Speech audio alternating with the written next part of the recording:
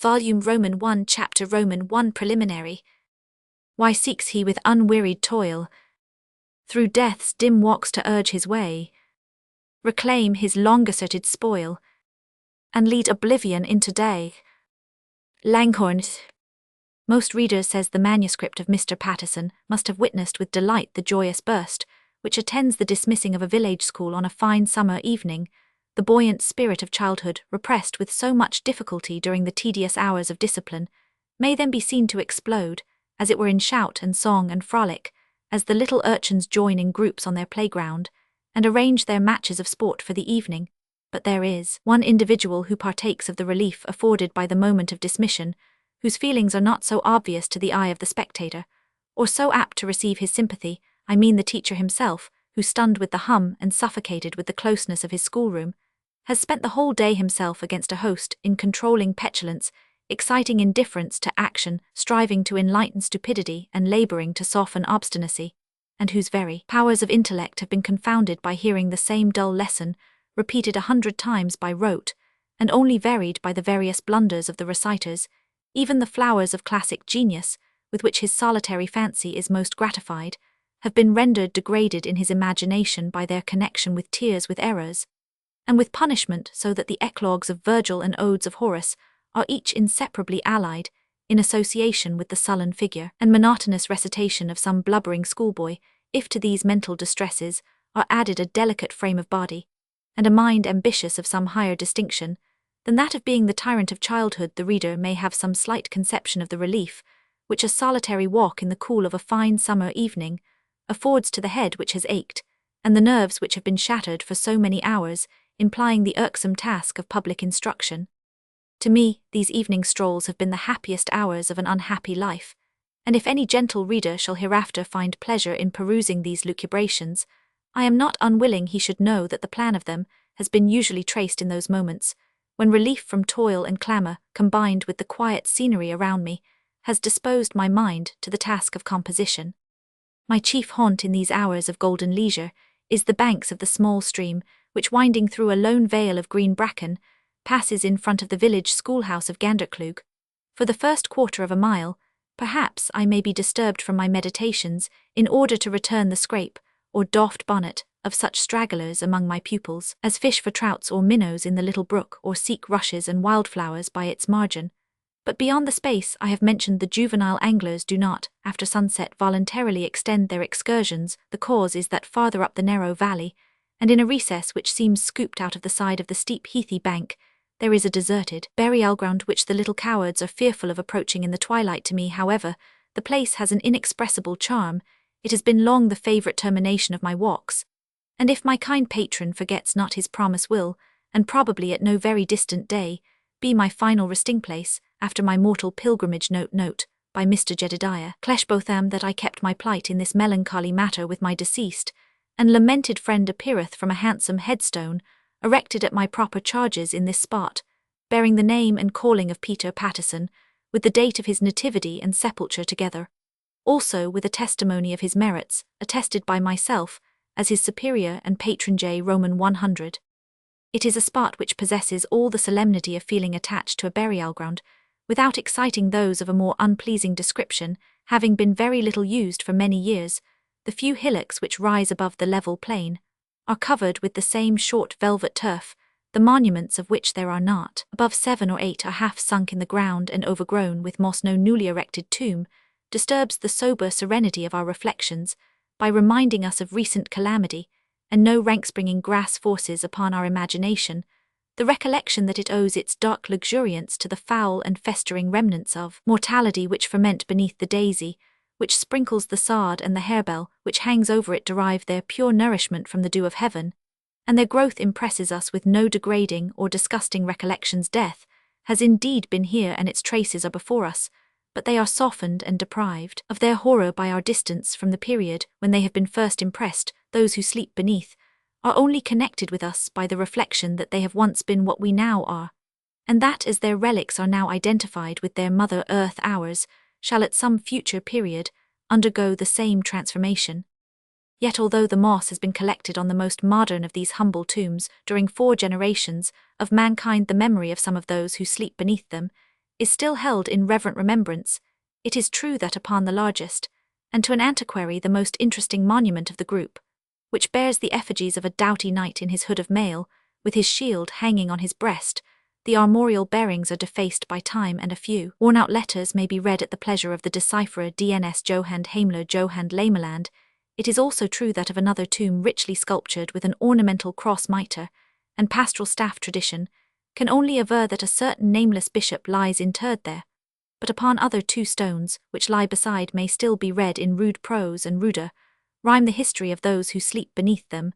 They belong, we are assured by the epitaph, to the class of persecuted Presbyterians, who afforded a melancholy subject for history in the times of Charles Roman II, and his successor James VII, King of Scotland of that name, and second, according to the numeration of the kings of England J. Roman 100, in returning from the Battle of Pentland Hills, a party of the insurgents had been attacked in this glen by a small detachment of the king's troops, and 3 or 4 either killed in the skirmish or shot after being made prisoners as rebels taken with arms in their hands.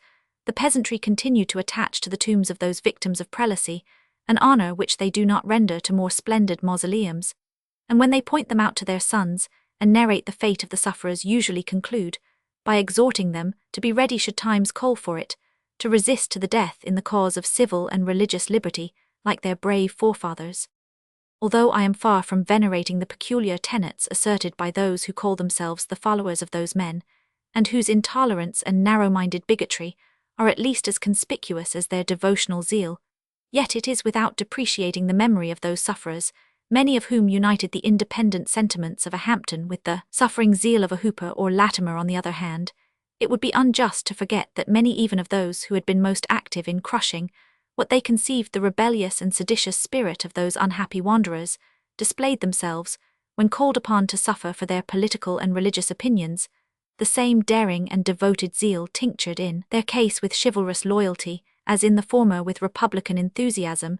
It has often been remarked of the Scottish character that the stubbornness with which it is moulded shows most to advantage in adversity, when it seems akin to the native sycamore of their hills, which scorns to be biased in its mode of growth, even by the influence of the prevailing wind, but shooting its branches with equal boldness in every direction, shows no weather side to the storm and may be broken, but can never be bended. It must be understood that I speak of my countrymen as they fall under my own observation, when in foreign countries I have been informed that they are more docile, but it is time to return from this digression. One summer evening, as in a stroll such as I have described I approached this deserted mansion of the dead, I was somewhat surprised to hear sounds, distinct from those, which usually soothe its solitude, the gentle chiding namely of the brook, and the sighing of the wind in the boughs of 3 gigantic ash trees, which mark the cemetery. The clink of a hammer was on this occasion distinctly heard, and I entertained some alarm that a marchdyke long meditated by the 2 proprietors, whose estates were divided by my favourite brook, was about to be drawn up the glen, in order to substitute its rectilinear deformity for the graceful winding of the natural boundary note. I deem it fitting that the reader should be apprised that this limitary boundary between the conterminous heritable property of his honour, the Laird of Gandercleugh, and his honour, the Laird of Gusidub, was to have been in fashion an agger, or rather murus of uncemented granite, called by the vulgar a dristane dyke, surmounted or coped cespite viridi Roman 1e, with a sod turf truly. Their honours fell into discord concerning 2 roods of marshy ground near the cove called the Bedrals Bailed, and the controversy having some years bygone been removed from before the judges of the land, with whom it abode long even unto the great city of London, and the assembly of the nobles therein, is as I may say ad hoc in pendent J. Roman 100, as I approached I was agreeably undeceived. An old man was seated upon the monument of the slaughtered Presbyterians and busily employed in deepening with his chisel the letters of the inscription, which announcing in scriptural language the promised blessings of futurity, to be the lot of the slain, anathematized the murderers with corresponding violence. A blue bonnet of unusual dimensions covered the grey hairs of the pious workman. His dress was a large old-fashioned coat of the coarse cloth called hoddingry, usually worn by the elder peasants, with waistcoat and breeches of the same, and the whole suit, though still in decent repair, had obviously seen a train of long-service strong clouted shoes, studded with hobnails and grammotches or leggins made of thick black cloth, completed his equipment. Beside him, fed among the graves, a pony, the companion of his journey, whose extreme whiteness, as well as its projecting bones and hollow eyes, indicated its antiquity. It was harnessed in the most simple manner, with a pair of branks, a hair tether or halter, and a sunk or cushion of straw instead of bridle, and saddle a canvas pouch hung around the neck of the animal for the purpose probably of containing the rider's tools and anything else he might have occasion to carry with him, although I had never seen the old man before yet from the singularity of his employment, and the style of his equipage I had no difficulty in recognizing a religious itinerant, whom I had often heard talked of, and who was known in various parts of Scotland by the title of Old Mortality. The graveyard where this man was born, or what was his real name, I have never been able to learn, nor are the motives which made him desert his home and adopt the erratic mode of life which he pursued known to me, except very generally according to the belief of most people.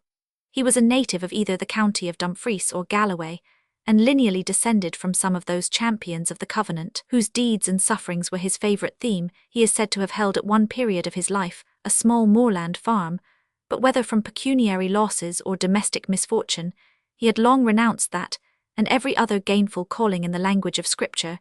He left his house, his home, and his kindred, and wandered about until the day of his death, a period of nearly 30 years.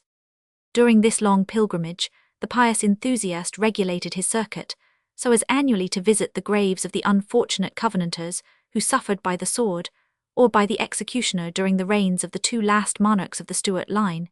These are most numerous in the western districts of Ayr, Galloway and Dumfries, but they are also to be found in other parts of Scotland, wherever the fugitives had fought or fallen, or suffered by military or civil execution. Their tombs are often apart from all human habitation in the remote moors and wilds, to which the wanderers had fled for concealment, but wherever they existed Old Mortality was sure to visit them, when his annual round brought them within his reach. In the most lonely recesses of the mountains, the moorfowl shooter has been often surprised to find him busied in cleaning the moss from the grey stones, renewing, with his chisel, the half-defaced inscriptions, and repairing the emblems of death with which these simple monuments are usually adorned. Motives of the most sincere, though fanciful devotion, induced the old man to dedicate so many years of existence to perform this tribute to the memory of the deceased warriors of the Church. He considered himself as fulfilling a sacred duty, while renewing to the eyes of posterity the decaying emblems of the zeal and sufferings of their forefathers, and thereby trimming as it were the beacon light which was to warn future generations to defend their religion even unto blood. In all his wanderings the old pilgrim never seemed to need, or was known to accept pecuniary assistance. It is true his wants were very few, for wherever he went, he found ready quarters in the house of some Cameronian of his own sect, or of some other religious person. The hospitality which was reverentially paid to him, he always acknowledged by repairing the gravestones if there existed any belonging to the family or ancestors of his host, as the wanderer was usually to be seen bent on this pious task within the precincts of some country churchyard, or reclined on the solitary tombstone among the heath disturbing the plover, and the blackcock with the clink of his chisel and mallet, with his old white pony grazing by his side. He acquired from his converse among the dead the popular appellation of Old Mortality. The character of such a man could have in it little connection even with innocent gaiety, yet among those of his own religious persuasion he is reported to have been cheerful. The descendants of persecutors, or those whom he supposed guilty of entertaining similar tenets, and the scoffers at religion by whom he was sometimes assailed, he usually termed the generation of vipers. Conversing with others he was grave and sententious, not without a cast of severity, but he is said never to have been observed to give way to violent passion, excepting upon one occasion when a mischievous truant boy defaced with a stone the nose of a cherub's face, which the old man was engaged in retouching. I am in general a sparer of the rod, notwithstanding the maxim of Solomon, for which schoolboys have little reason to thank his memory. But on this occasion I deemed it proper to show that I did not hate the child. But I must return to the circumstances attending my first interview with this interesting enthusiast. In accosting Old Mortality, I did not fail to pay respect to his years and his principles, beginning my address by a respectful apology for interrupting his labours. The old man intermitted the operation of the chisel, took off his spectacles, and wiped them, then replacing them on his nose acknowledged my courtesy by a suitable return. Encouraged by his affability, I intruded upon him some questions concerning the sufferers on whose monument he was now employed to talk. Of the exploits of the Covenanters was the delight, as to repair their monuments was the business of his life. He was profuse in the communication of all the minute information which he had collected concerning them, their wars and their wanderings. one would almost have supposed he must have been their contemporary, and have actually beheld the passages which he related. So much had he identified his feelings and opinions with theirs, and so much had his narratives the circumstantiality of an eyewitness. We, he said in a tone of exultation, we are the only true Whigs. Carnal men have assumed that triumphant appellation following him, whose kingdom is of this world. Which of them would sit 6 hours on a wet hillside to hear a godly sermon? I trow an hour outward store them. They are near a hair better than them that shamena to take upon themselves the persecuting name of bloody-thirsty Tories, self-seekers, all of them strivers after wealth, power, and worldly ambition, and forgetters alike of what has been dreed and done by the mighty men who stood in the gap in the great day of wrath. Nay wonder they dread the accomplishment of what was spoken by the mouth of the worthy Mr. Pedden, that precious servant of the Lord, none of whose words fell to the ground. That the French Monzies note probably, messieurs, it would seem that this was spoken during the apprehensions of Invasson from France. Publishers, Saul rise as fast in the glens of Ayr, and the kens of Galloway, as ever the Highlandmen did in 1677, and now they are gripping to the bow and to the spear when they sold be mourning for a sinful land and a broken covenant. Soothing the old man by letting his peculiar opinions pass without contradiction, and anxious to prolong conversation with so singular a character, I prevailed upon him to accept that hospitality which Mr. Cleshbotham is always willing to extend to those who need it. In our way to the schoolmaster's house, we called at the Wallace Inn, where I was pretty certain I should find my patron about that hour of the evening. After a courteous interchange of civilities, old Mortality was with difficulty prevailed upon to join his host in a single glass of liquor, and that on condition that he should be permitted to name the pledge, which he prefaced with a grace of about 5 minutes, and then with bonnet doffed and eyes uplifted drank to the memory of those heroes of the kirk, who had first uplifted her banner upon the mountains, as no persuasion could prevail on him to extend his conviviality to a second cup.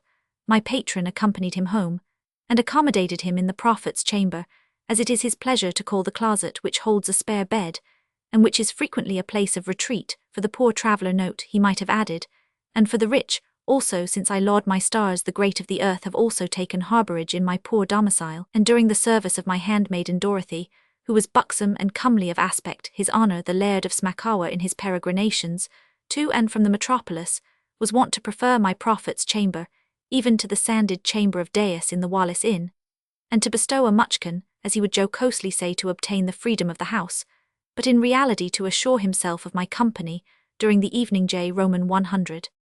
The next day I took leave of old Mortality, who seemed affected by the unusual attention with which I had cultivated his acquaintance, and listened to his conversation.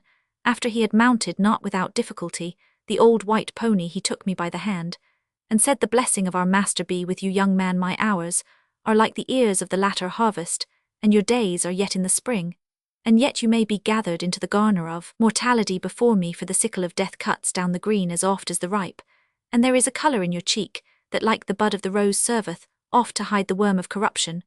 Wherefore labour as one who knoweth not when his Master calleth, and if it be my lot to return to this village after ye are gane hame to your ain place, these old withered hands will frame a stain of memorial that your name may not perish from among the people." I thanked old Mortality for his kind intentions in my behalf, and heaved a sigh, not I think of regret so much as of resignation, to think of the chance that I might soon require his good offices.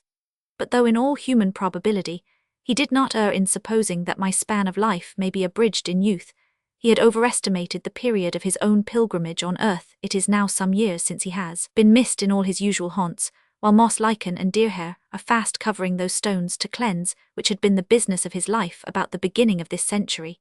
He closed his mortal toils, being found on the highway near Lockerbie in Dumfriesshire, exhausted, and just expiring. The old white pony, the companion of all his wanderings, was standing by the side of his dying master. There was found about his person a sum of money sufficient for his decent interment, which serves to show that his death was in no ways hastened by violence or by want. The common people still regard his memory with great respect, and many are of opinion that the stones which he repaired will not again require the assistance of the chisel. They even assert that on the tombs where the manner of the martyr's murder is recorded, their names have remained indelibly legible since the death of old Mortality, while those of the persecutors sculptured on the same monuments have been entirely defaced.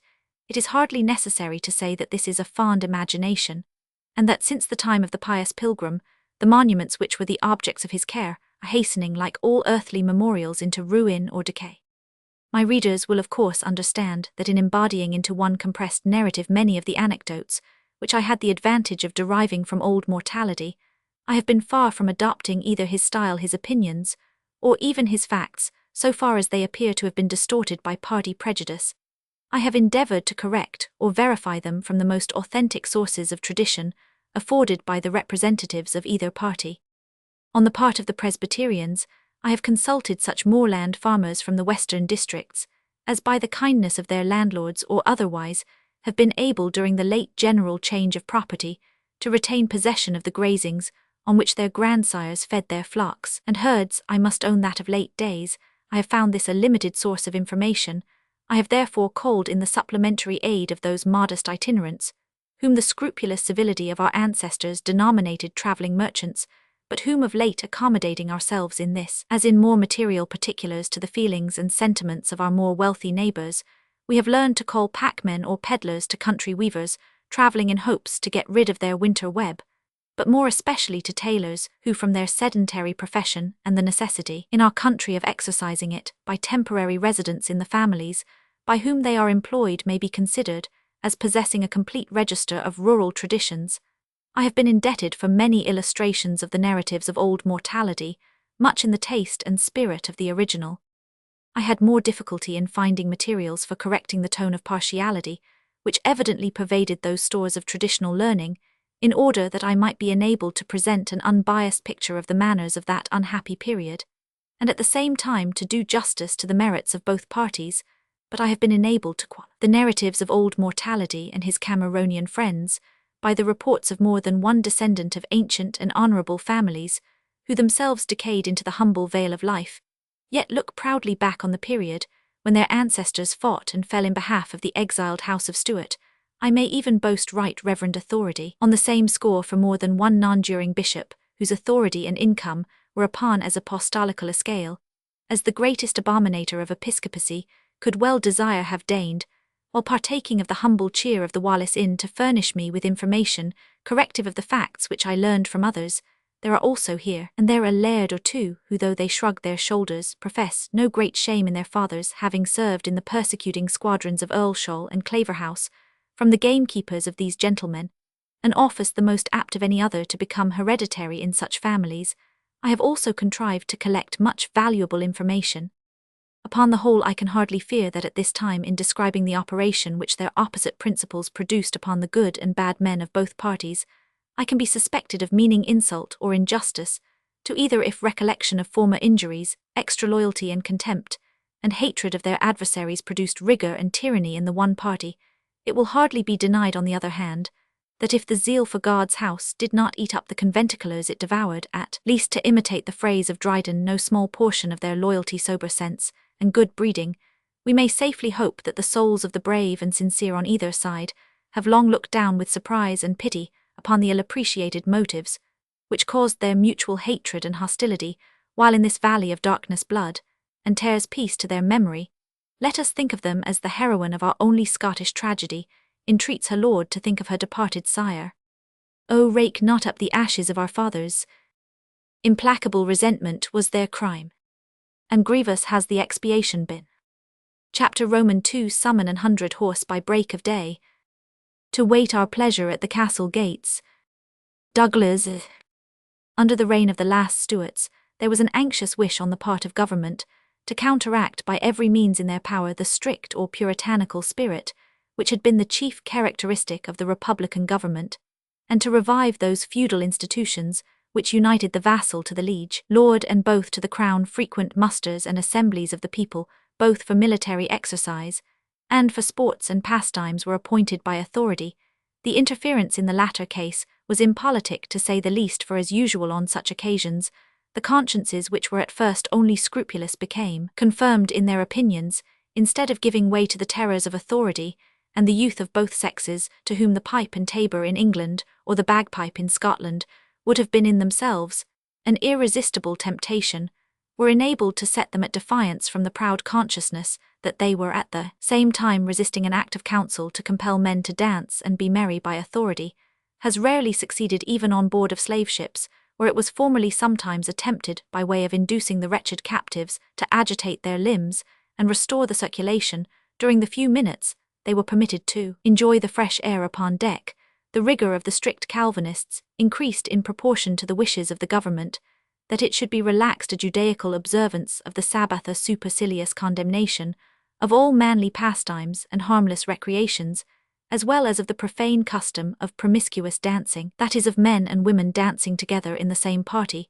for I believe they admitted that the exercise might be inoffensive if practised by the parties separately distinguishing those who professed a more than ordinary share of sanctity. They discouraged, as far as lay in their power, even the ancient Wappenshaws, as they were termed when the feudal array of the county was called out, and each crown vassal was required to appear with such muster of men and armour as he was bound to make by his fief, and that under high statutory penalties the Covenanters were the more jealous of those assemblies, as the Lord Lieutenants and sheriffs under whom they were held had instructions from the government to spare no pains which might render them agreeable to the young men, who were thus summoned together, upon whom the military exercise of the morning, and the sports which usually closed the evening, might naturally be supposed to have a seductive effect. The preachers and proselytes of the more rigid Presbyterians laboured therefore by caution, remonstrance, and authority to diminish the attendance upon these summonses, conscious that in doing so they lessened not only the apparent but the actual strength of the government, by impeding the extension of that esprit de corps which soon unites young men who are in the habit of meeting together for manly sport or military exercise. They therefore exerted themselves earnestly to prevent attendance on these occasions by those who could find any possible excuse for absence, and were especially severe upon such of their hearers as mere curiosity led to be spectators, or love of exercise to be partakers of the array, and the sports which took place. Such of the gentry as acceded to these doctrines were not always, however, in a situation to be ruled by them. The commands of the law were imperative, and the Privy Council, who administered the executive power in Scotland, were severe in enforcing the statutory penalties against the crown vassals who did not appear at the periodical Wappenshaw. The landholders were compelled therefore to send their sons, tenants, and vassals to the rendezvous to the number of horses, men, and spears at which they were rated, and it frequently happened that, notwithstanding the strict charge of their elders to return as soon as the formal inspection was over, the young men-at-arms were unable to resist the temptation of sharing in the sports which succeeded the muster, or to avoid listening to the prayers read in the churches on these occasions, and thus, in the opinion of their repining parents, meddling with the accursed thing which is an abomination in the sight of the Lord. The sheriff of the county of Lanark was holding the Wappenshaw of a wild district called the Upper Ward of Clydesdale, on a haw or level plain, near to a royal borough, the name of which is no way essential to my story, on the morning of the 5th of May, 1679, when our narrative commences, when the musters had been made, and duly reported, the young men, as was usual, were to mix in various sports, of which the chief was to shoot at the popinjay, an ancient game formerly practised with archery, but at this period with firearms. Note: Festival of the Popinjay. The Festival of the Popinjay is still, I believe, practised at Maybole in Ayrshire. The following passage in the history of the Somerville family suggested the scenes in the text. The author of that curious manuscript thus celebrates his father's demeanour at such an assembly. Having now passed his infancy, in the 10th year of his age, he was by his grandfather put to the grammar school, there being then at the town of Delsurf a very able master that taught the grammar, and fitted boys for the college. During his educating in this place they had then a custom every year to solemnize the first Sunday of May with dancing about a maypole, firing of pieces, and all manner of ravelling, then in use, there being at that time few or no merchants in this petty village to furnish necessaries for the scholars' sports. This youth resolves to provide himself elsewhere, so that he may appear with the bravest. In order to this, by break of day he rises and goes to Hamiltown, and there bestows all the money that for a long time before he had gotten from his friends, or had otherways purchased, upon ribbons of divers colours, a new hat and gloves, but in nothing he bestowed his money more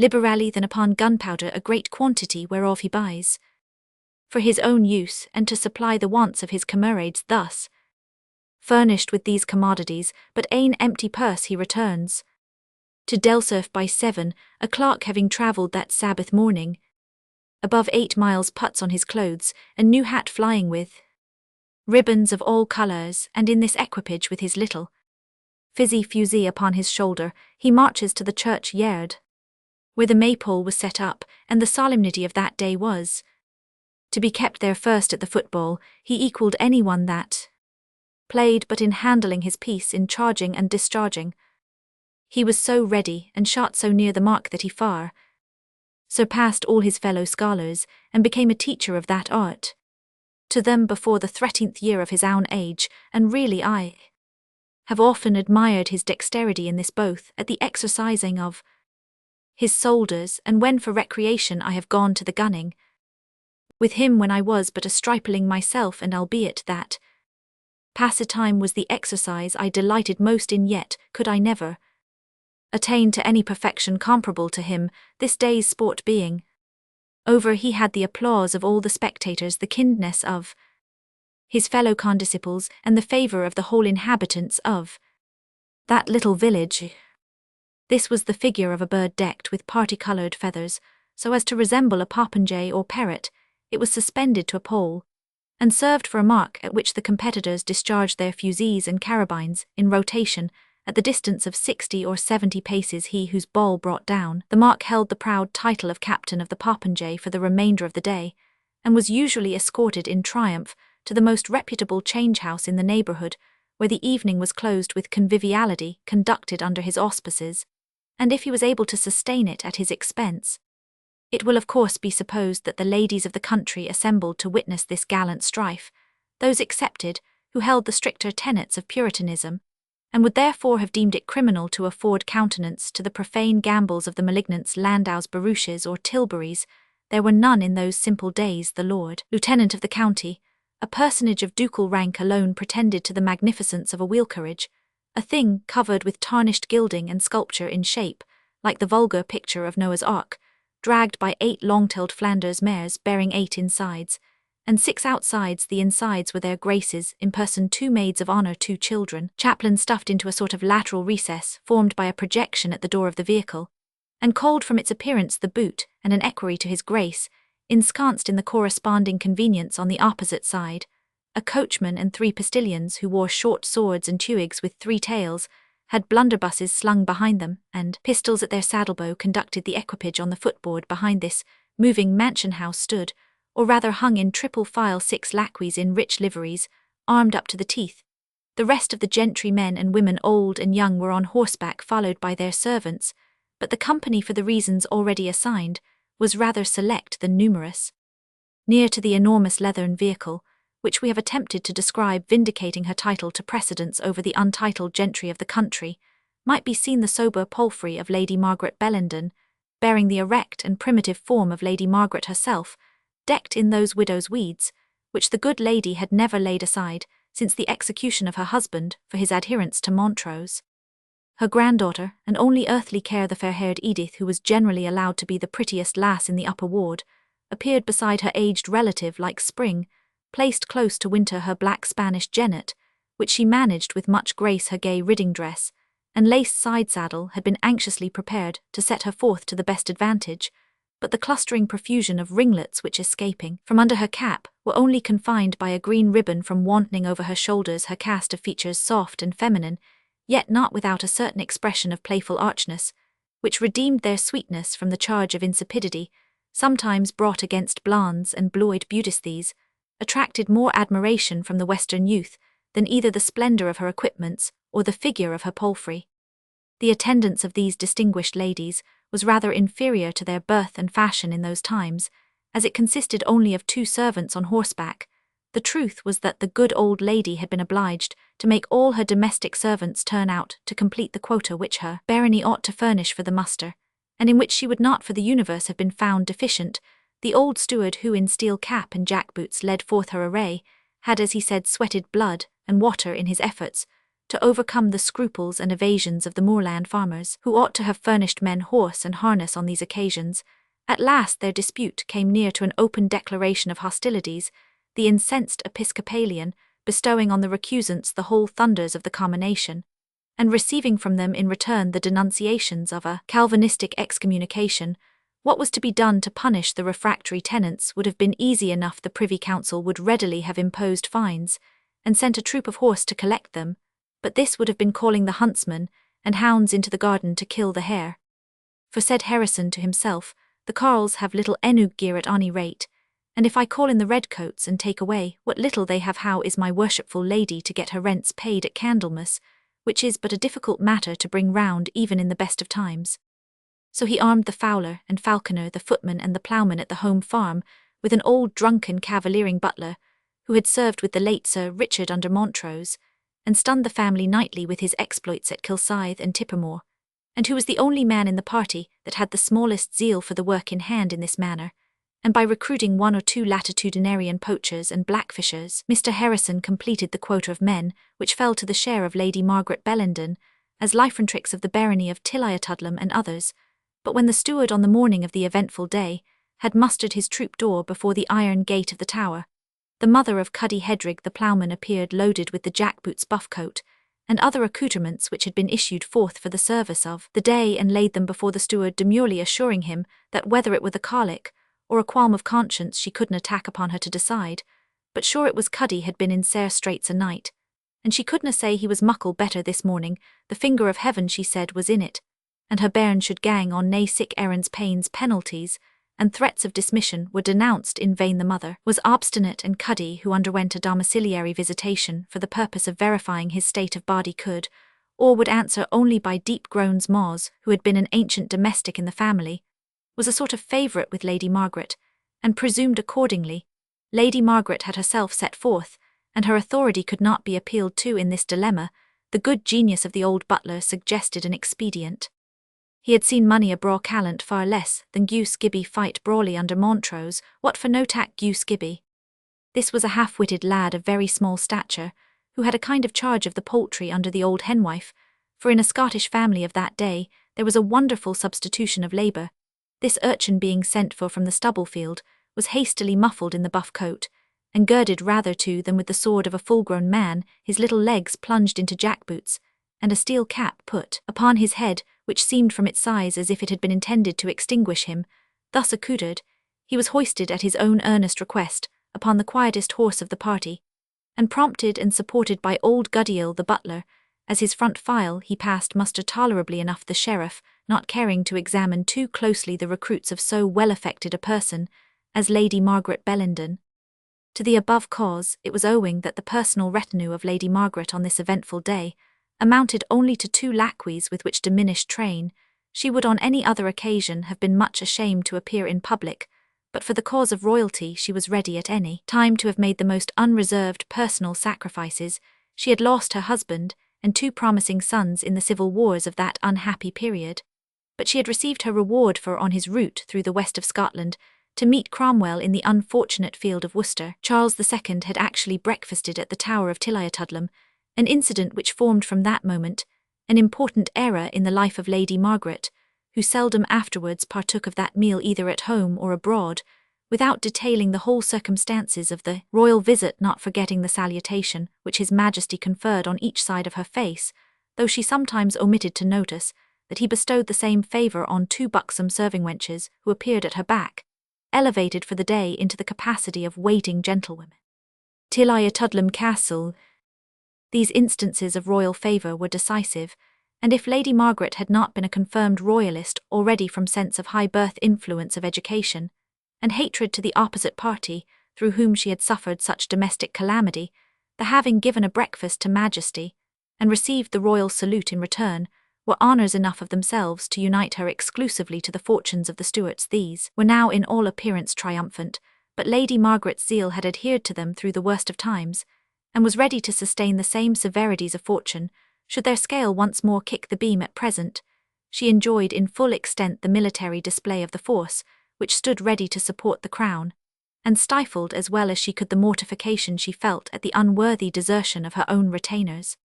Many civilities passed between her ladyship and the representatives of sundry ancient loyal families, who were upon the ground by whom she was held in high reverence, and not a young man of rank passed by them in the course of the muster, but he carried his body more erect in the saddle, and threw his horse upon its haunches, to display his own horsemanship and the perfect bitting of his steed to the best advantage in the eyes of Miss Edith Bellenden.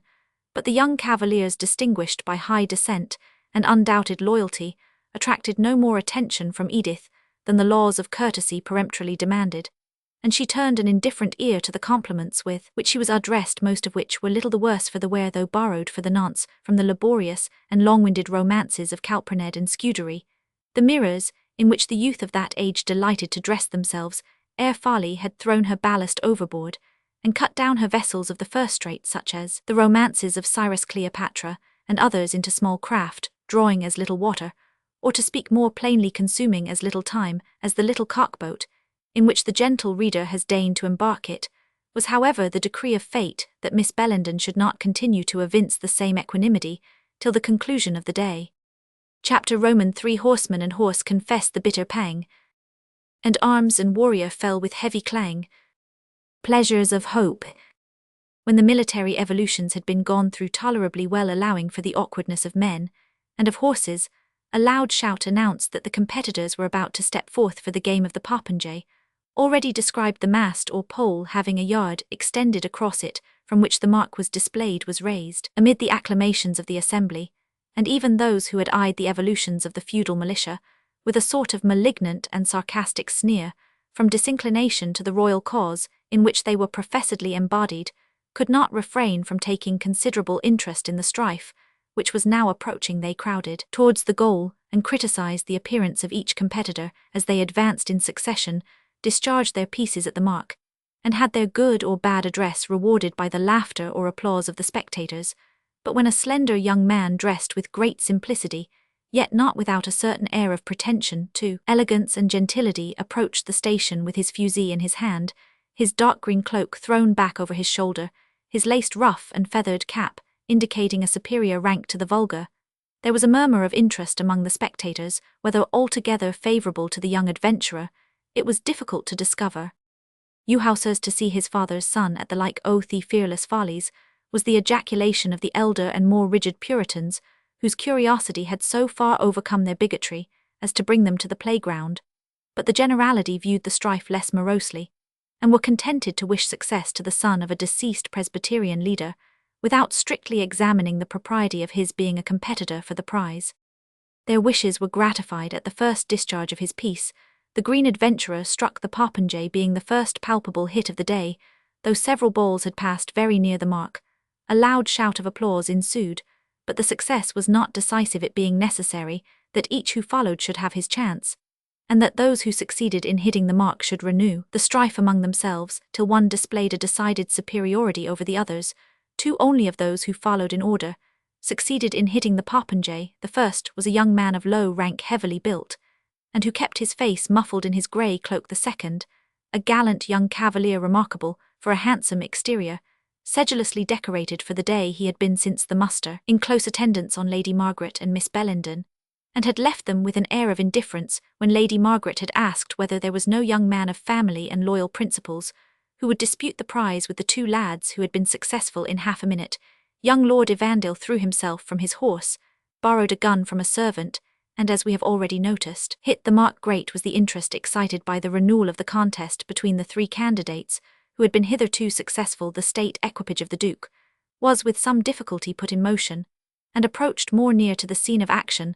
The riders, both male and female, turned their horses' heads in the same direction, and all eyes were bent upon the issue of the trial of skill. It was the etiquette in the second contest that the competitors should take their turn of firing after drawing lots. The first fell upon the young plebeian, who, as he took his stand, half uncloaked his rustic countenance, and said to the gallant in green, "Ye see, Mr. Henry, if it were any other day, I could hae wished to miss for your sake, but Jenny Dennison is looking at us, I maun do my best." He took his aim, and his bullet whistled past the mark so nearly that the pendulous object at which it was directed was seen to shiver. Still, however, he had not hit it, and with a downcast look, he withdrew himself from further competition, and hastened to disappear from the assembly, as if fearful of being recognized. The green chasseur next advanced, and his ball a second time struck the popinjay. All shouted, and from the outskirts of the assembly arose a cry of "the good old cause for ever."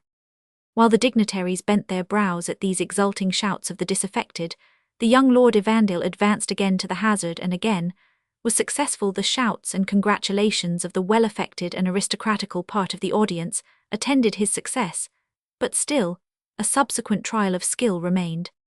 The green marksman, as if determined to bring the affair to a decision, took his horse from a person who held him, having previously looked carefully to the security of his girths, and the fitting of his saddle, vaulted on his back, and motioning with his hand for the bystanders to make way, set spurs past the place from which he was to fire at a gallop, and as he passed threw up the reins, turned sideways upon his saddle, discharged his carabine, and brought down the popinjay. Lord Evandale imitated his example, although many around him said it was an innovation on the established practice which he was not obliged to follow, but his skill was not so perfect, or his horse was not so well trained. The animal swerved at the moment his master fired, and the ball missed the popinjay. Those who had been surprised by the address of the green marksman were now equally pleased by his courtesy. He disclaimed all merit from the last shot, and proposed to his antagonist that it should not be counted as a hit, and that they should renew the contest on foot.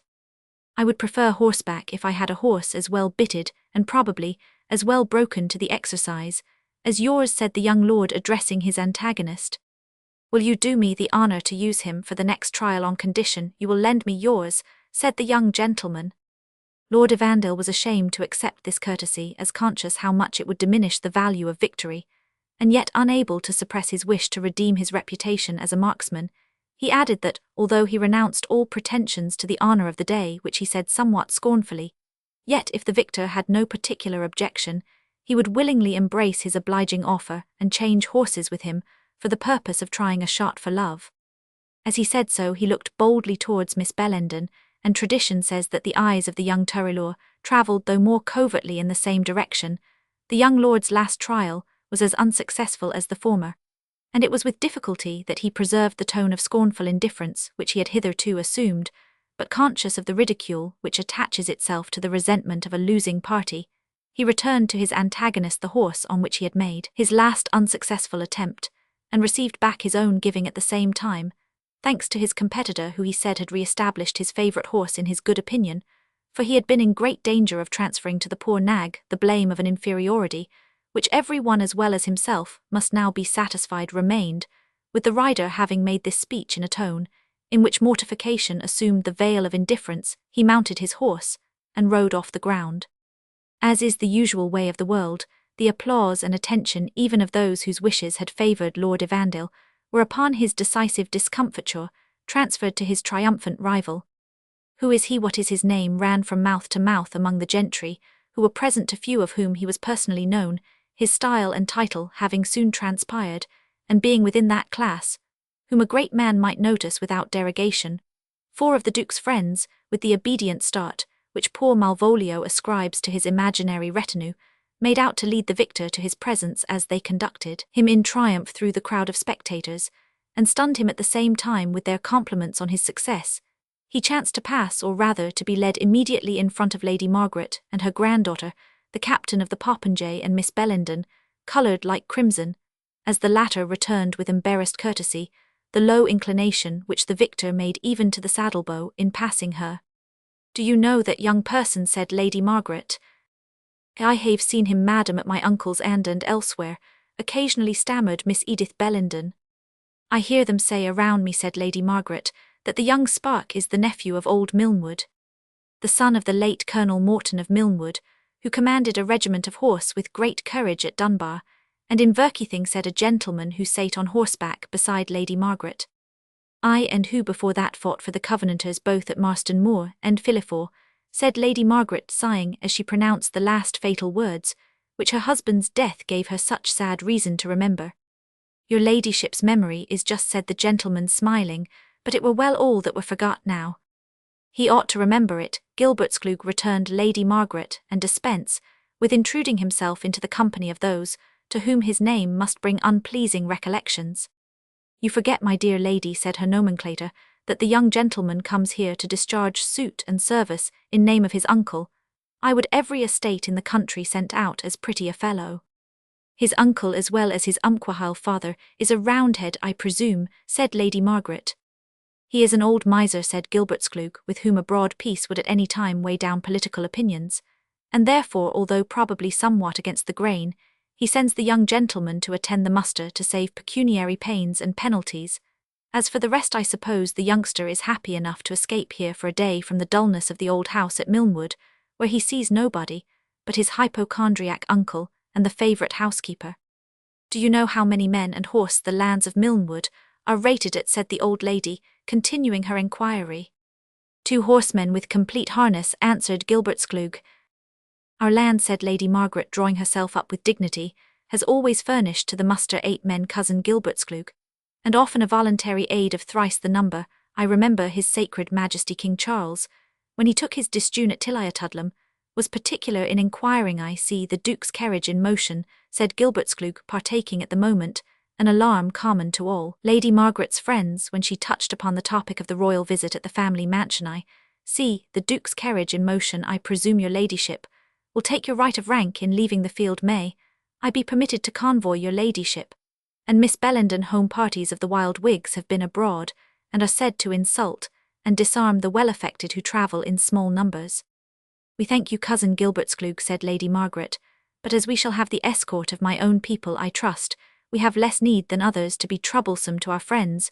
Will you have the goodness to order Harrison to bring up our people somewhat more briskly? He rides them towards us as if he were leading a funeral procession. The gentleman in attendance communicated his lady's orders to the trusty steward. Honest Harrison had his own reasons for doubting the prudence of this command, but once issued and received, there was a necessity for obeying it. He set off therefore at a hand gallop, followed by the butler in such a military attitude as became one who had served under Montrose, and with a look of defiance, rendered sterner and fiercer by the inspiring fumes of a gill of brandy, which he had snatched a moment to bolt to the king's health and confusion to the Covenant during the intervals of military duty. Unhappily, this potent refreshment wiped away from the tablets of his memory the necessity of paying some attention to the distresses and difficulties of his rearful goose. Gibbie no sooner had the horses struck a canter than Gibbie's jackboots, which the poor boy's legs were incapable of steadying, began to play alternately against the horse's flanks, and being armed with long-rolled spurs, overcame the patience of the animal, which bounced and plunged, while poor Gibbie's entreaties for aid never reached the ears of the too heedless butler, being drowned partly in the concave of the steel cap, in which his head was immersed, and partly in the martial tune of the gallant Grams, which Mr. Guddiel whistled with all his power of lungs. The upshot was that the steed speedily took the matter into his own hands, and having gambolled hither and thither to the great amusement of all spectators, set off at full speed towards the huge family coach already described. Gibbie's pike, escaping from its sling, had fallen to a level direction across his hands, which I grieve to say were seeking dishonourable safety in as strong a grasp of the mane as their muscles could manage. His casque too had slipped completely over his face, so that he saw as little in front as he did in rear. Indeed, if he could, it would have availed him little in the circumstances, for his horse, as if in league with the disaffected, ran full tilt towards the solemn equipage of the Duke, which the projecting lance threatened to perforate from window to window, at the risk of transfixing as many in its passage as the celebrated thrust of Orlando, which, according to the Italian epic poet, broached as many Moors as a Frenchman spits frogs. On beholding the bent of this misdirected career, a panic shout of mingled terror and wrath was set up by the whole equipage, insides and outsides at once, which had the happy effect of averting the threatened misfortune. The capricious horse of Goose Gibbie was terrified by the noise and stumbling, as he turned short round, kicked, and plunged violently, as soon as he recovered the jackboots, the original cause of the disaster, maintaining the reputation they had acquired, when worn by better cavaliers, answered every plunge by a fresh prick of the spurs, and, by their ponderous weight, kept their place in the stirrups. Not so Goose Gibbie, who was fairly spurned out of those wide and ponderous greaves, and precipitated over the horse's head, to the infinite amusement of all the spectators. His lance and helmet had forsaken him in his fall, and for the completion of his disgrace, Lady Margaret Bellenden, not perfectly aware that it was one of her warriors, who was furnishing so much entertainment, came up in time to see her diminutive man-at-arms stripped of his lion's hidioff, the buff coat that is in which he was muffled. As she had not been made acquainted with this metamorphosis, and could not even guess its cause, her surprise and resentment were extreme, nor were they much modified by the excuses and explanations of her steward and butler. She made a hasty retreat homeward, extremely indignant at the shouts and laughter of the company, and much disposed to vent her displeasure on the refractory agriculturist, whose place Goose Gibby had so unhappily supplied. The greater part of the gentry now dispersed the whimsical misfortune which had befallen the gens d'armoury of Tilliatudlem, furnishing them with huge entertainment on their road. Homeward the horsemen also in little parties, as their road lay together, diverged from the place of rendezvous, excepting such as having tried their dexterity at the popinjay, were by ancient custom obliged to partake of a grace cup with their captain before their departure. Chapter Roman 4 At fairs he played before the spearmen, and gaily graced in their gear then. Steel bonnets, pikes, and swords shone clear then, as ony bead now was all play before sick weir men, since Hab is dead. Elegy on Habby Simpson. The cavalcade of horsemen on their road to the little borough town were preceded by Neil Blaine, the townpapa mounted on his white galloway, armed with his dirk and broadsword, and bearing a chanter streaming with as many ribbons as would deck out 6 country bells for a fair or preaching Neil, a clean tight well-timbered long-winded fellow, had gained the official situation of townpapa Offby his merit, with all the emoluments thereof, namely the piper's croft as it is still called, a field of about an acre in extent 5 merks, and a new liverycoat of the town's colours, yearly some hopes of $1 upon the day of the election of magistrates, providing the provost were able and willing to afford such a gratuity, and the privilege of paying at all the respectable houses in the neighbourhood an annual visit at springtime, to rejoice their hearts with his music, to comfort his own with their ale and brandy, and to beg from each a modicum of seed corn. In addition to these inestimable advantages, Neil's personal or professional accomplishments won the heart of a jolly widow, who then kept the principal change-house in the borough, her former husband having been a strict Presbyterian of such note that he usually went among his sect by the name of Gaius, the publican. Many of the more rigid were scandalized by the profession of the successor, whom his relict had chosen for a second helpmate, as the browst or brewing of the house retained, nevertheless, its unrivalled reputation. Most of the old customers continued to give it a preference. The character of the new landlord, indeed, was of that accommodating kind which enabled him by close attention to the helm to keep his little vessel pretty steady amid the contending tides of faction. He was a good-humoured, shrewd, selfish sort of fellow, indifferent alike to the disputes about church and state, and only anxious to secure the goodwill of customers of every description. But his character, as well as the state of the country, will be best understood by giving the reader an account of the instructions which he issued to his daughter, a girl about 18, whom he was initiating in his cares, which had been faithfully discharged by his wife, until about 6 months before our story commences, when the honest woman had been carried to the kirkyard. Jenny, said Neil Blaine, as the girl assisted to disencumber him of his bagpipes, this is the first day that ye are to take the place of your worthy mother, in attending to the public. A douce woman she was, civil to the customers, and had a good name, why Whig and Tory baith up the street and down the street. It will be hard for you to fill her place, especially on sic a thrang day as this, but heavens will maun be obeyed, Jenny. Whatever Milnwood casts for, be sure he maun heat, for he's the captain o' the popinjay, and old customs maun be supported if he canna pay the lawing himsel, as I ken he's keep it unco short by the head ill. Find a way to shame it out. Oh, his uncle the curate is playing at dice, why Cornet Graham be ident and civil to them baith clergy. And captains can jie an unco deal o' fash in the times, where they take an ill will. The dragoons will be crying for ale, and they wanna want it, and mauna want it the are unruly chields, but they pay in some gate or other. I gat the humlicow that's the best in the byre frae Black Franking Glies, and Sergeant Bothwell for £10 Scots, and they drank out the price at I douncing. But father, interrupted Jenny, they say the twa reiving loons drave the cow frae the gudewife o' Belsmore, just because she gied to hear a field preaching I Sabbath afternoon. Wisht ye silly taupi, said her father, we have neathing to do how they come by the bestial they sell that atween them, and their consciences. We'll take notice, Jenny, of that dour, stour-looking carl that sits by the cheek o' the ingle, and turns his back on a men. He looks like ane o' the hillfolk, for I saw him start a wee when he saw the redcoats, and I jalouse he wad hae like to hae ridden by, but his horse, it's a gude gelding, was ower sair travailed. He behoved to stop whether he wad or no serve him cannily, Jenny, and why little din, and dinna bring the sojers on him by speering ony questions at him. But let na him hae a room to himsel, they wad say we were hiding him for yoursel. Jenny, yell be civil to the folk, and take nae heed o' ony nonsense, and daffing the young lads may say tie folk in the hostler line maun put up, why muckle your mither, rest her soul, could pit up, why as muckle as mayest women, but af hands is fair play. And if ony body be uncivil, ye may gie me a cry aweel when the malt begins to get aboon the meal they'll begin to speak about government in kirk and state, and then Jenny they are like to quarrel at them be doing gangers a drouthy passion, and the mair they dispute the mair ale they'll drink. But ye were best serve them, why a pint o' the sma broust it will heat them less, and they'll never ken the difference. But father said, Jenny, if they come to lounder ilk ither, as they did last time Suldna, I cry on you. At no hand Jenny the redder gets I the worst lick in the fray, if the soldiers draw their swords yell cry on the corporal, and the guard if the country folk tack the tangs and poker yell cry on the bailey and town officers, but in nae event cry on me, for I am wearied why dowdling the bag o' wind a day, and I am gone to eat my dinner quietly in the Spencer, and now, I think on't the Laird of Lickitup, that's him that was the Laird was spearing for sma drink, and a sout herringy him a poo be the sleeve, and round into his luck. Wad be blithe o' his company to dine why me he was a gude customer ains in a day, and wants neething, but means to be a gude ain again, likes drink as weel as ear he Roman 999. And if ye ken ony pure body o' our acquaintance that's blate for want o' siller, and has far to gang hame, ye needna stick to gie them a wat o' drink and a bannaquel near missant, and it looks creditable in a house like ours, and now hinny gang awa and serve the folk, but first bring me my dinner and twa chapins o' yill, and the muchkin stoop o' brandy.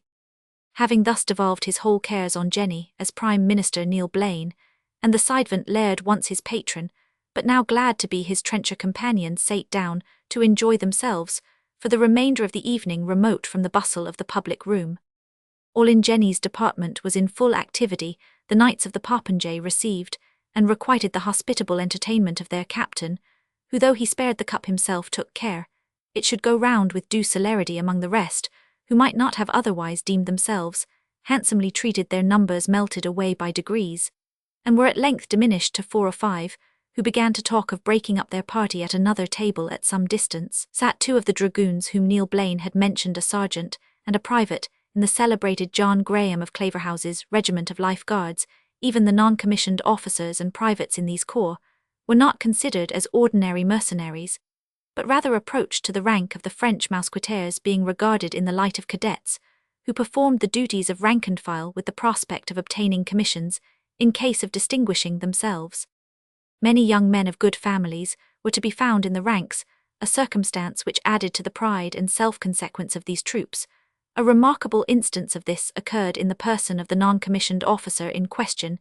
His real name was Francis Stuart, but he was universally known by the appellation of Bothwell, being lineally descended from the last Earl of that name, not the infamous lover of the unfortunate Queen Mary, but Francis Stuart, Earl of Bothwell, whose turbulence and repeated conspiracies embarrassed the early part of James VI's reign, and who at length died in exile in great poverty.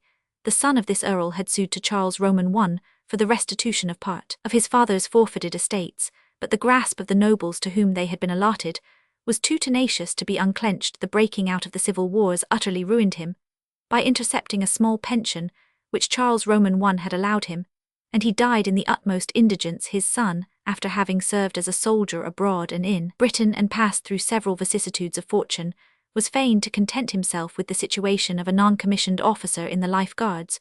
Although lineally descended from the royal family, the father of the forfeited Earl of Bothwell, having been a natural son of James, Roman 6 note Sergeant Bothwell, the history of the restless and ambitious Francis Stuart, Earl of Bothwell, makes a considerable figure. The reign of James, Roman 6 of Scotland, and first of England after, being repeatedly pardoned for acts of treason, he was at length obliged to retire abroad, where he died in great misery. Great part of his forfeited estate was bestowed on Walter Scott, first Lord of Buccleuch, and on the first Earl of Roxburgh. Francis Stuart, son of the forfeited Earl, obtained from the favour of Charles Roman I a decreet arbitral, appointing the 2 noblemen grantees of his father's estate to restore the same or make some compensation for retaining it. The barony of Crichton with its beautiful castle was surrendered by the curators of Francis, Earl of Buccleuch, but he retained the far more extensive property Liddesdale. James Stuart also, as appears from writings in the author's possession, made an advantageous composition with the Earl of Roxburgh, but says the satirical Scotstarvet male parter Pejus Dillabunter, for he never brook them, enjoyed them, nor was anything the richer since they accrued to his creditors, and are now in the possession of Dr. Seton. His eldest son Francis became a trooper in the late war. As for the other brother John, who was Abbot of Coldingham, he also disposed all that estate and now has nothing but lives on the charity of his friends. The staggering state of the Scots statesmen for 100 years by Sir John Scott of Scottstarve, Edinburgh, 1754, p. 154. Francis Stewart, who had been a trooper during the Great Civil War, seems to have received no preferment after the Restoration suited to his high birth, though in fact third cousin to Charles Roman II. Captain Crichton, the friend of Dean Swift, who published his memoirs, found him a private gentleman in the King's Life Guards at the same time. This was no degrading condition, for Fountainhall records a duel fought between a Life Guardsman and an officer in the militia, because the latter had taken upon him to assume superior rank as an officer to a gentleman private in the Life Guards. The Life Guards man was killed in the rencontre, and his antagonist was executed for murder. The character of Bothwell, except in relation to the name, is entirely ideal. Great personal strength and dexterity in the use of his arms, as well as the remarkable circumstances of his descent, had recommended this man to the attention of his officers, but he partook in a great degree of the licentiousness and oppressive disposition which the habit of acting as agents for government in levying fines, exacting free quarters, and otherwise oppressing the Presbyterian recusants had rendered too general among these soldiers. They were so much accustomed to such missions that they conceived themselves at liberty to commit all manner of license with impunity, as if totally exempted from all law and authority, excepting the command of their officers on such occasions. Bothwell was usually the most forward. It is probable that Bothwell and his companions would not so long have remained quiet, but for respect to the presence of their cornet, who commanded the small party quartered in the borough, and who was engaged in a game at dice with the curate of the place. But both of these being suddenly called from their amusement to speak with the chief magistrate upon some urgent business, Bothwell was not long of evincing his contempt for the rest of the company. "Is it not a strange thing, Halliday," he said to his comrade, "to see a set of bumpkins sit carousing here this whole evening, without having drank the King's health?" "They have drank the King's health," said Halliday. "I heard that green kyleworm of a lad name his Majesty's health." "Did he," said Bothwell, "then Tom well have them drink the Archbishop of St. Andrew's health, and do it on their knees too." "So we will, by G," said Halliday, "and he that refuses it well have him to the guardhouse, and teach him to ride the colt foaled of an acorn, with a brace of carabines at each foot to keep him steady." "Right, Tom," continued Bothwell, "and to do all things in order, ill begin with that sulky bluebonnet in the inglenook." He rose accordingly, and taking his sheathed broadsword under his arm to support the insolence which he meditated, placed himself in front of the stranger noticed by Neil Blaine, in his admonitions to his daughter, as being in all probability one of the hillfolk or refractory Presbyterians. "I make so bold as to request of your precision, beloved," said the trooper in a tone of affected solemnity, and assuming the snuffle of a country preacher, "that you will arise from your seat, beloved, and having bent your hams, until your knees do rest upon the floor, beloved, that you will turn over this measure, called by the profane a gill of the comfortable creature, which the carnal denominate brandy, to the health and glorification of his Grace, the Archbishop of St. Andrews, the worthy primate of all Scotland." All waited for the stranger's answer, his features austere even to ferocity, with a cast of eye, which without being actually oblique, approached nearly to a squint, and which gave a very sinister expression to his countenance, joined to a frame square, strong, and muscular, though something under the middle size, seemed to announce a man unlikely to understand rude jesting, or to receive insults with impunity. "And what is the consequence," said he, "if I should not be disposed to comply with your uncivil request?" "The consequence thereof, beloved," said Bothwell in the same tone of raillery, "will be firstly that I will tweak thy proboscis or nose, secondly, beloved, that I will administer my fist to thy distorted visual optics, and will conclude, beloved, with a practical application of the flat of my sword to the shoulders of the recusant." "Is it even so?" said the stranger. "Then give me the cup." And taking it in his hand, he said, with a peculiar expression of voice and manner, "The Archbishop of St. Andrews, and the place he now worthily holds, may each prelate in Scotland soon be as the Right Reverend James Sharp." "He has taken the test," said Halliday exultingly. But with a qualification, said Bothwell. I don't understand what the devil the cropped wig means. Come, gentlemen, said Morton, who became impatient of their insolence, we are here met as good subjects, and on a merry occasion, and we have a right to expect we shall not be troubled with this sort of discussion. Bothwell was about to make a surly answer, but Halliday reminded him in a whisper that there were strict injunctions that the soldiers should give no offence to the men who were sent out to the musters, agreeably to the council's orders, so, after honouring Morton with a broad and fierce stare, he said, Well, Mr. Popinjay, I shall not disturb your reign. I reckon it will be out by 12 at night. Is it not an odd thing, Halliday, he continued, addressing his companion, that they should make such a fuss about cracking off their birding pieces at a mark which any woman or boy could hit at a day's practice, if Captain Popinjay, now, or any of his troop, would try a bout either with the broadsword, backsword, single rapier or rapier and dagger for a gold noble, the first drawn blood, there would be some soul in iter zounds with the bumpkins, but wrestle or pitch the bar, or put the stone or throw the axletry, if touching the end of Morton's sword scornfully with his toe, they carry things about them that they are afraid to draw. Morton's patience and prudence now gave way entirely, and he was about to make a very angry answer to Bothwell's insolent observations when the stranger stepped forward. This is my quarrel, he said, and in the name of the good cause I will see it out myself. Hark thee, friend to Bothwell, wilt thou wrestle a fall with me? With my whole spirit, beloved, answered Bothwell, yea, I will strive with thee to the downfall of one or both. Then, as my trust is in him that can help, retorted his antagonist, I will forthwith make thee an example to all such railing rabshakes. With that he dropped his coarse grey horseman's coat from his shoulders, and extending his strong brawny arms with a look of determined resolution, he offered himself to the contest. The soldier was nothing abashed by the muscular frame, broad chest, square shoulders, and hardy look of his antagonist, but whistling with great composure, unbuckled his belt, and laid aside his military coat.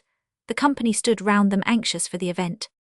In the first struggle the trooper seemed to have some advantage, and also in the second, though neither could be considered as decisive, but it was plain he had put his whole strength too suddenly forth against an antagonist possessed of great endurance, skill, vigour, and length of wind. In the third close the countryman lifted his opponent fairly from the floor, and hurled him to the ground with such violence that he lay for an instant stunned and motionless. His comrade Halliday immediately drew his sword. You have killed my sergeant, he exclaimed to the victorious wrestler, and by all that is sacred you shall answer it. Stand back, cried Morton and his companions, it was all fair play. Your comrade sought a fall, and he has got it. That is true enough, said Bothwell, as he slowly rose. Put up your bilbo, Tom. I did not think there was a croper of them. All could have laid the best cap and feather in the king's life guards, on the floor of a rascally change-house. Hark, ye friend, give me your hand. The stranger held out his hand. I promise you, said Bothwell, squeezing his hand very hard, that the time will come when we shall meet again, and try this game over in a more earnest manner. And ill promise you, said the stranger, returning the grasp with equal firmness, that when we next meet, I will lay your head as low as it lay even now, when you shall lack the power to lift it up again. Well, beloved, answered Bothwell, if thou best a Whig thou art a stout and a brave one, and so good even to thee hadst best take thy nag before the cornet makes the round, for I promise thee he has stayed less suspicious-looking persons. The stranger seemed to think that the hint was not to be neglected. He flung down his reckoning, and going into the stable saddled, and brought out a powerful black horse now recruited by rest and forage, and turning to Morton, observed, I ride towards Milnwood, which I hear is your home. Will you give me the advantage and protection of your company? Certainly, said Morton, although there was something of gloomy and relentless severity in the man's manner, from which his mind recoiled. His companions, after a courteous good night, broke up, and went off in different directions, some keeping them company for about a mile, until they dropped off one by one, and the travellers were left alone.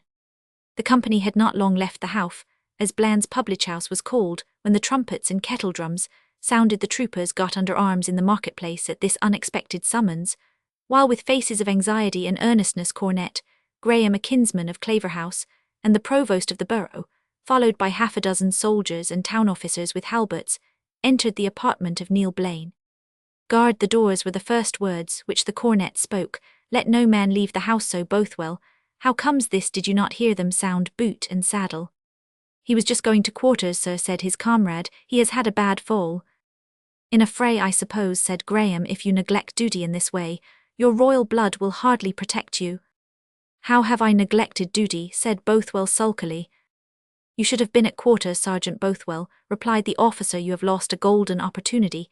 Here our news come, that the Archbishop of St. Andrews has been strangely and foully assassinated by a body of the rebel Whigs who pursued and stopped his carriage on Magus Muir, near the town of St. Andrews, dragged him out, and dispatched him with their swords and daggers. Note: the general account of this act of assassination is to be found in all histories of the period. A more particular narrative may be found in the words of one of the actors, James Russell, in the appendix to Kirkton's History of the Church of Scotland, published by Charles Kirkpatrick Sharp, Esquire, 4 to Edinburgh, 1817. All stood aghast at the intelligence. "Here are their descriptions," continued the cornet, pulling out a proclamation. "The reward of 1,000 merks is on each of their heads." The test, and the qualification," said Bothwell to Halliday. "I know the meaning now sounds, that we should not have stopped him. Go saddle our horses." Halliday was there, one of the men, cornet, very stout and square-made, double-chested, thin in the flanks, hawk-nosed. Stay, said Cornet Graham, "let me look at the paper." Haxton of Rathillet, tall, thin, black-haired. "That is not my man," said Bothwell. John Balfour, called Burly, aquiline nose, red-haired, 5 feet 8 inches in height. "It is height. Is the very man," said Bothwell Skellies, fearfully, with one eye. "Right," continued Graham, "rode a strong black horse taken from the primate at the time of the murder." "The very man," exclaimed Bothwell, "and the very horse. He was in this room not a quarter of an hour since." A few hasty enquiries tended still more to confirm the opinion that the reserved and stern stranger was Balfour of Burley, the actual commander of the band of assassins, who, in the fury of misguided zeal, had murdered the primate whom they accidentally met, as they were searching for another person against whom they bore enmity. Note: one Carmichael, sheriff depute in Fife, who had been active in enforcing the penal measures against nonconformists. He was on the moors hunting, but receiving accidental information that a party was out in quest of him, he returned home and escaped the fate designed for him, which befell his patron the Archbishop. In their excited imagination, the casual rencounter had the appearance of a providential interference, and they put to death the Archbishop with circumstances of great and cold-blooded cruelty, under the belief that the Lord, as they expressed it, had delivered him into their hands.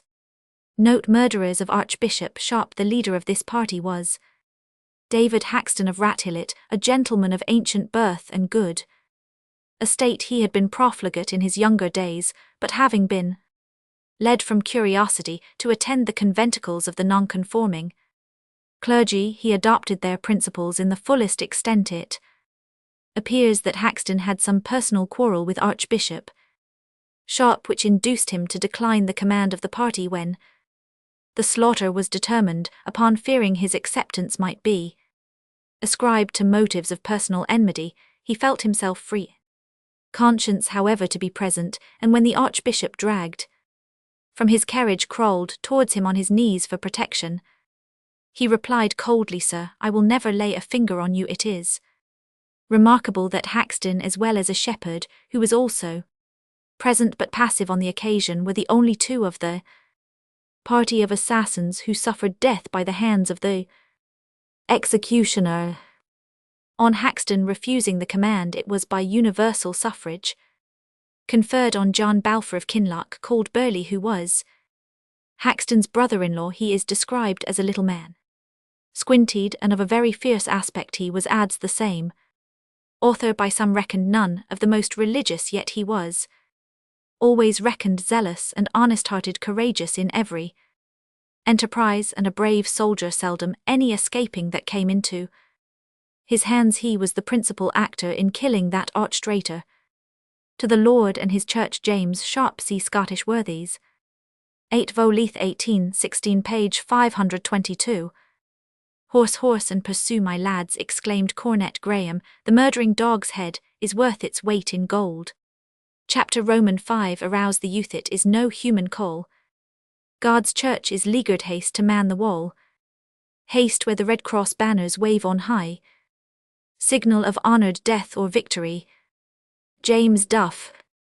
Morton and his companion had attained some distance from the town before either of them addressed the other. There was something, as we have observed, repulsive in the manner of the stranger, which prevented Morton from opening the conversation, and he himself seemed to have no desire to talk, until on a sudden He abruptly demanded, "What has your father's son to do with such profane mummeries, as I find you this day engaged in?" "I do my duty as a subject, and pursue my harmless recreations according to my own pleasure," replied Morton, somewhat offended.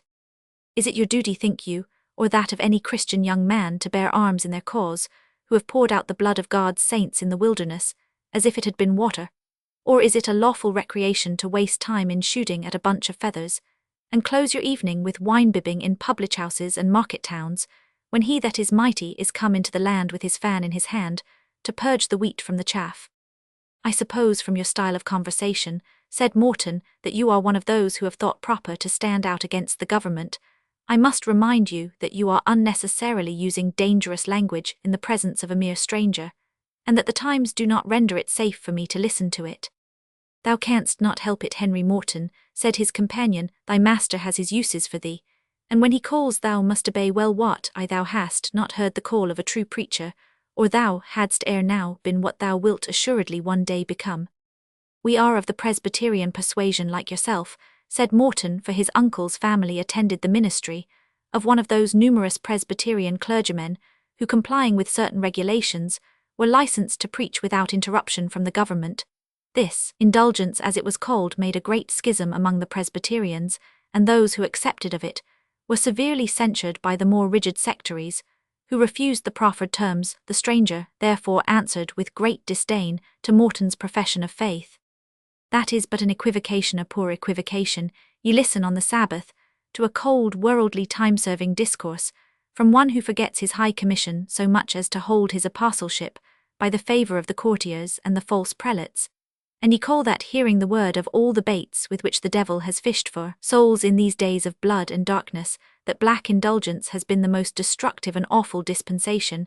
It has been a smiting of the shepherd, and a scattering of the sheep upon the mountains, an uplifting of one Christian banner against another, and a fighting of the wars of darkness with the swords of the children of light." "My uncle," said Morton, "is of opinion that we enjoy a reasonable freedom of conscience under the indulged clergymen, and I must necessarily be guided by his sentiments respecting the choice of a place of worship for his family." "Your uncle," said the horseman, "is one of those to whom the least lamb in his own folds at Milnwood is dearer than the whole Christian flock. He is one that could willingly bend down to the golden calf of Bethel, and would have fished for the dust thereof when it was ground to powder, and cast upon the waters. Thy father was a man of another stamp." "My father," replied Morton, "was indeed a brave and gallant man, and you may have heard, sir, that he fought for that royal family in whose name I was this day carrying arms. Ay, and had he lived to see these days, he would have cursed the hour he ever drew sword in their cause. But more of this hereafter. I promise thee full surely that thy hour will come, and then the words thou hast now heard will stick in thy bosom like barbed arrows. My road lies there." He pointed towards a pass leading up into a wild extent of dreary and desolate hills, but as he was about to turn his horse's head into the rugged path which led from the highroad in that direction, an old woman wrapped in a red cloak who was sitting by the crossway arose, and approaching him said, mysterious tone of voice, "If ye be of our ain folk gangna up the pass the night for your lives, there is a lion in the path, that is there the curate of Brotherstane, and 10 soldiers hae beset the pass, to hae the lives of ony of our pure wanderers, that venture that gate to join Hamilton and Dingwall." "Have the persecuted folk drawn to any head among themselves?" demanded the stranger. "About 60 or 70 horse and foot," said the old dame, "but you how they are purely armed and worse fended, why vittle." "God will help his own," said the horseman. "Which way shall I take to join them?"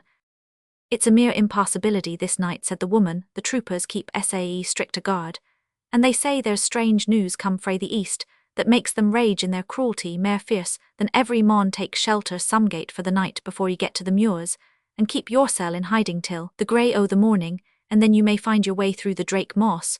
When I heard the awfu' threatenings o' the oppressors, I e'en took my cloak about me, and sate down by the wayside to warn ony of our pure scattered remnant that chanced to come this gate, before they fell into the nets of the spoilers." "Have you a house near this?" said the stranger, "and can you give me hiding there?" "I have," said the old woman, "a hut by the wayside. It may be a mile from hence, but 4 men of Belial called dragoons are lodged therein, to spoil my household goods at their pleasure, because I will not wait upon the thowless, thriftless, fissenless ministry of that carnal man, John Haftex the curate." "Good night, good woman, and thanks for thy counsel," said the stranger as he rode away. "The blessings of the promise upon you," returned the old dame, "may he keep you that can keep you."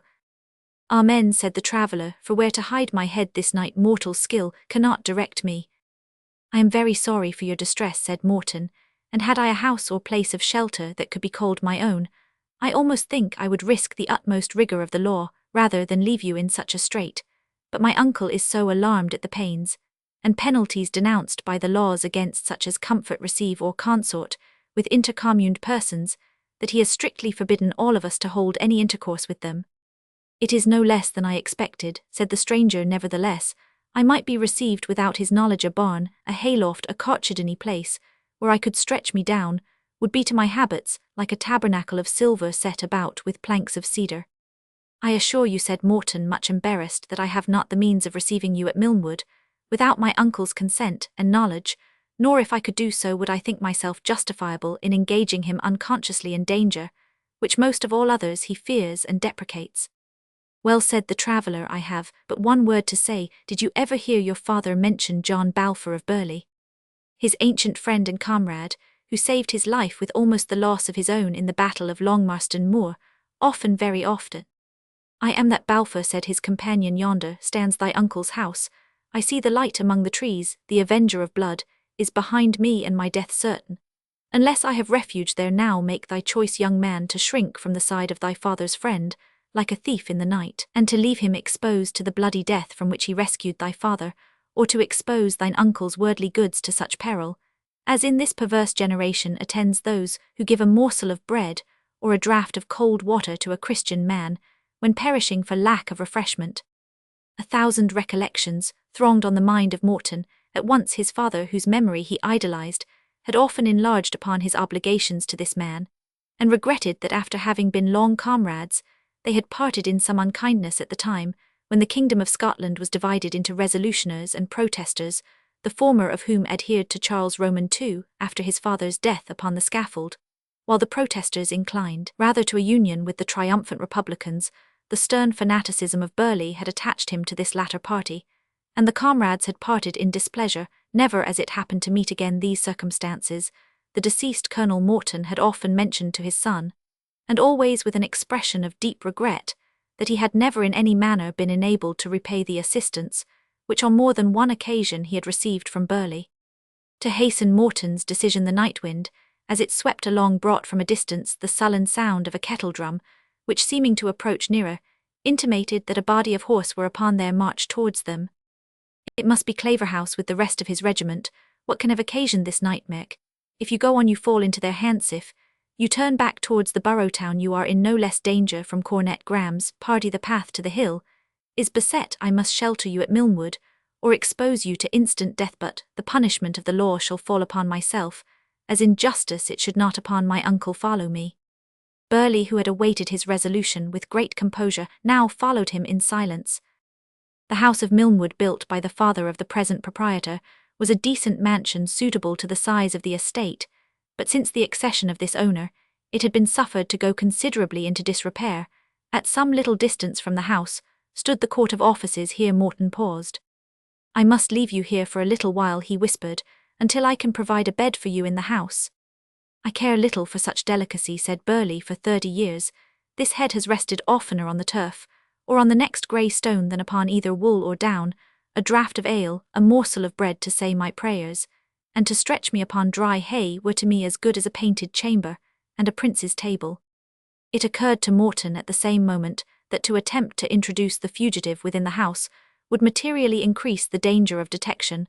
Accordingly, having struck a light with implements left in the stable for that purpose, and having fastened up their horses, he assigned Burley for his place of repose a wooden bed, placed in a loft half full of hay, which an out-of-door domestic had occupied, until dismissed by his uncle in one of those fits of parsimony, which became more rigid from day to day in this untenanted loft.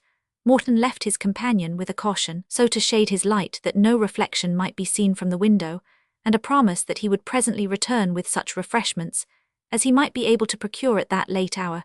This last, indeed, was a subject on which he felt by no means confident for the power of obtaining. Even the most ordinary provisions depended entirely upon the humour in which he might happen to find his uncle's sole confidant, the old housekeeper. If she chanced to be abed, which was very likely, or out of humour, which was not less so. Morton well knew the case to be at least problematical.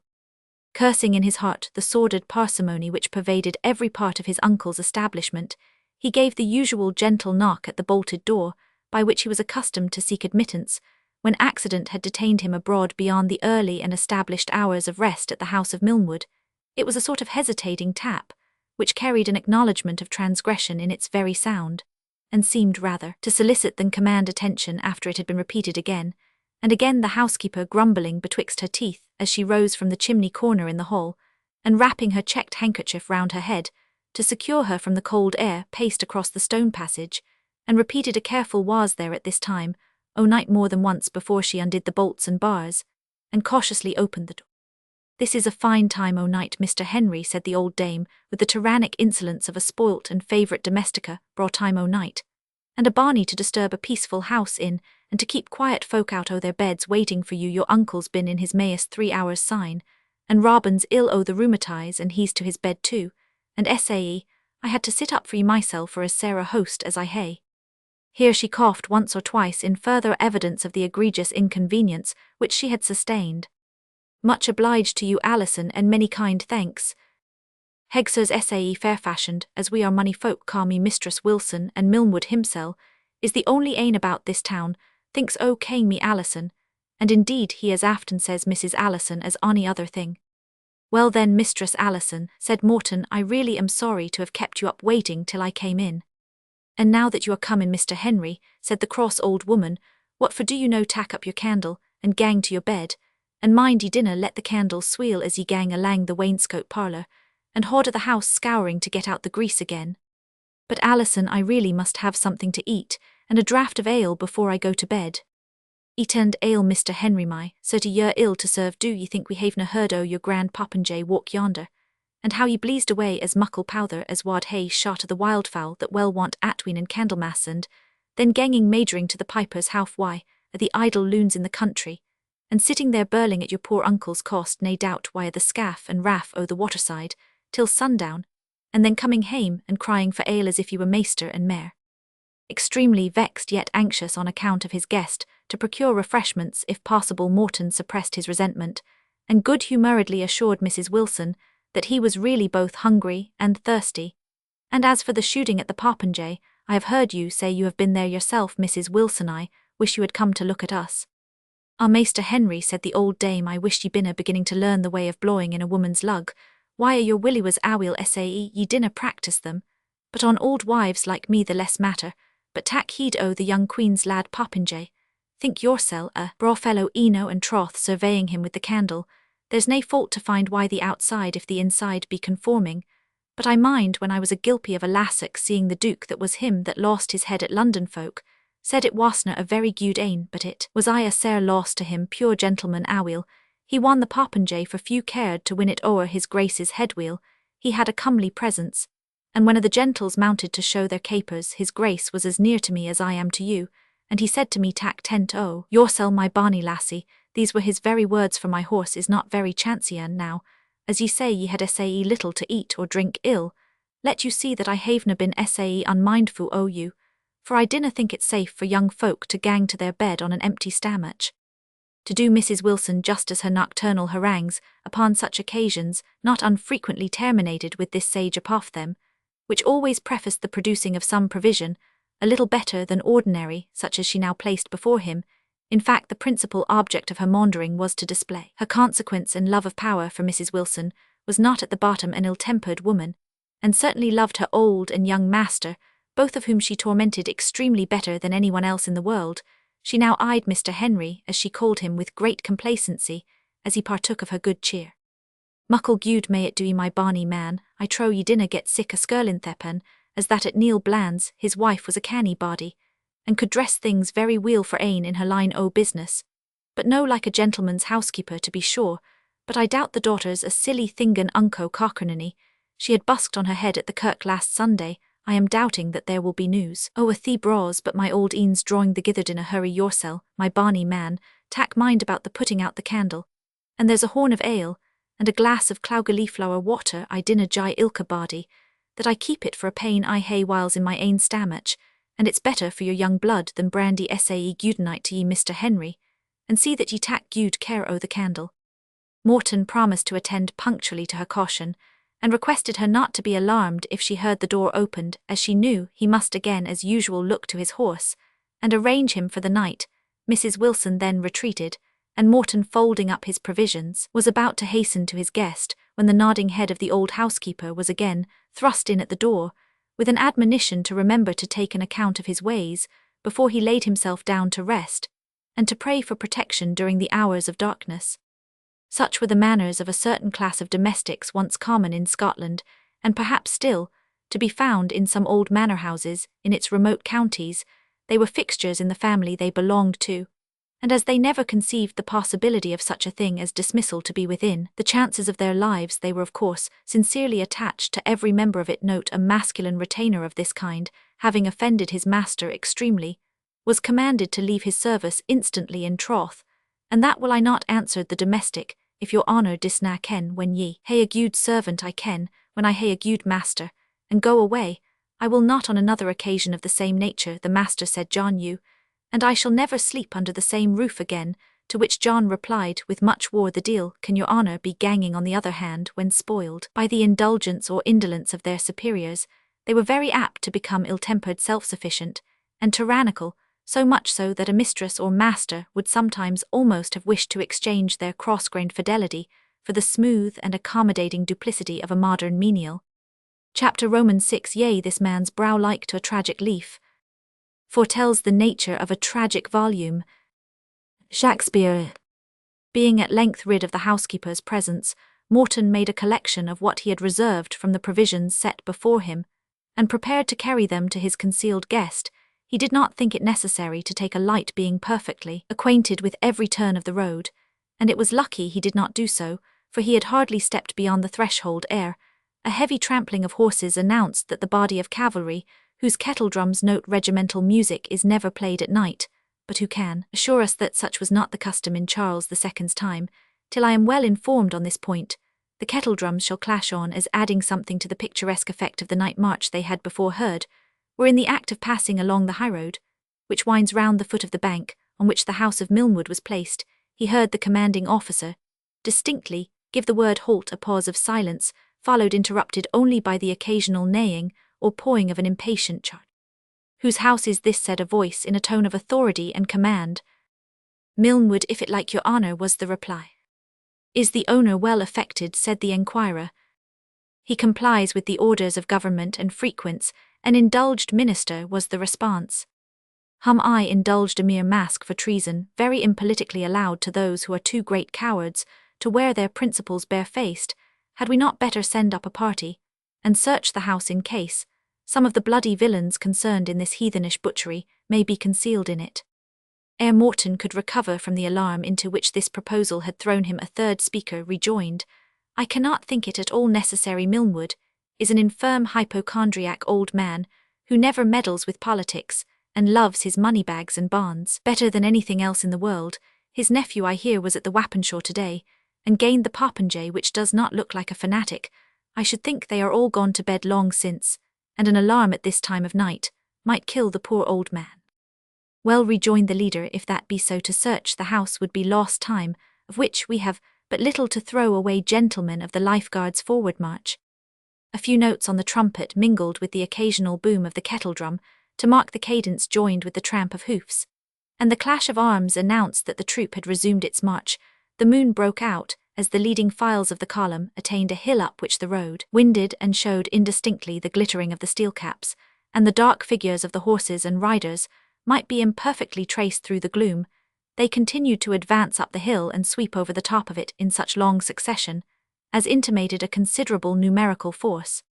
When the last of them had disappeared, young Morton resumed his purpose of visiting his guest. Upon entering the place of refuge, he found him seated on his humble couch, with a pocket Bible open in his hand, which he seemed to study with intense meditation. His broadsword, which he had unsheathed in the first alarm at the arrival of the dragoons, lay naked across his knees, and the little taper that stood beside him upon the old chest, which served the purpose of a table, threw a partial and imperfect light upon those stern and harsh features in which ferocity was rendered more solemn and dignified by a wild cast of tragic enthusiasm. His brow was that of one in whom some strong o'ermastering principle has overwhelmed all other passions and feelings, like the swell of a high springtide when the usual cliffs and breakers vanish from the eye, and their existence is only indicated by the chasing foam of the waves that burst and wheel over them. He raised his head after Morton had contemplated him for about a minute. "I perceive," said Morton, looking at his sword, "that you heard the horsemen ride by their passage, delayed me for some minutes." "I scarcely heeded them," said Balfour. "My hour is not yet come, that I shall one day fall into their hands, and be honourably associated with the saints whom they have slaughtered, I am full well aware. And I would, young man, that the hour were come, it should be as welcome to me as ever wedding to bridegroom. But if my master has more work for me on earth, I must not do his labour grudgingly."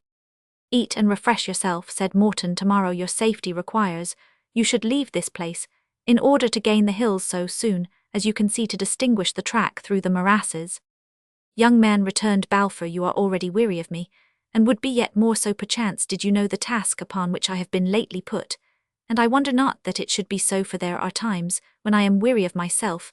Think you not it is a sore trial for flesh and blood to be called upon to execute the righteous judgments of heaven while we are yet in the body, and continue to retain that blinded sense and sympathy for carnal suffering, which makes our own flesh thrill when we strike a gash upon the body of another? And think you that when some prime tyrant has been removed from his place, that the instruments of his punishment can at all times look back on their share in his downfall with firm and unshaken nerves? Must they not sometimes even question the truth of that inspiration which they have felt and acted under? Must they not sometimes doubt the origin of that strong impulse with which their prayers for heavenly direction under difficulties have been inwardly answered and confirmed, and confuse in their disturbed apprehensions the responses of truth itself with some strong delusion of the enemy? "These are subjects, Mr. Balfour, on which I am ill qualified to converse with you," answered Morton, "but I own I should strongly doubt the origin of any inspiration which seemed to dictate a line of conduct contrary to those feelings of natural humanity which heaven has assigned to us as the general law of our conduct." Balfour seemed somewhat disturbed, and drew himself hastily up, but immediately composed himself, and answered coolly, "It is natural you should think so. You are yet in the dungeon house of the law, a pit darker than that into which Jeremiah was plunged, even the dungeon of Malchiah the son of Hamumelech, where there was no water, but mire yet is the seal of the covenant upon your forehead, and the Son of the righteous, who resisted to blood where the banner was spread on the mountains, shall not be utterly lost as one of the children of darkness. Trow ye that in this day of bitterness and calamity nothing is required at our hands, but to keep the moral law as far as our carnal frailty will permit. Think ye our conquests must be only over our corrupt and evil affections and passions? No, we are called upon, when we have girded up our loins, to run the race boldly, and when we have drawn the sword, we are enjoined to smite the ungodly, though he be our neighbour, and the man of power and cruelty, though he were of our own kindred, and the friend of our own bosom."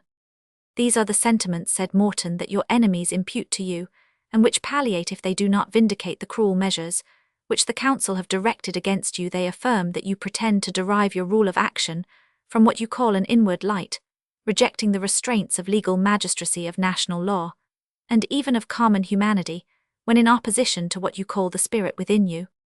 "They do us wrong," answered the Covenanter. "It is they, perjured as they are, who have rejected all law both divine and civil, and who now persecute us for adherence to the solemn league and covenant between God and the kingdom of Scotland, to which all of them save a few popish malignants have sworn in former days, and which they now burn in the marketplaces and tread under foot in derision. When this Charles Stuart returned to these kingdoms, did the malignants bring him back?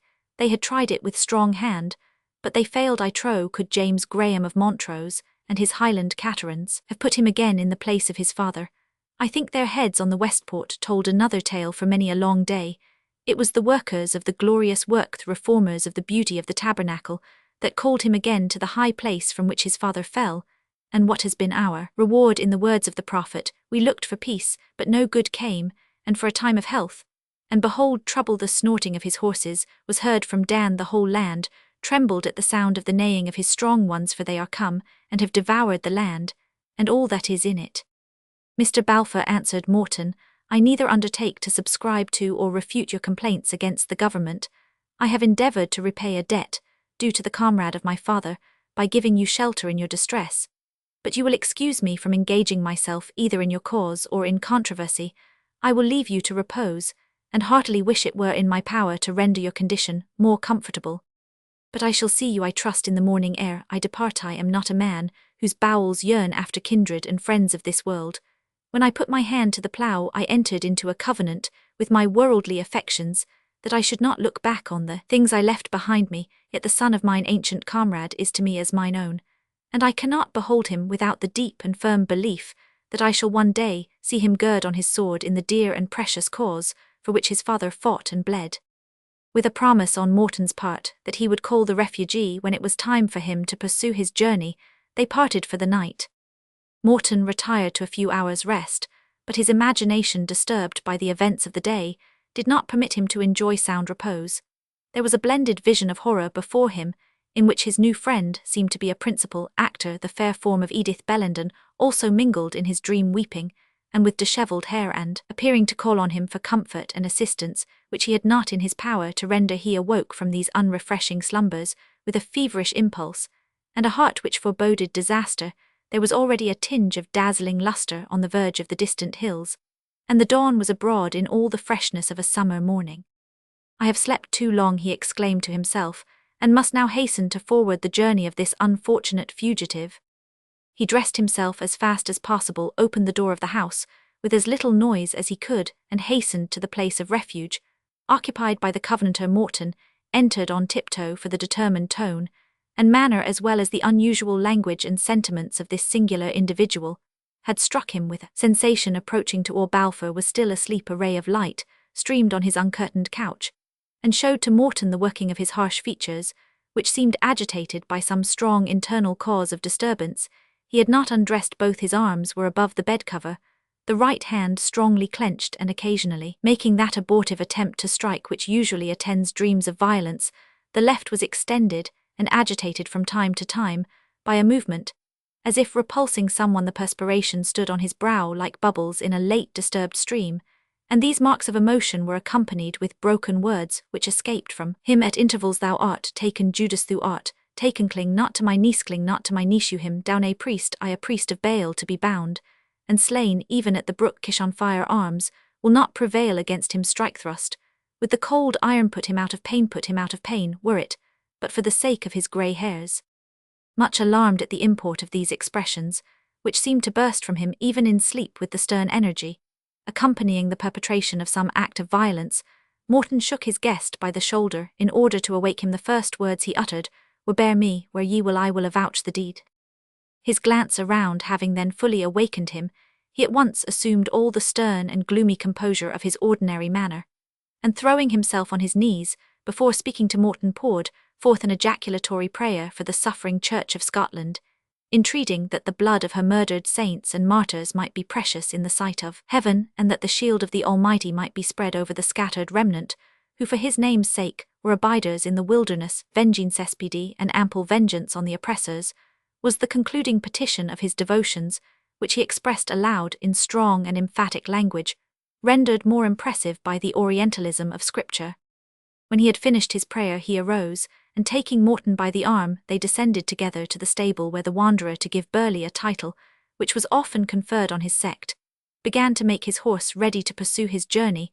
When the animal was saddled and bridled, Burleigh requested Morton to walk with him a gunshot into the wood and direct him to the right road for gaining the moors. Morton readily complied, and they walked for some time in silence under the shade of some fine old trees, pursuing a sort of natural path, which, after passing through woodland for about half a mile, led into the bare and wild country which extends to the foot of the hills.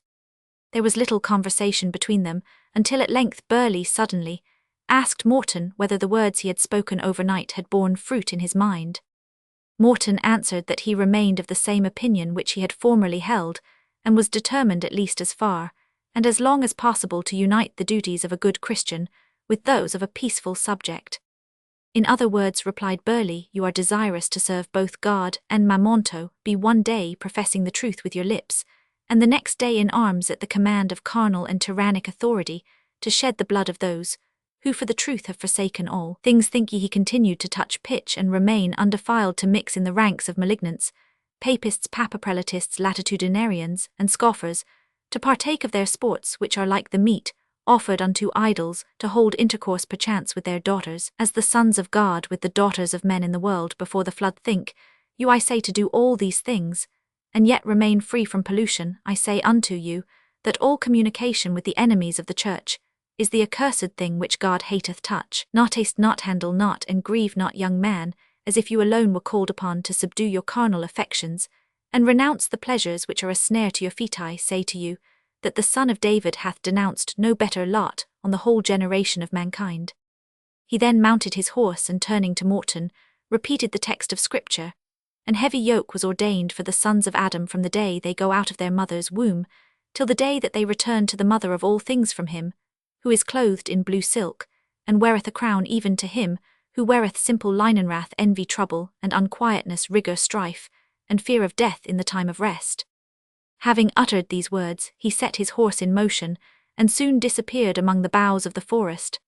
Farewell, stern enthusiast, said Morton, looking after him. In some moods of my mind, how dangerous would be the society of such a companion, if I am unmoved by his zeal for abstract doctrines of faith, or rather, for a peculiar mode of worship. Such was the purport of his reflections. Can I be a man and a Scotchman, and look with indifference on that persecution, which has made wise men mad? Was not the cause of freedom civil and religious that for which my father fought, and shall I do well to remain inactive, or to take the part of an oppressive government, if there should appear any rational prospect of redressing the insufferable wrongs to which my miserable countrymen are subjected?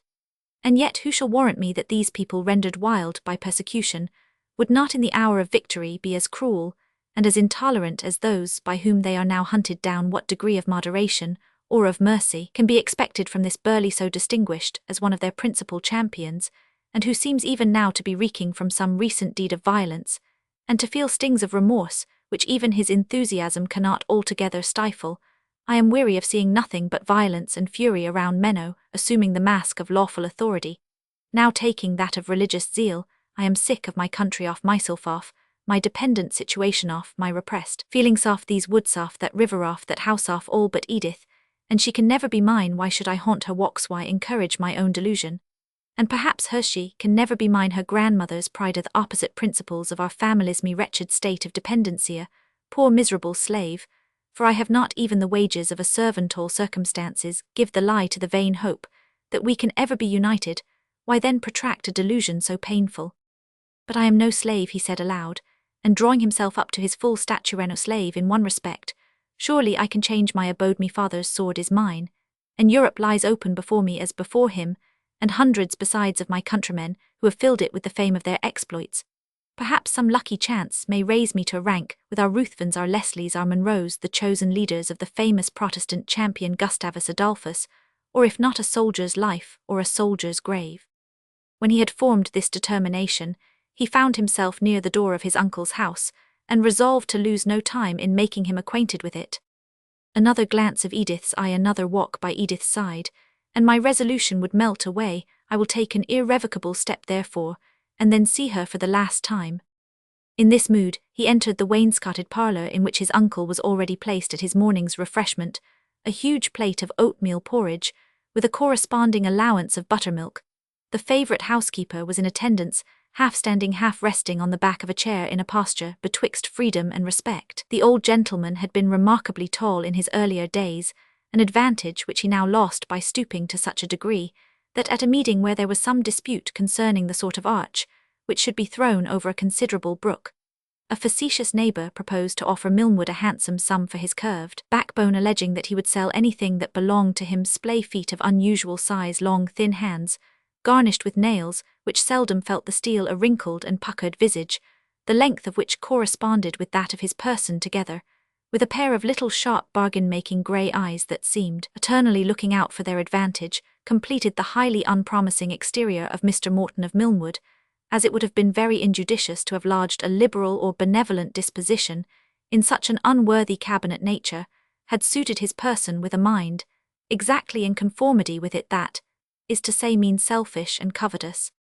When this amiable personage was aware of the presence of his nephew, he hastened, before addressing him, to swallow the spoonful of porridge which he was in the act of conveying to his mouth, and as it chanced to be scalding hot, the pain occasioned by its descent down his throat and into his stomach inflamed the ill humour with which he was already prepared to meet his kinsman.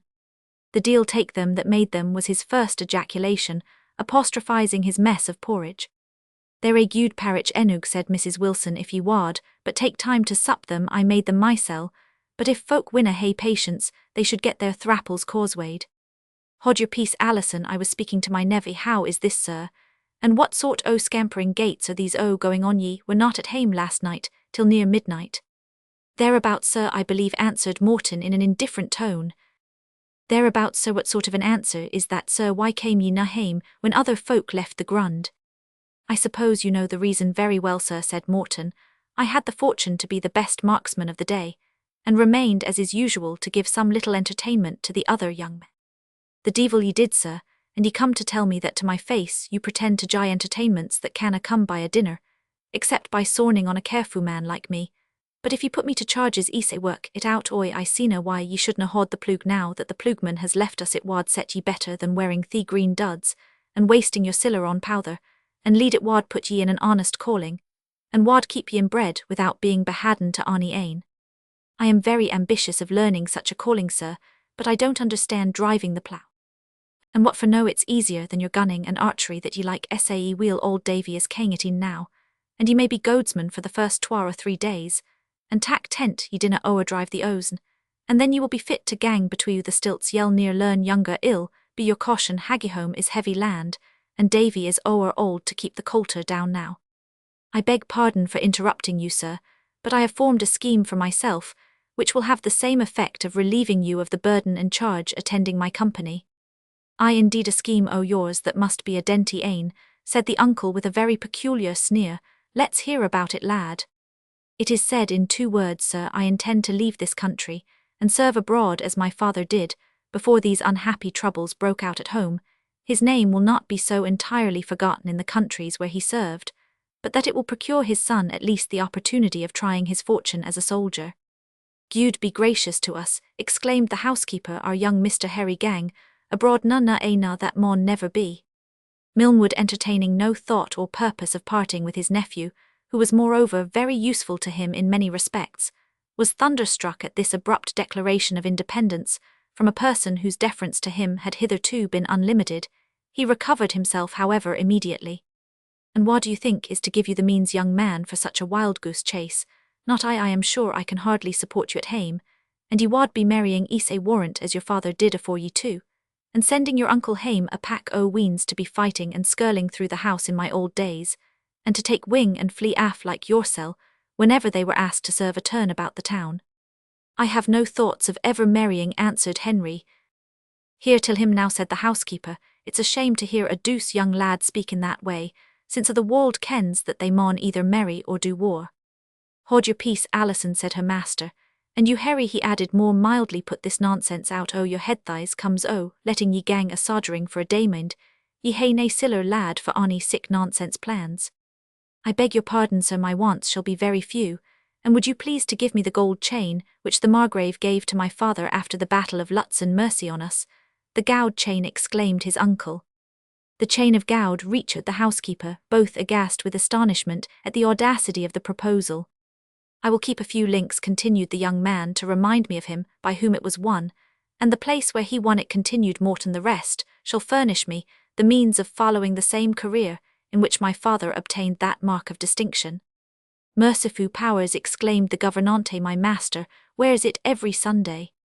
Sunday and Saturday, added old Milnwood, whenever I put on my black velvet coat, and wily Mactrickett is partly of opinion. It's a kind of heirloom that rather belongs to the head of the house than to the immediate descendant. It has 3,000 links, I have counted them 1,000 times, it's worth £300 sterling. That is more than I want, sir. If you choose to give me the 3rd part of the money and 5 links of the chain, it will amply serve my purpose, and the rest will be some slight atonement for the expense and trouble I have put you to. The laddies in a creel, exclaimed his uncle. Oh, sirs, what will become o' the rigs o' Milnwood when I am dead? And gain he would fling the crown of Scotland awa if he had it.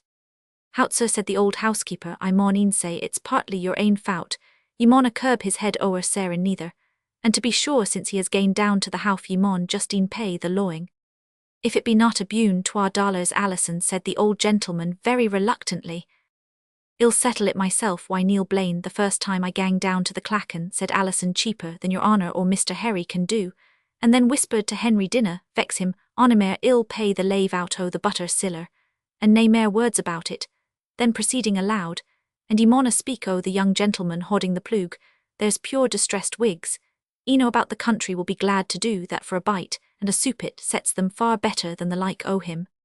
And then well hae the dragoons on us, said Milnwood, for comforting and entertaining intercommuned rebels, "a bonny strait ye wad put us in, but take your breakfast, Harry, and then lay by your new green coat, and put on your wraplock grey, it's a mair mensfu and thrifty dress, and a mair seemly sight than the dangling slops and ribbons." Morton left the room, perceiving plainly that he had at present no chance of gaining his purpose, and perhaps not altogether displeased at the obstacles which seemed to present themselves to his leaving the neighbourhood of Tilliatudlem. The housekeeper followed him into the next room, patting him on the back, and bidding him be a gude bairn, and pit by his braw things. "And ill loop down your hat and lay by the band, and ribbon," said the officious dame, "and ye maun never at no hand speak o' leaving the land, or of selling the gowd chain, for your uncle has an unco pleasure in looking on you, and in counting the links of the chainsy, and ye ken old folk canna last for ever sae the chain and the lands, and a will be your ain aye day, and ye may marry ony leddy in the countryside ye like, and keep a braw house at Milnwood, for there's eno o means, and is not that worth waiting for might." There was something in the latter part of the prognostic which sounded so agreeably in the ears of Morton that he shook the old dame cordially by the hand, and assured her he was much obliged by her good advice, and would weigh it carefully before he proceeded to act upon his former resolution. Chapter Romans 7, from 17 years till now almost fourscore. "Here lived I, but now live here no more. At 17 years many their fortunes seek, but at fourscore it is too late a week. As you like it." We must conduct our readers to the Tower of Tilliatudlem, to which Lady Margaret Bellenden had returned in romantic phrase malcontent, and full of heaviness at the unexpected, and as she deemed it indelible affront which had been brought upon her dignity by the public miscarriage of Goose Gibbie, that unfortunate man-at-arms was forthwith commanded to drive his feathered charge to the most remote parts of the common moor, and on no account to awaken the grief or resentment of his lady by appearing in her presence, while the sense of the affront was yet recent. The next proceeding of Lady Margaret was to hold a solemn court of justice, to which Harrison and the butler were admitted partly on the footing of witnesses, partly as assessors to enquire into the recusancy of Cuddy Hedrig the ploughman, and the abetment which he had received from his mother-thies being regarded as the original causes of the disaster which had befallen the chivalry of Tilliatudlem. The charge being fully made out and substantiated, Lady Margaret resolved to reprimand the culprits in person, and if she found them impenitent to extend the censure into a sentence of expulsion from the barony. Miss Bellenden alone ventured to say anything in behalf of the accused, but her countenance did not profit them, as it might have done on any other occasion, for so soon as Edith had heard it ascertained that the unfortunate cavalier had not suffered in his person, his disaster had affected her with an irresistible disposition to laugh, which, in spite of Lady Margaret's indignation, or rather irritated as usual by restraint, had broke out repeatedly on her return homeward, until her grandmother, in no shape imposed upon by the several fictitious causes which the young lady assigned for her ill-timed risibility, upbraided her in very bitter terms with being insensible to the honour of her family. Miss Bellenden's intercession therefore had on this occasion little or no chance to be listened to. As if to evince the rigour of her disposition, Lady Margaret on this solemn occasion exchanged the ivory-headed cane with which she commonly walked for an immense gold-headed staff, which had belonged to her father, the deceased Earl of Torwood, and which, like a sort of mace of office, she only made use of on occasions of special solemnity. Supported by this awful baton of command, Lady Margaret Bellenden entered the cottage of the delinquents.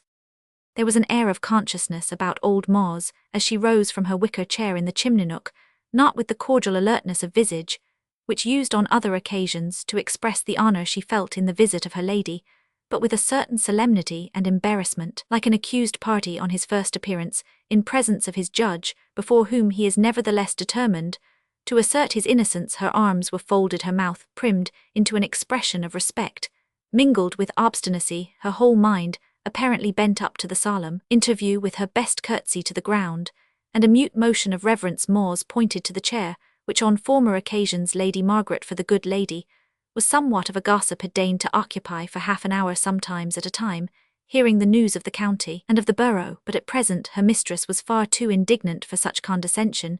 She rejected the mute invitation with a haughty wave of her hand, and drawing herself up as she spoke, she uttered the following interrogatory in a tone calculated to overwhelm the culprit. Is it true, Mors, as I am informed by Harrison Goodyeal, and others of my people, that you hae ta'en it upon you contrary to the faith you owe to God and the King, and to me your natural lady and mistress, to keep back your son frae the Wappenshaw held by the order of the sheriff, and to return his armour and abulliements at a moment when it was impossible to find a suitable delegate in his stead, whereby the barony of Tullaiatudlem, baith in the person of its mistress and indwellers, has incurred sic a disgrace and dishonour as hasna befeen the family since the days of Malcolm Canmore. Mors's habitual respect for her mistress was extreme. She hesitated, and one or two short coughs expressed the difficulty she had in defending herself. I am sure me lady I am sure I am very sorry that any cause of displeasure should hae occurred but my son's illness. Dinna tell me of your son's illness, Mors. Had he been sincerely unweel, you would hae been at the tower by daylight, to get something that wad do him good. There are few ailments that I have na medical recipes for, and that ye ken fu weel. Oh, I, my lady, I am sure ye hae wrought wonderful cures the last thing ye sent Cuddy, when he had the bats e'en wrought like a charm. Why then, woman, did ye not apply to me, if there was only real need? But there was none, ye faucy-hearted vassal that ye are. Your ladyship never cad me sic a word as that before Ohan, that I suld live to be cad. Sae, she continued, bursting into tears, and me a born servant o' the house o' Tullaiatudlem, I am sure they belie baith Cuddy and me sair if they said he wadna fight o'er the boots in bluid for your ladyship and Miss Edith, and the old tower ray suld he, and I would rather see him buried beneath it, than he suld jye way but thir ridings and wappenshawings. My lady, I hae nae brew o' them, over I can find nae warrant for them whatsoever. Nae warrant for them, cried the highborn dame. Do ye na ken, woman, that ye are bound to be liege vassals, in all hunting, hosting, watching and warding, when lawfully summoned thereto in my name? Your service is not gratuitous. I trow ye hae land for it. Your kindly tenants hae a cot-house a kail-yard, and a cow's grass on the common few hae been brought farther ben, and ye grudge your son suld jye me a day's service in the field. Na, my ladina, my lady, it's no that, exclaimed Mors, greatly embarrassed, but ane canna serve twa maisters, and if the truth maun e'en come out, there's ane abune waste commands I maun obey before your ladyships. I am sure I would put neither kings, nor kaisars, nor ony earthly creatures afore them. How mean ye by that, ye old fool woman? I think that I order onything against conscience. I dinna pretend to say that, my lady, in regard o' your ladyship's conscience, which has been brought up as it were by prelatic principles, but ilka ane maun walk by the light o' their ain, and mine, said Mors, waxing bolder, as the conference became animated, tells me that I suld leave Acot Kail-yard, and cow's grass, and suffer rather than that I or mine should put on harness in an unlawful cause. Unlawful, exclaimed her mistress, the cause to which you are called by your lawful lady, and mistress be, the command of the king be, the writ of the privy council be, the order of the lord lieutenant be, the warrant of the sheriff. I, my lady, nae doubt, but no to displeasure your ladyship, yell mind, that there was ance a king in scripture they cad Nebuchadnezzar, and he set up a golden image in the plain o' Dura, as it might be in the hall yonder by the waterside, where the array were warned to meet yesterday, and the princes and the governors and the captains and the judges themselves, forby the treasurers, the councillors, and the sheriffs, were warned to the dedication thereof, and commanded to fall down and worship at the sound of the cornet, flute, harp, sackbut, psaltery, and all kinds of music. And what o'er this, ye fool wife, or what had Nebuchadnezzar to do with the Wappenshaw of the upper ward of Clydesdale? Only just thus far, my lady, continued Mors firmly, that prelacy is like the great golden image in the plain of Dura, and that as Shadrach, Meshach, and Abednego were borne out in refusing to bow down and worship, so neither shall Cuddy Hedrig, your ladyship's poor plugman, at least why his old mither's consent, make mergens or genuflections, as they ca' them in the house of the prelates and curates, nor gird him why armour to fight in their cause, either at the sound of kettle-drums, organs, bagpipes, or any other kind of music whatever. Lady Margaret Bellenden heard this exposition of scripture with the greatest possible indignation as well as surprise. I see which way the wind blaws, she exclaimed, after a pause of astonishment. The evil spirit of the year 1642 is at walk again, as merrily as ever, and ilka old wife in the chimlenook will be for napping doctrine why doctors o' divinity, and the godly fathers o' the church. If your ladyship means the bishops and curates, I am sure they hae been but stepfathers to the Kirk o' Scotland, and since your ladyship is pleased to speak o' parting, why, us I am free to tell you a piece o' my mind in another article, your ladyship. And the steward hae been pleased to propose that my son Cuddy sold work in the barn, why a newfangled machine, note probably something similar to the barnfurners now used for winnowing corn, which were not however used in their present shape. Until about 1730, they were objected to by the more rigid sectaries on their first introduction, upon such reasoning as that of honest Mawes, in the text for dighting the corn frae the chaff, thus impiously thwarting the will of divine providence, by raising wind for your ladyship's ain particular use by human art, instead of soliciting it by prayer or waiting patiently for whatever dispensation of wind providence was pleased to send upon the Shealing Hill. Now, my lady, the woman would drive ony reasonable being daft, said Lady Margaret. Then, resuming her tone of authority and indifference, she concluded, weel Maw's ill just end, where I sud hae begunnia o'er learned, and o'er godly for me to dispute why I have just this to say, either Cuddy must attend musters when he's lawfully warned by the ground officer, or the sooner he and you flit, and quit my bounds the better. There's nae scarcity o' old wives or ploughmen. But if there were, I had rather that the rigs of Tilliatudlem bear neathing, but windlestrees and sandy lavrocks, note bentgrass and sandlarks, than that they were ploughed by rebels to the king. Aweel, my lady, said Mawes, I was born here, and thought to die where my father died, and your ladyship has been a kind mistress, ill near deny that, and sae near cease to pray for you, and for Miss Edith, and that ye may be brought to see the error of your ways, but still the error of my ways, interrupted Lady Margaret, much incensed. The error of my ways, ye uncivil woman. Oh, I, my lady, we are blinded that live in this valley of tears and darkness, and hae o'er money errors grit folks as weel as smabbut, as I said, my pure benison will rest why you and yours, wherever I will be wee to hear o' your affliction and blithe, to hear o' your prosperity temporal and spiritual. But I canna prefer the commands of an earthly mistress to those of a heavenly master, and I am e'en ready to suffer for righteousness' sake. It is very well, said Lady Margaret, turning her back in great displeasure. Ye ken my will Mawes in the matter ill hae nae wiggery in the barony of Tilliatudlem. Next thing wad be to set up a conventicle in my very withdrawing room. Having said this, she departed with an air of great dignity, and Mawes, giving way to feelings which she had suppressed during the interview, for she, like her mistress, had her own feeling of pride now, lifted up her voice, and wept aloud.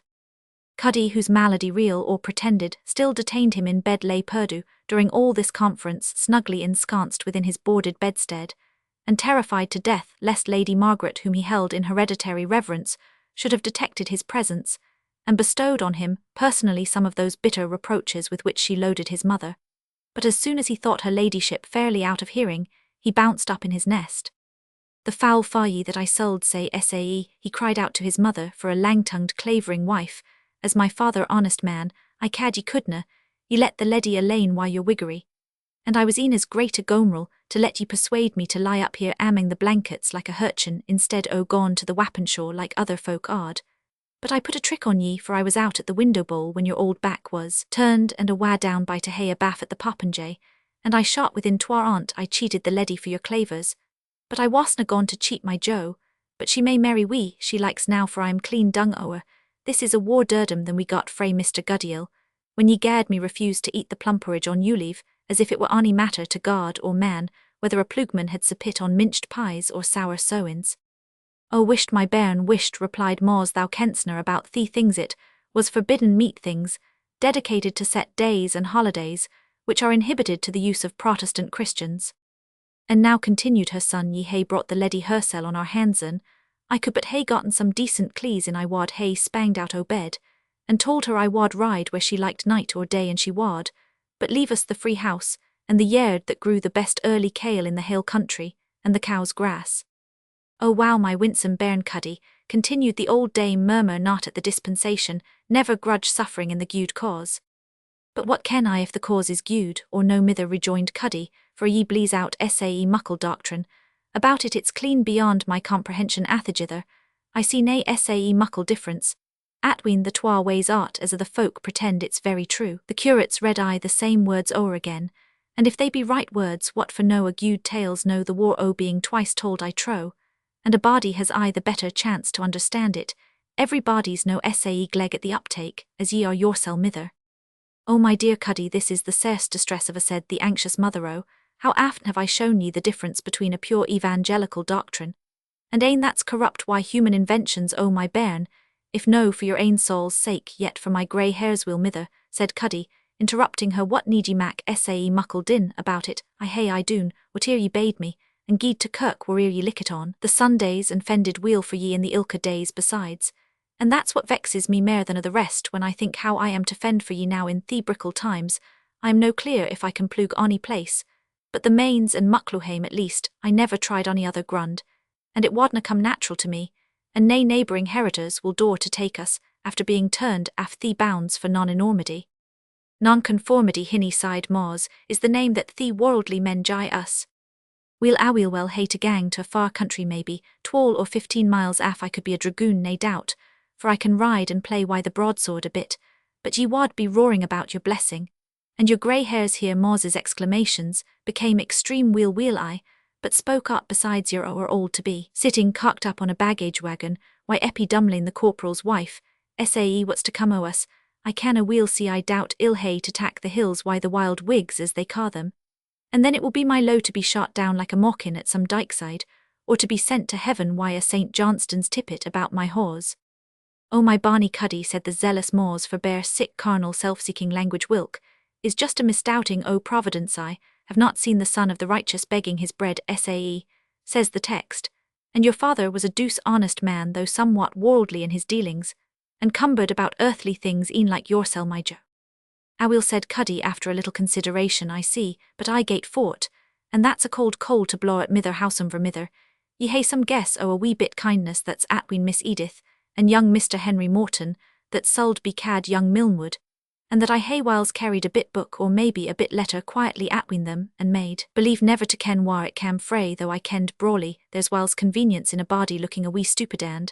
I have aften seen them walking at e'en on the little path by Dinglewoodburn, but nebody ever kenned a word about it frae Cuddy.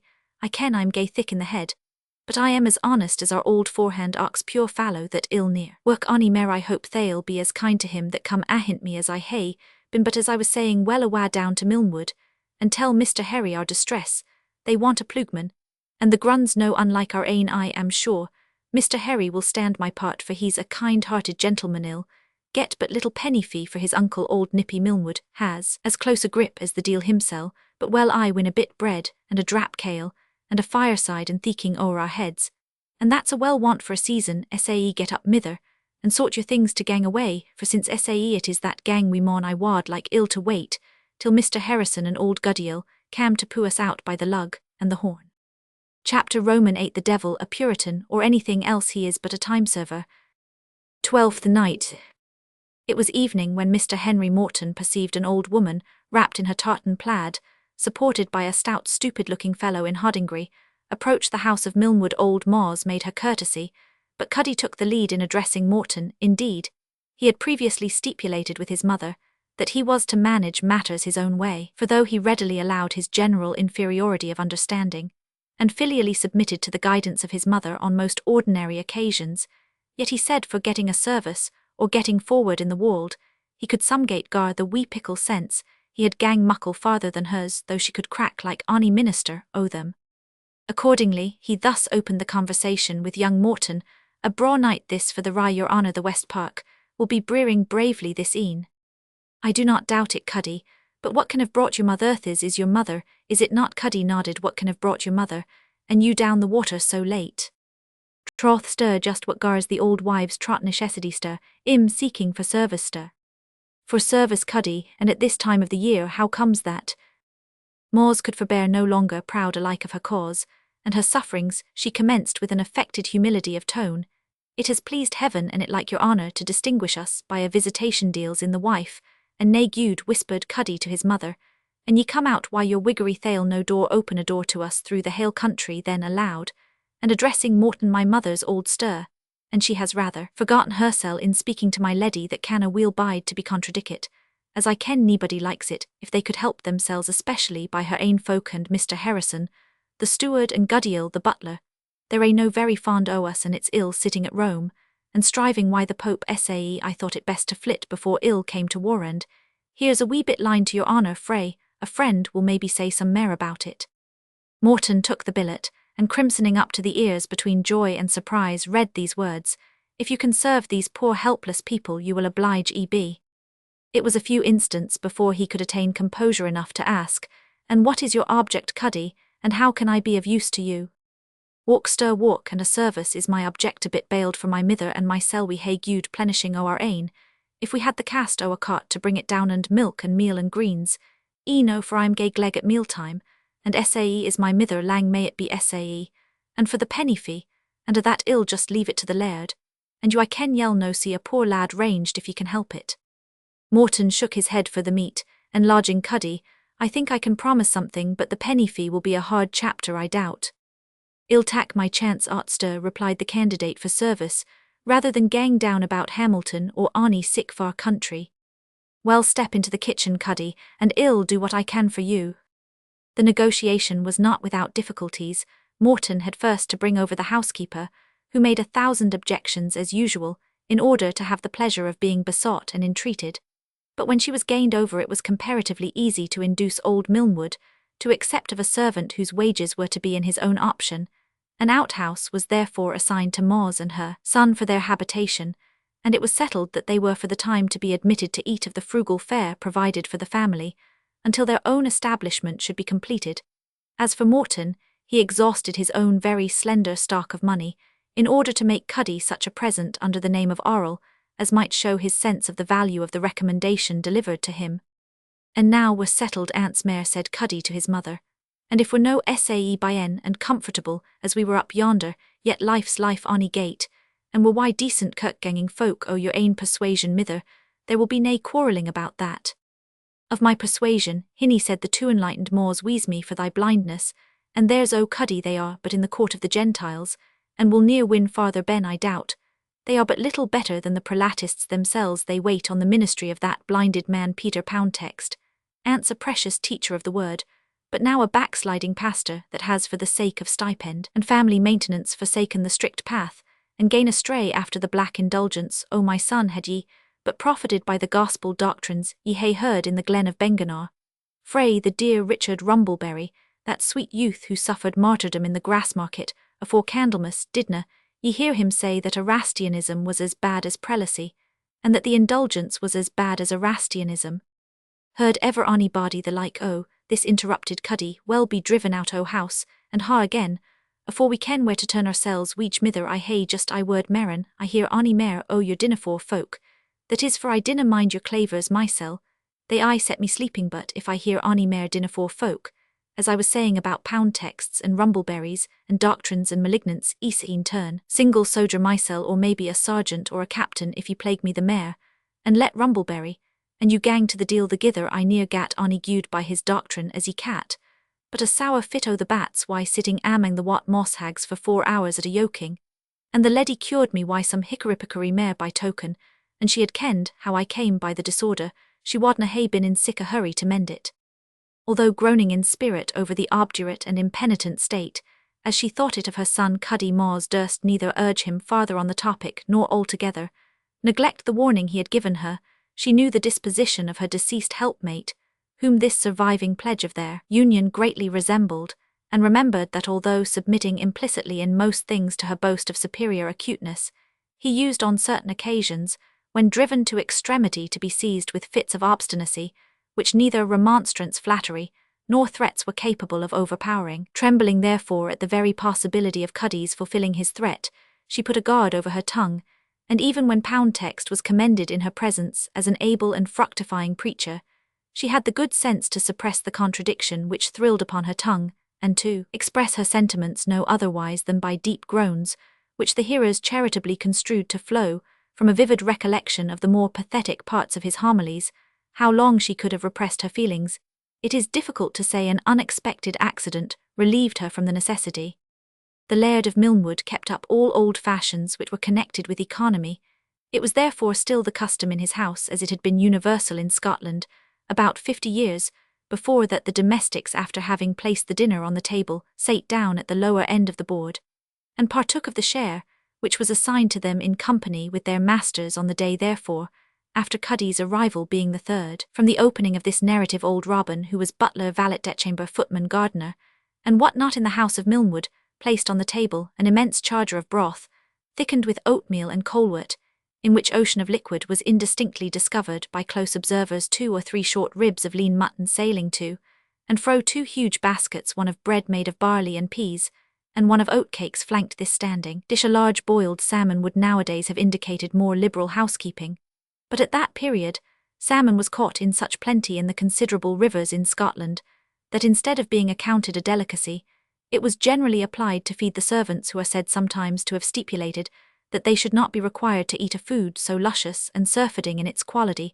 above 5 times a week. The large black jack, filled with very small beer of Milnwood's own brewing, was allowed to the company at discretion, as were the bannocks, cakes and broth, but the mutton was reserved for the heads of the family, Mrs. Wilson included, and a measure of ale somewhat deserving the name was set apart in a silver tankard for their exclusive use.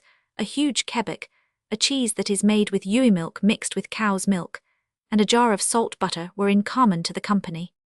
To enjoy this exquisite cheer was placed at the head of the table the old laird himself with his nephew on the one side, and the favourite housekeeper on the other at a long interval, and beneath the salt of course sate old Robin, a meagre half-starved servingman, rendered cross and crippled by rheumatism, and a dirty drab of a housemaid whom use had rendered callous to the daily exercitations which her temper underwent at the hands of her master, and Mrs. Wilson, a barnman, a white-headed cowherd boy with Cuddy the new ploughman and his mother completed the party. The other labourers belonging to the property resided in their own houses, happy at least in this, that, if their cheer was not more delicate than that which we have described, they could eat their fill unwatched by the sharp, envious grey eyes of Milnwood, which seemed to measure the quantity that each of his dependents swallowed as closely as if their glances attended each mouthful in its progress from the lips to the stomach. This close inspection was unfavourable to Cuddy, who sustained much prejudice in his new master's opinion by the silent celerity with which he caused the victuals to disappear before him, and ever and anon Milnwood turned his eyes from the huge feeder to cast indignant glances upon his nephew, whose repugnance to rustic labour was the principal cause of his needing a ploughman, and who had been the direct means of his hiring this very cormorant. Pay thee wages, quotha, said Milnwood to himself, thou wilt eat in a week the value of more than thou canst work for in a month. These disagreeable ruminations were interrupted by a loud knocking at the outer gate. It was a universal custom in Scotland that when the family was at dinner, the outer gate of the courtyard, if there was one, and if not the door of the house itself, was always shut and locked, and only guests of importance or persons upon urgent business sought or received admittance at that time. Note locking the door during dinner. The custom of keeping the door of a house or chateau locked during the time of dinner probably arose from the family being anciently assembled in the hall at that meal and liable to surprise, but it was in many instances continued as a point of high etiquette, of which the following is an example.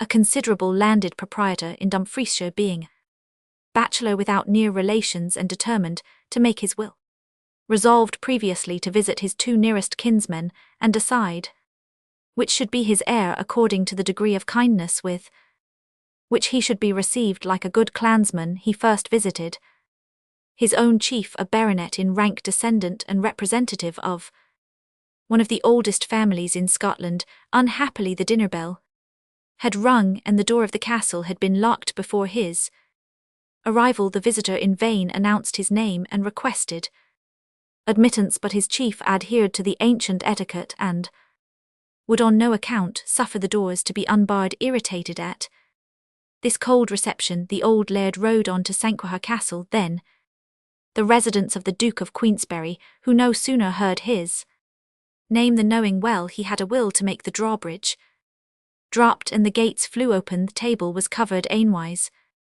Grace's bachelor and intestate kinsman was received with the utmost attention and respect, and it is scarcely necessary to add that, upon his death, some years after, the visitor's considerable landed property went to augment the domains of the ducal house of Queensberry. This happened about the end of the 17th century. The family of Milnwood were therefore surprised, and in the unsettled state of the times, something alarmed at the earnest and repeated knocking with which the gate was now assailed. Mrs. Wilson ran in person to the door, and having reconnoitred those who were so clamorous for admittance through some secret aperture with which most Scottish doorways were furnished for the express purpose, She returned wringing her hands in great dismay, exclaiming, "The redcoats, the redcoats! Robin Ploughman, what car they ye barnsmen? Never Harry, open the door," exclaimed old Milnwood, snatching up, and slipping into his pocket, the 2 or 3 silver spoons, with which the upper end of the table was garnished, those beneath the salt being of goodly horns. "Speak them, fair sirs lord, love ye speak them, fairthy win abide, throwing were a harried.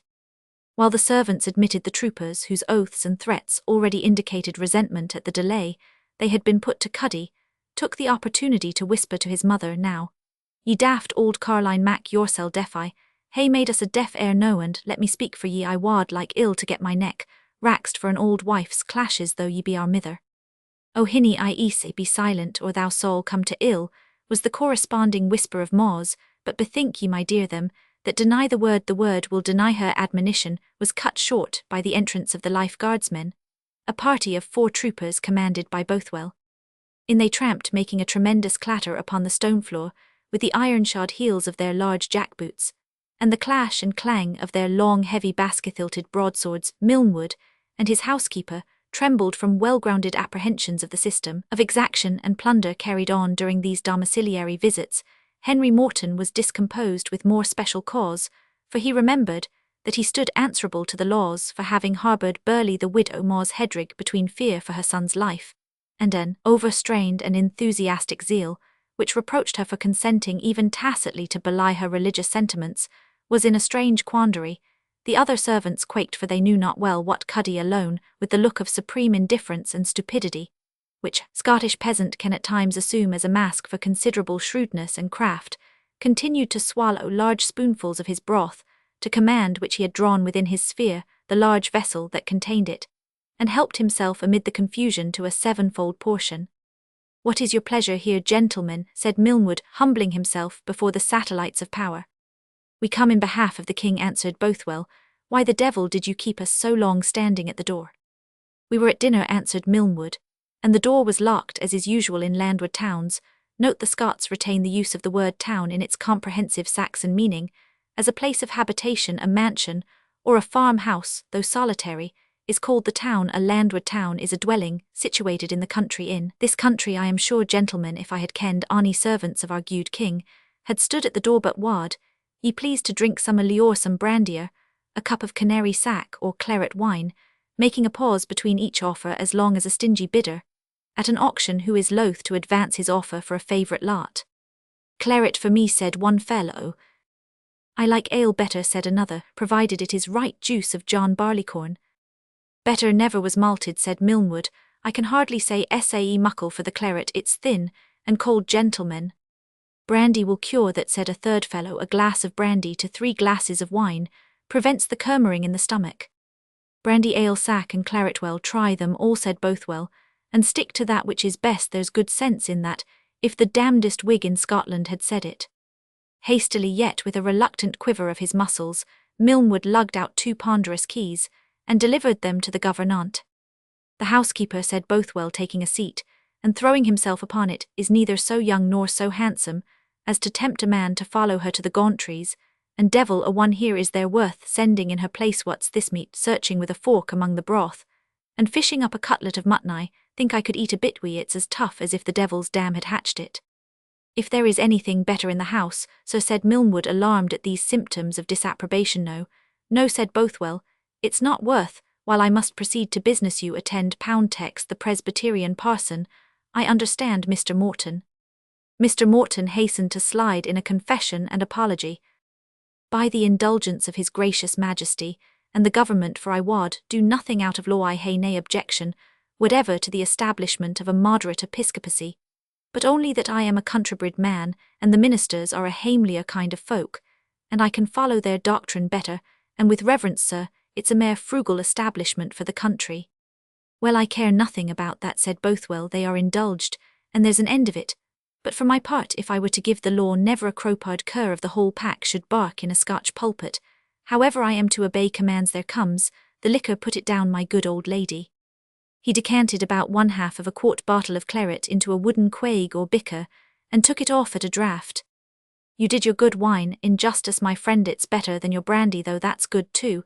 Will you pledge me to the king's health?" "With pleasure," said Milnwood in a lebut. I never drink claret, and keep only a very little for some honoured friends. Like me, I suppose, said Bothwell, and then pushing the bottle to Henry, he said, Here, young man, pledge you the king's health. Henry filled a moderate glass in silence, regardless of the hints and pushes of his uncle, which seemed to indicate that he ought to have followed his example in preferring beer to wine. Well, said Bothwell, have ye all drank the toast? What is that old wife about? Give her a glass of brandy, she shall drink the king's health. By if your honour pleases, said Cuddy with great stolidity of aspect, this is my mither stir, and she's as deaf as Coraline, we canna mak her hear day nor door, but if your honour pleases, I am ready to drink the king's health for her in as many glasses of brandy as ye think necessary. I dare swear you are, answered Bothwell, you look like a fellow that would stick to brandy. Help thyself, man, all's free. Where'er I come, Tom, help the maid to a comfortable cup, though she's but a dirty jilt. Neither fill round once more. Here's to our noble commander, Colonel Graham of Claverhouse.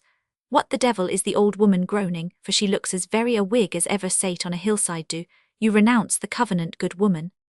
Whilk covenant is your honour meaning?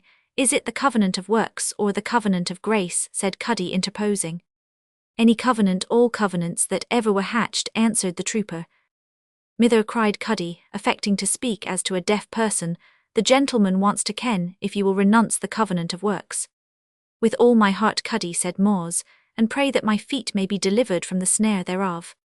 Come, said Bothwell, the old dame has come more frankly off than I expected. Another cup round, and then well proceed to business. You have all heard, I suppose, of the horrid and barbarous murder committed upon the person of the Archbishop of St. Andrews by 10 or 11 armed fanatics. All started and looked at each other. At length Milnwood himself answered they had heard of some such misfortune, but were in hopes it had not been true. There is the relation published by government, old gentleman, what do you think of it? Think, Sir WHWH, whatever the council please to think of it, stammered Milnwood. I desire to have your opinion more explicitly, my friend, said the dragoon authoritatively. Milnwood's eyes hastily glanced through the paper to pick out the strongest expressions of censure, with which it abounded in gleaning, which he was greatly aided by their being printed in italics. I think it a bloody and execrable murder, and parricide devised by hellish and implacable, cruelty utterly abominable, and a scandal to the land. Well said, old gentleman, said the quiristiers to thee, and I wish you joy of your good principles. You owe me a cup of thanks for having taught you them. Nay, thou shalt pledge me in thine own saxer. Ale sits ill upon a loyal stomach now. Comes your turn, young man. What think you of the matter in hand? I should have little objection to answer you, said Henry, if I knew what right you had to put the question. The Lord preserve us, said the old housekeeper, to ask the like. Oh, that at a trooper, when a folk ken they do whatever they like through the hale country, why man and woman, beast and body. The old gentleman exclaimed in the same horror at his nephew's audacity. Hold your peace, sir, or answer the gentleman discreetly. Do you mean to affront the king's authority in the person of a sergeant of the Life Guards? Silence, all of you, exclaimed Bothwell, striking his hand fiercely on the table. Silence, every one of you, and hear me, who ask me for my right to examine you, sir. To Henry my cockade, and my broadsword are my commission, and a better one than ever old Noll gave to his Roundheads. And if you want to know more about it, you may look at the Act of Council, empowering His Majesty's officers and soldiers to search for, examine, and apprehend suspicious persons. And therefore once more I ask you your opinion of the death of Archbishop Sharpate's, a new touchstone we have got for trying people's mettle. Henry had by this time reflected upon the useless risk to which he would expose the family by resisting the tyrannical power which was delegated to such rude hands. He therefore read the narrative over, and replied composedly, I have no hesitation to say that the perpetrators of this assassination have committed, in my opinion, a rash and wicked action, which I regret the more as I foresee it will be made the cause of proceedings against many who are both innocent of the deed, and as far from approving it as myself. While Henry thus expressed himself, Bothwell, who bent his eyes keenly upon him, seemed suddenly to recollect his features. Aha, my friend Captain Popinjay, I think I have seen you before, and in very suspicious company. I saw you once, answered Henry, in the public-house of the town of... And with whom did you leave that public-house, youngster? Was it not with John Balfour of Burley, one of the murderers of the Archbishop? I did leave the house with the person you have named, answered Henry. I scorn to deny it, but so far from knowing him to be a murderer of the primate, I did not even know at the time that such a crime had been committed. Lord have mercy on me, I am ruined, utterly ruined, and undone, exclaimed Milnwood. that Callant's tongue will rin the head aff his ain shoulders, and waste my gudes to the very grey cloak on my back. But you knew, Burleigh continued Bothwell, still addressing Henry, and regardless of his uncle's interruption, to be an intercommuned rebel and traitor.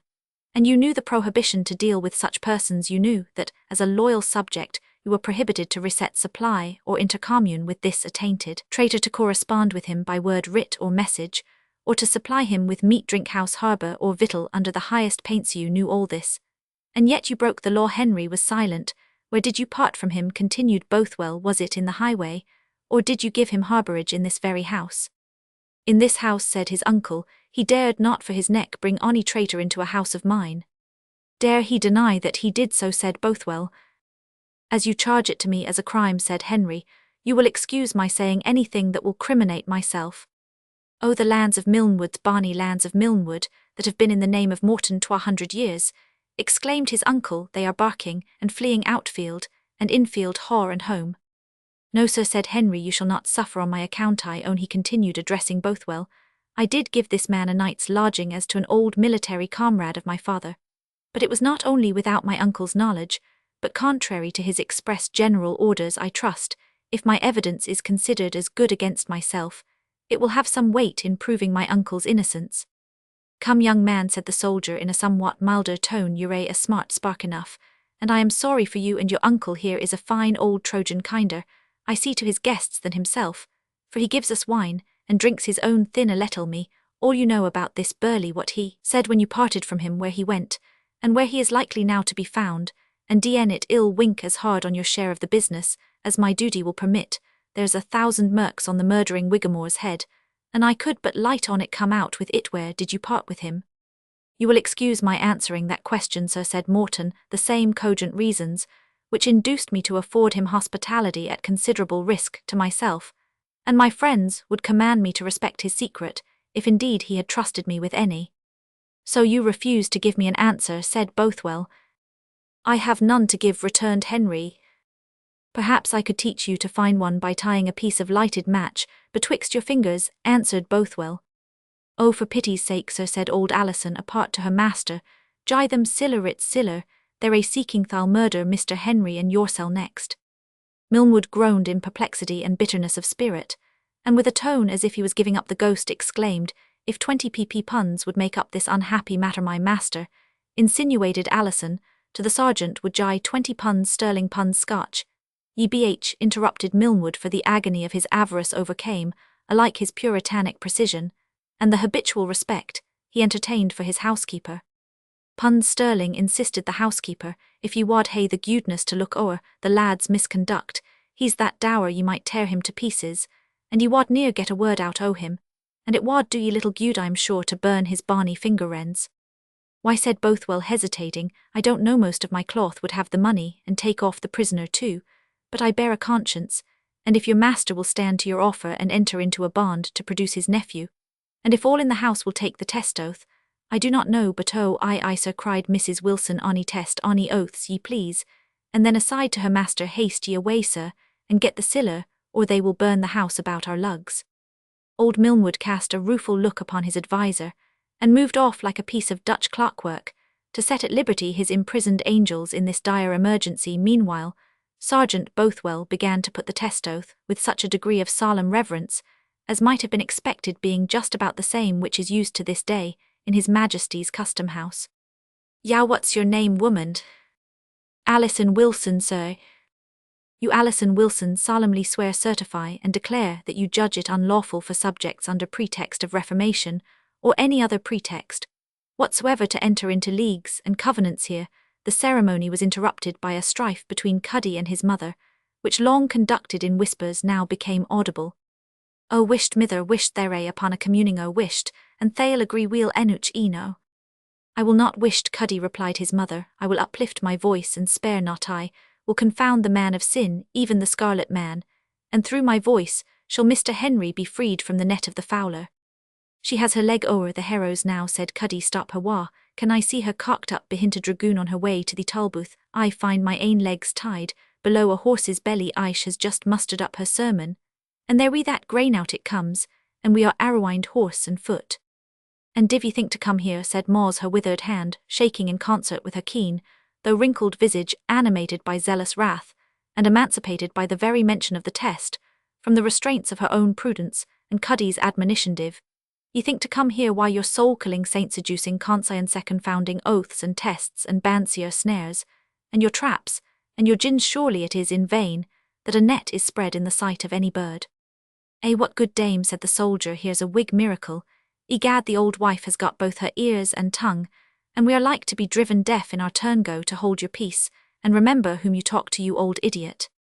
We do I talk to sirs o'er wheel may the sorrowing land, ken what ye are malignant adherents ye are to the prelates, foul props to a feeble and filthy cause, bloody beasts of prey, and burdens to the earth. Upon my soul, said Bothwell, astonished as a mastiff dog might be should a hen partridge fly at him, in defence of her young, this is the finest language I ever heard. Can't you give us some more of it? Jai ye some mere art, said Moz, clearing her voice with a preliminary cough. I will take up my testimony against you ants, and again Philistines ye are, and Edomites leopards are ye, and foxes evening wolves, that gnaw not the bones till the morrowick dogs that compass about the chosen thrusting kine, and pushing bulls of Bashan piercing serpents ye are, and allied baith in name and nature with the great red dragon. Revelations, 12th chapter 3rd and 4th verses. Here the old lady stopped, apparently much more from lack of breath than of matter. Curse the old hag, said one of the dragoons, gag her, and take her to headquarters. For shame, Andrews, said Bothwell, remember the good lady belongs to the fair sex, and uses only the privilege of her tongue. But hark ye, good woman, every bull of Bashan and red dragon will not be so civil as I am, or be contented to leave you to the charge of the constable and ducking stool. In the meantime, I must necessarily carry off this young man to headquarters. I cannot answer to my commanding officer to leave him in a house where I have heard so much treason and fanaticism. See now, mither, what ye hae doon, whispered Cuddy. There's the Philistines, as ye ca' them, are gone to worry awa Mr. Henry, and awa your nashgab deal beyont. Haud your tongue, ye cowardly loon, said the mother, and layna the white on me if you and thee thowless gluttons that are sitting staring like cows bursting on clover wad testify. Why your hands, as I have testified, why my tongue, they should never hurl the precious young lad awa to captivity.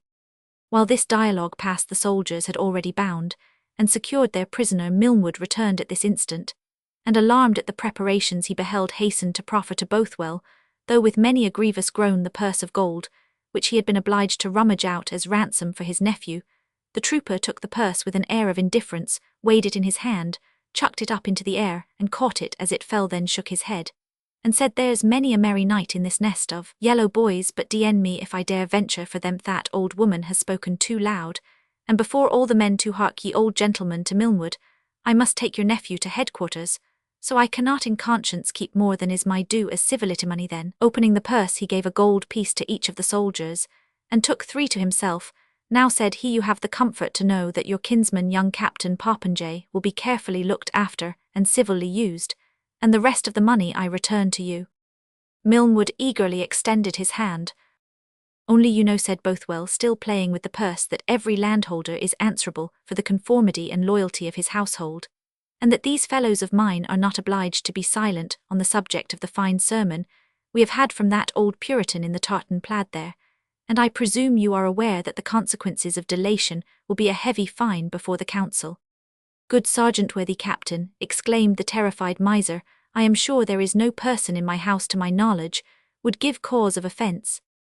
Nay, answered Bothwell, you shall hear her give her testimony, as she calls it herself. You fellow, to Cuddy, stand back, and let your mother speak her mind. I see, she's primed and loaded again since her first discharge.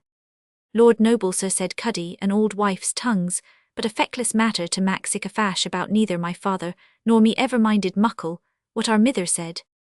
Hold your peace, my lad, while you are well, said Bothwell. I promise you, I think you are slyer than you would like to be supposed. Come, good dame, you see your master will not believe that you can give us so bright a testimony. Moz's zeal did not require this spur to set her again on full career.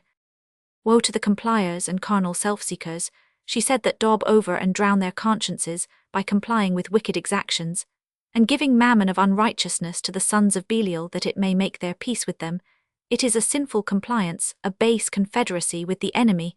It is the evil that Menahem did in the sight of the Lord when he gave 1,000 talents to Pul, king of Assyria, that his hand might be with him. 2 Kings, 15 chapter 19 verse, it is the evil deed of Ahab, when he sent money to Tiglath-Pileser, see the Psalmy 2 Kings 16, and ought, and if it was accounted a backsliding even in godly Hezekiah, that he complied with Sennacherib, giving him money and offering to bear that which was put upon him, see the Psalmy 2 Kings, 14 chapter 14 and 15 verses, even so it is with them, that in this contumacious and backsliding generation, pays localities and fees and cess and fines to greedy and unrighteous, publicans and extortions and stipends to hireling curates dumb dogs, which bark not sleeping lying down loving to slumber, and gives gifts to be helps and hires to our oppressors and destroyers, they are all like the casters of a lot with them like, the preparing of a table for the troop, and the furnishing a drink offering to the number.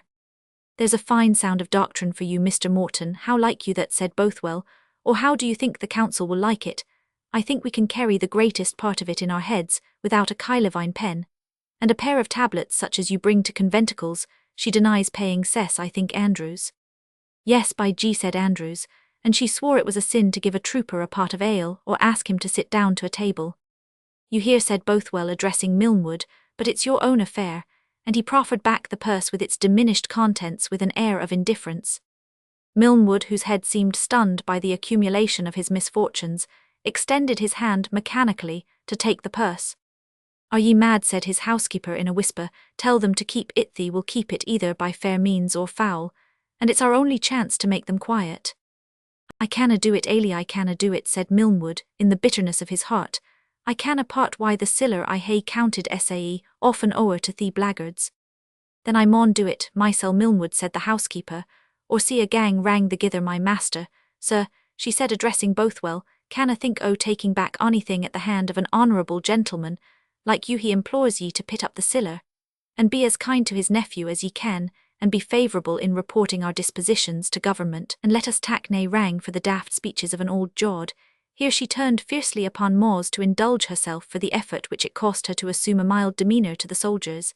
A daft old Whig randy that near was in the house foul for her, till yesterday afternoon, and that soul near crossed the doorstane again, and anes I had her out art. I whispered Cuddy to his parent in sae, I kenned we wad be put to our travels again, whene'er ye suld get 3 words spoken to an end, I was sure that wad be the upshot art mither. Wished my bairn, said she, and dinna murmur at the cross, their doorstane wheel I wot ill near cross their doorstane, there's nae mark on their threshold for a signal that the destroying angel should pass by Thale, get a backcast o' his hand, yet that think sae muckle o' the creature, and sae little o' the creator see muckle o' Wald's gear, and sae little o' a broken covenancy muckle about theween pieces o' yellow muck, and sae little about the pure gold o' the scripturesy muckle about their ain friend and kinsman, and sae little about the elect that are tried why hornings, harassings, huntings, searchings, chasings, catchings, imprisonments, torturings, banishments, headings, hangings, dismemberings, and quarterings, quick forby the hundreds forced from their ain habitations, to the deserts, mountains, muirs, mosses, moss flows, and pethags there, to hear the word like bread eaten in secret. She's at the Covenant now, sergeant, shall we not have her away, said one of the soldiers. You be DD, said Bothwell aside to him, cannot you see she's better where she is so long as there is a respectable, sponsible, money-broking heritor, like Mr. Morton of Milnwood, who has the means of atoning her trespasses, let the old mother fly to raise another brood. She's too tough to be made anything of herself here, he cried one other round to Milnwood and his roof-tree, and to our next merry meeting with him which, I think will not be far distant if he keeps such a fanatical family. He then ordered the party to take their horses, and pressed the best in Milnwood's stable into the king's service, to carry the prisoner Mrs. Wilson with weeping eyes, made up a small parcel of necessaries for Henry's compelled journey, and as she bustled about took an opportunity unseen by the party to slip into his hand a small sum of money. Bothwell and his troopers in other respects kept their promise, and were Roman 153, they did not bind their prisoner, but contented themselves with leading his horse between a file of men. They then mounted and marched off with much mirth and laughter among themselves, leaving the Milnwood family in great confusion, the old laird himself overpowered by the loss of his nephew, and the unavailing outlay of £20 did nothing the whole evening, but rock himself backwards and forwards in his great leathern easy-chair, repeating the same lamentation of ruined on a side sherried, and undone harried, and undone body, and gudes body and gudes. Mrs. Alison Wilson's grief was partly indulged, and partly relieved by the torrent of invectives with which she accompanied Maw's and Cuddy's expulsion from Milnwood. Ill luck be in the granning course, O thee the prettiest lad in Clydesdale, this day maun be a sufferer, and a for you and your daft wiggery. Giwa, replied Mawes, I trow ye are yet in the bonds of sin, and in the gall of iniquity to grudge your barniest and best in the cause of him that gave ye a ye hae I promise I hae doon as muckle for Mr. Harry, as I wad do for my ain, for if Cuddy was found worthy to bear testimony in the Grassmarket, and there's gude hope aught, said Alison, unless you and he change your courses. And if, continued Mawes, disregarding the interruption, the bloody dogs and the flattering Ziphites were to seek to ensnare me with a proffer of his remission upon sinful compliances, I wad persevere nathless in lifting my testimony against popery, prelacy, antinomianism, Erastianism, lapsarianism, sublapsarianism, and the sins and snares of the times. I wad cry as a woman in labour against the black indulgence that has been a stumbling block to professors. I wad uplift my voice as a powerful preacher.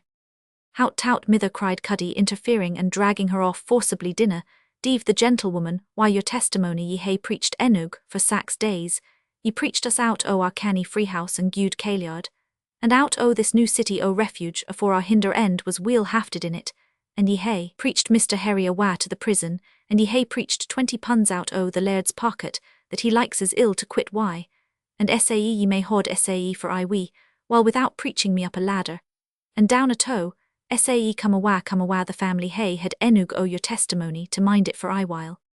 So saying he dragged off Mawes the words testimony, covenant, malignance, indulgence, still thrilling upon her tongue, to make preparations for instantly renewing their travels, in quest of an asylum. Ilfard crazy crack-brained gowk that she is, exclaimed the housekeeper, as she saw them depart to set up to be sae muckle better than ither folk the old besom, and to bring sae muckle distress on a douce quiet family. If it hadna been that I am mair than half a gentlewoman by my station, I wad hae tried my 10 nails in the wizened hide o' her. Chapter Roman 9. I am a son of Mars who have been in many wars, and show my cuts and scars wherever I come. This here was for a wench, and that other in a trench, when welcoming the French at the sound of the drum. Burns, don't be too much cast down, said Sergeant Bothwell to his prisoner, as they journeyed on towards the headquarters. You are a smart pretty lad, and well connected. The worst that will happen will be strapping up for it, and that is many an honest fellow's lot. I tell you fairly, your life's within the compass of the law, unless you make submission, and get off by a round fine upon your uncle's estate. He can well afford it. That vexes me more than the rest, said Henry. He parts with his money with regret, and as he had no concern whatever with my having given this person shelter for a night, I wish to heaven, if I escape a capital punishment, that the penalty may be of a kind I could bear in my own person. Why, perhaps, said Bothwell, they will propose to you to go into one of the Scotch regiments that are serving abroad. It's no bad line of service, if your friends are active, and there are any knocks going, you may soon get a commission. I am by no means sure, answered Morton, that such a sentence is not the best thing that can happen to me. Why then you are no real Whig after all, said the sergeant. I have hitherto meddled with no party in the state, said Henry, but have remained quietly at home, and sometimes I have had serious thoughts of joining one of our foreign regiments. Have you, replied Bothwell, why I honour you for it. I have served in the Scotch French Guards myself, many a long day. It's the place for learning discipline, DN me. They never mind what you do when you are off duty, but miss you the roll call, and see how they'll arrange you, DN me, if old Captain Montgomery didn't make me mount guard upon the arsenal in my steelback and breastplate sleeves and headpiece for 6 hours at once under so burning a sun that gad I was baked like a turtle at Port Royal. I swore never to miss answering to Francis Stewart again, though I should leave my hand of cards upon the drumhead. Our discipline is a capital thing. In other respects you like the service, said Morton. Par excellence, said Bothwell. Women, wine and wassail, all to be had for little but the asking, and if you find it in your conscience to let a fat priest think he has some chance to convert you, gad hell, help you to these comforts himself, just to gain a little ground in your good affection, where will you find a cropped Whig parson will be so civil? Why, nowhere. I agree with you, said Henry, but what was your chief duty? To guard the king's person, said Bothwell. To look after the safety of Louis le Grand, my boy, and now and then to take a turn among the Huguenots, Protestants, that is, and there we had fine scope. It brought my hand pretty well in for the service in this country, but come as you are to be a bon camarado, as the Spaniards say, I must put you in cash with some of your old uncles. Broadpieces, this is cutter's law. We must not see a pretty fellow want if we have cash ourselves. Thus speaking, he pulled out his purse, took out some of the contents, and offered them to Henry without counting them. Young Morton declined the favour, and not judging it prudent to acquaint the sergeant, notwithstanding his apparent generosity, that he was actually in possession of some money, he assured him he should have no difficulty in getting a supply from his uncle. Well, said Bothwell, in that case, these yellow rascals must serve to ballast my purse a little longer. I always make it a rule never to quit the tavern unless ordered on duty, while my purse is so weighty that I can chuck it over the signpost. Note, a Highland laird, whose peculiarities live still in the recollection of his countrymen, used to regulate his residence at Edinburgh in the following manner. Every day he visited the Watergate, as it is called of the Canongate, over which is extended a wooden arch, specie being then the general currency. He threw his purse over the gate, and as long as it was heavy enough to be thrown over, he continued his round of pleasure in the metropolis. When it was too light, he thought it time to retire to the Highlands. Query how often would he have repeated this experiment at Temple Bar, when it is so light that the wind blows it back? Then boot and saddle must fall on some way of replenishing. But what tower is that before us, rising so high upon the steep bank out of the woods that surround it on every side? It is the Tower of Tilliatudlem, said one of the soldiers. Old Lady Margaret Bellenden lives there. She's one of the best affected women in the country, and one that's a soldier's friend. When I was hurt by one of the Whig dogs that shot at me from behind a foldyke, I lay a month there, and would stand such another wound to be in as good quarters again.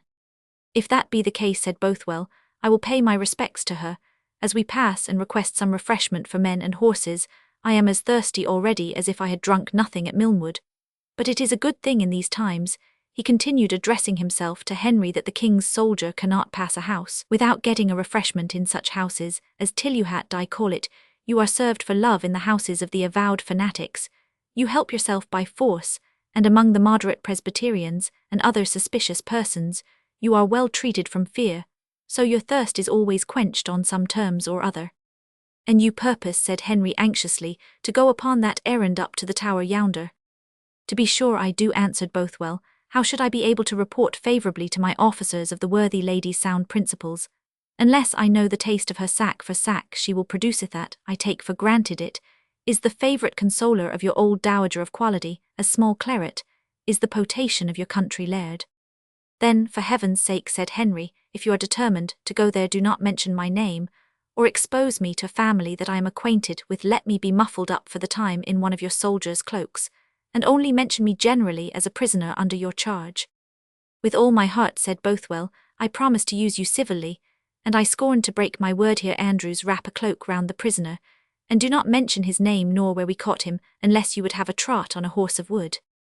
Note, wooden mare. The punishment of riding the wooden mare was, in the days of Charles, and long after, one of the various and cruel modes of enforcing military discipline. In front of the old guardhouse in the High Street of Edinburgh, a large horse of this kind was placed, on which now and then in the more ancient times a veteran might be seen mounted with a firelock tied to each foot.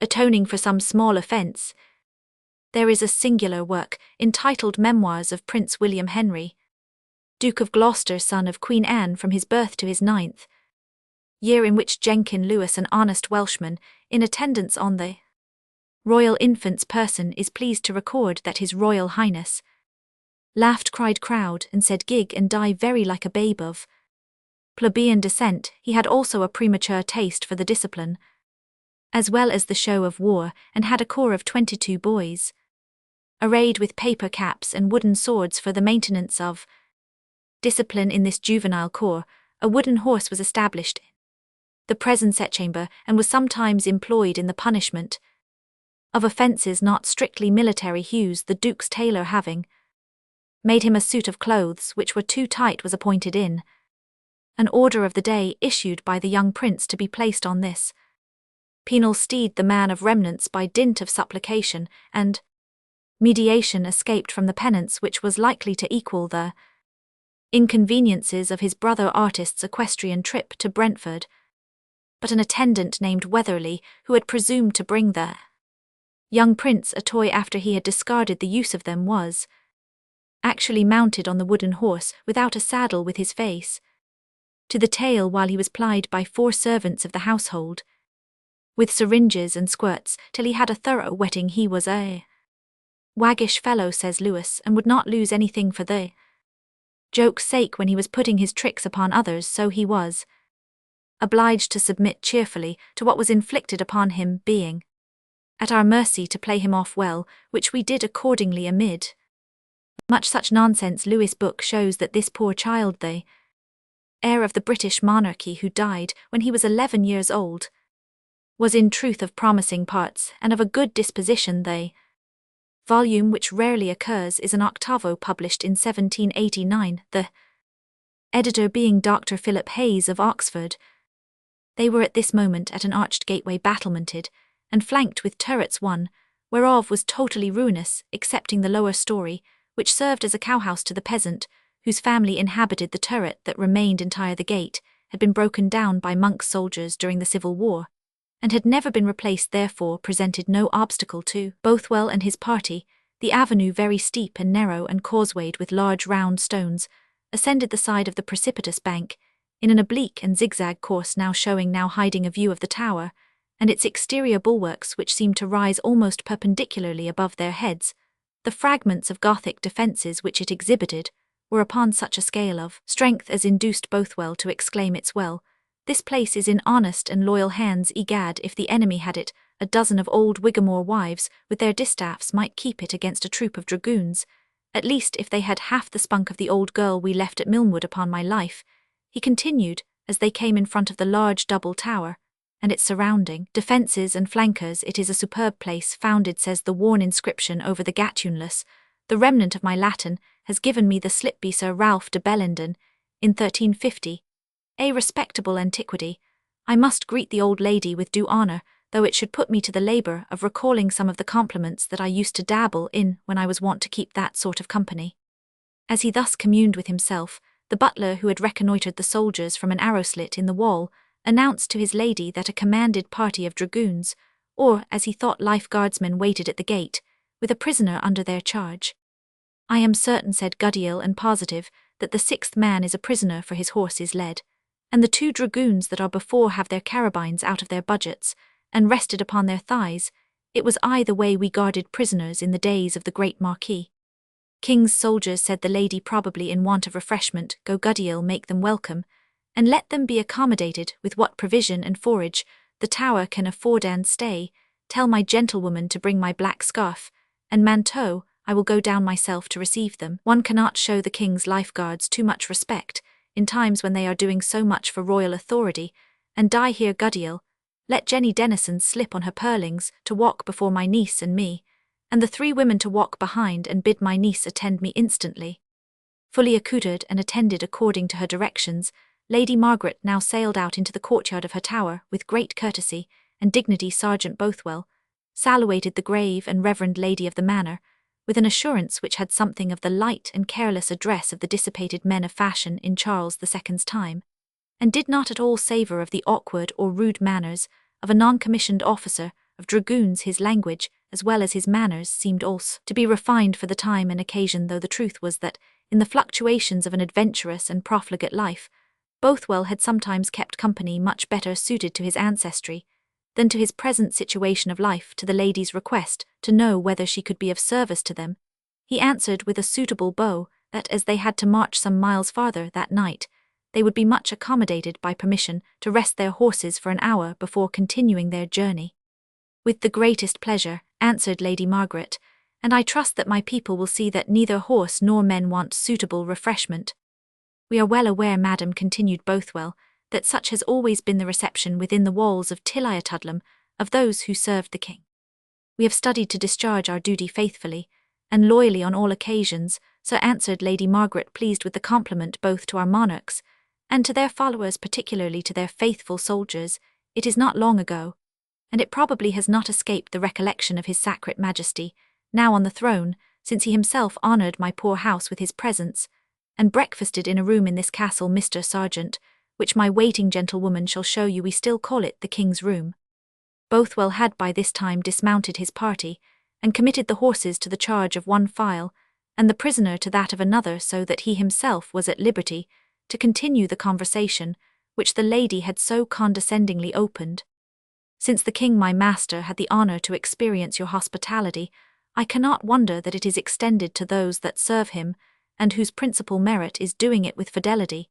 And yet I have a nearer relation to his majesty than this coarse red coat would seem to indicate.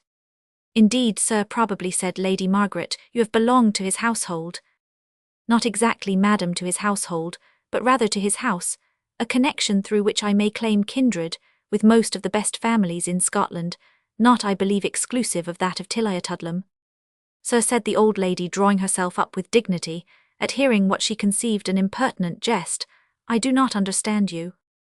It's but a foolish subject for one in my situation to talk of, madam, answered the trooper, but you must have heard of the history and misfortunes of my grandfather Francis Stuart, to whom James Roman I his Cussingerman gave the title of Bothwell. As my comrades give me the nickname, it was not in the long run more advantageous to him than it is to me.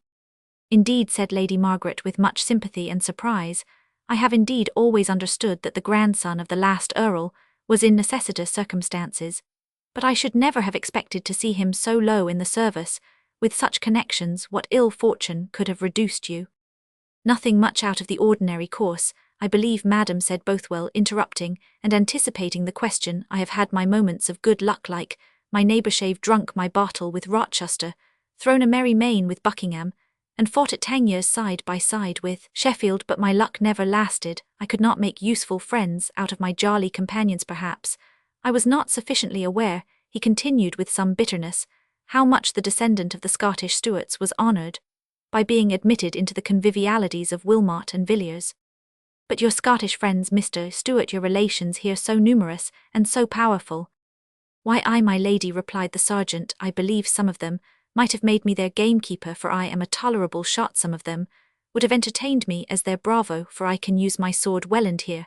And there was one who, when better company was not to be had, would have made me his companion, since I can drink my 3 bottles of wine. But I don't know how it is between service and service among my kinsmen. I prefer that of my cousin Charles as the most creditable of them all, although the pay is but poor and the livery far from splendid.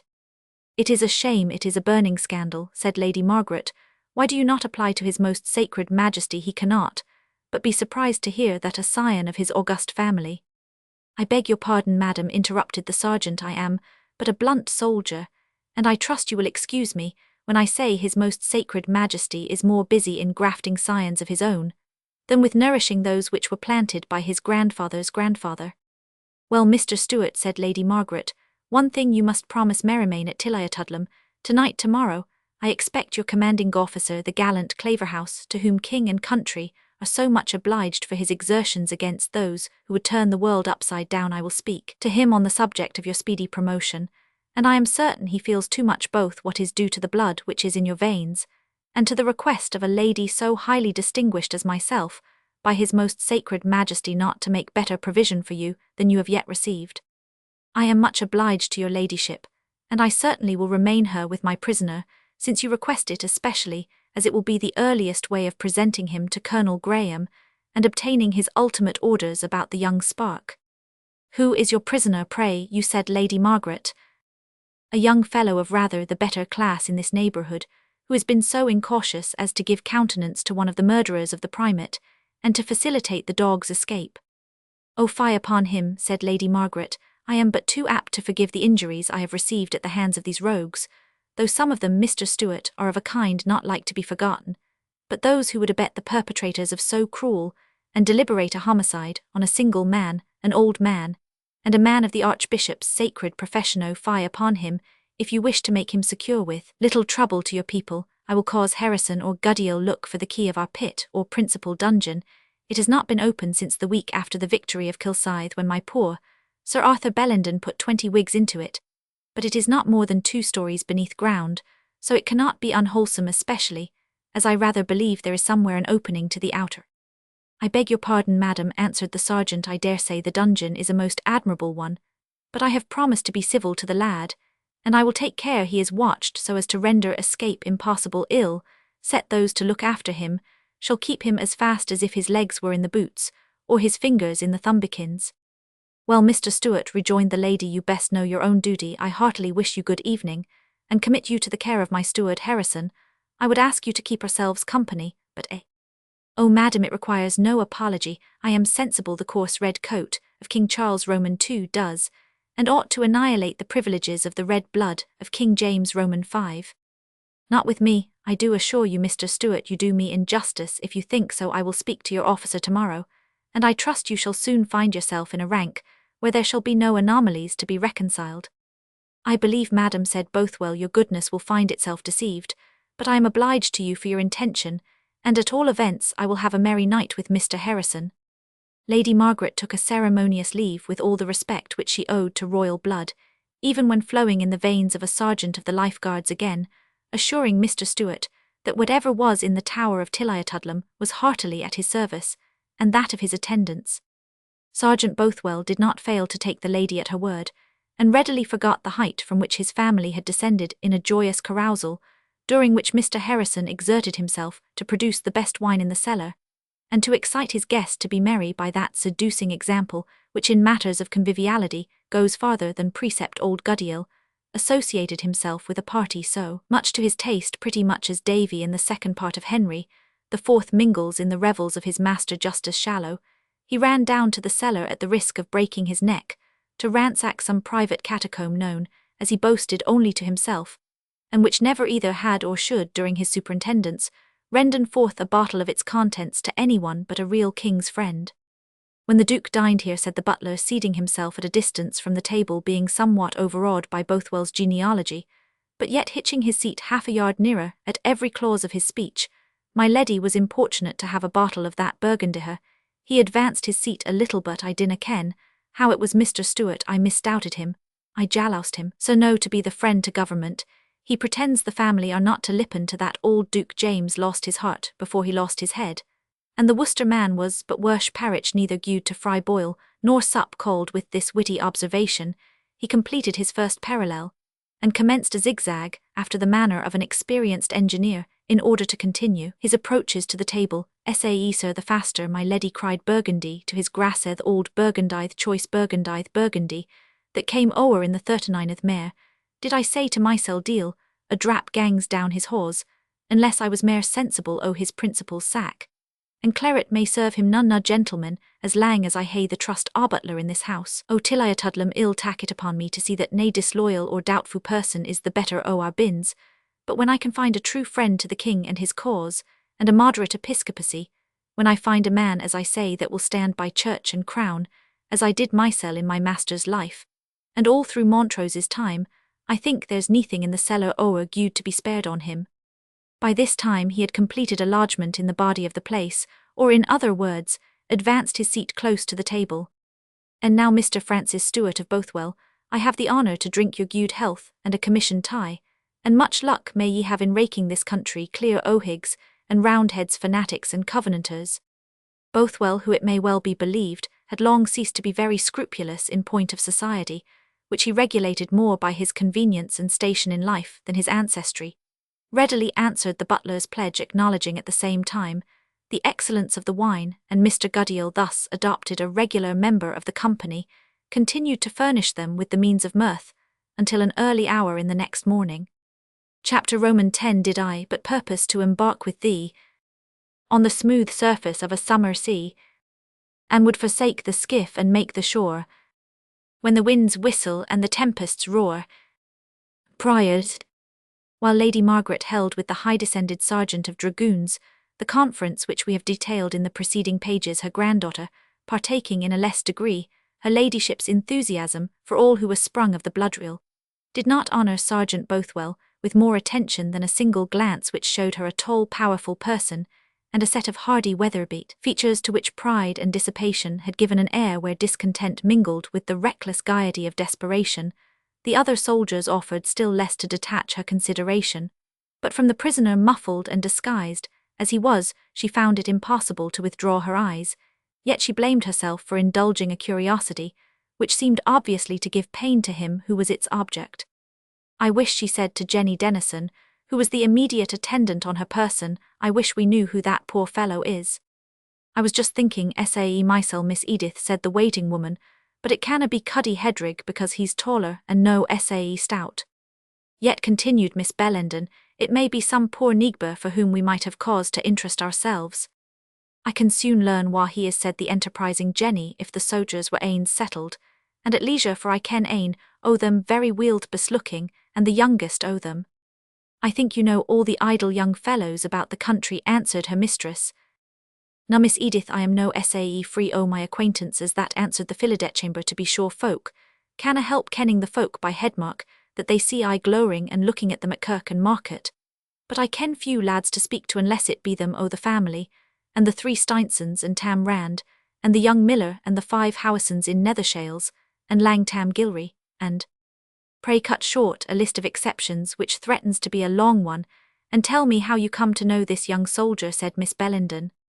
Lord, Miss Edith, it's Tam Halliday, Trooper Tam as they ca' him, that was wounded by the hillfolk at the conventicle at Outerside Muir, and lay here while he was under cure. I can ask him ony thing, and Tam will no refuse to answer me. Ill be caution for him. Try then, said Miss Edith, if you can find an opportunity to ask him the name of his prisoner, and come to my room, and tell me what he says. Jenny Dennison proceeded on her errand, but soon returned with such a face of surprise and dismay as evinced a deep interest in the fate of the prisoner. What is the matter, said Edith anxiously. Does it prove to be Cuddy after all, poor fellow? Cuddy, Miss Edith, na it's nae Cuddy, blubbered out the faithful Philodet chamber, sensible of the pain which her news were about to inflict on her young mistress. Oh dear, Miss Edith, it's young Milnwood himsel. Young Milnwood, exclaimed Edith aghast in her turn. It is impossible, totally impossible. His uncle attends the clergyman indulged by law, and has no connection whatever with the refractory people, and he himself has never interfered in this unhappy dissension. He must be totally innocent, unless he has been standing up for some invaded right. Oh, my dear Miss Edith, said her attendant, these are not days to ask what's right, or what's wrang. If he were as innocent as the newborn infant, they would find some way of making him guilty, if they liked. But Tam Halliday says it will touch his life, for he has been resetting ane o' the Fife gentlemen that killed that old carl of an archbishop. His life, exclaimed Edith, starting hastily up, and speaking with a hurried and tremulous accent. Thee cannot, thee shall not, I will speak for him, thee shall not hurt him. Oh, my dear young lady, think on your grandmother, think on the danger, and the difficulty, added Jenny, for he's kept under close confinement, till Claverhouse comes up in the morning, and if he dostna gie him full satisfaction, Tam Halliday says there will be brief walk why him kneel down Mac red a present fire, just as they did why old deaf John McBriar, that never understood a single question they pat, till him and sae lost his life for lack o' hearing. Jenny, said the young lady, if he should die, I will die with him. There is no time to talk of danger or difficulty. I will put on a plaid, and slip down with you to the place where they have kept him. I will throw myself at the feet of the sentinel, and entreat him, as he has a soul to be saved. Guide us, interrupted the maid, our young leddy at the feet o' Trooper Tam, and speaking to him about his soul, when the pure chield hardly kens whether he has ane or no, unless that he while swears by it that will never do. But what maun be, and ill never desert a true love. Cause and sae if ye maun see young Milnwood, though I ken nae gude it will do, but to make baith your hearts the Sarah ill tak the risk art and try to manage Tam Halliday. But ye maun let me hae my ain gate, and no speak I wordless, keeping guard o'er Milnwood in the easter round of the tower. Go fetch me a plaid, said Edith. Let me but see him, and I will find some remedy for his danger. Haste, ye Jenny, as ever ye hope to have good at my hands. Jenny hastened, and soon returned with a plaid in which Edith muffled herself so as completely to screen her face, and in part to disguise her person.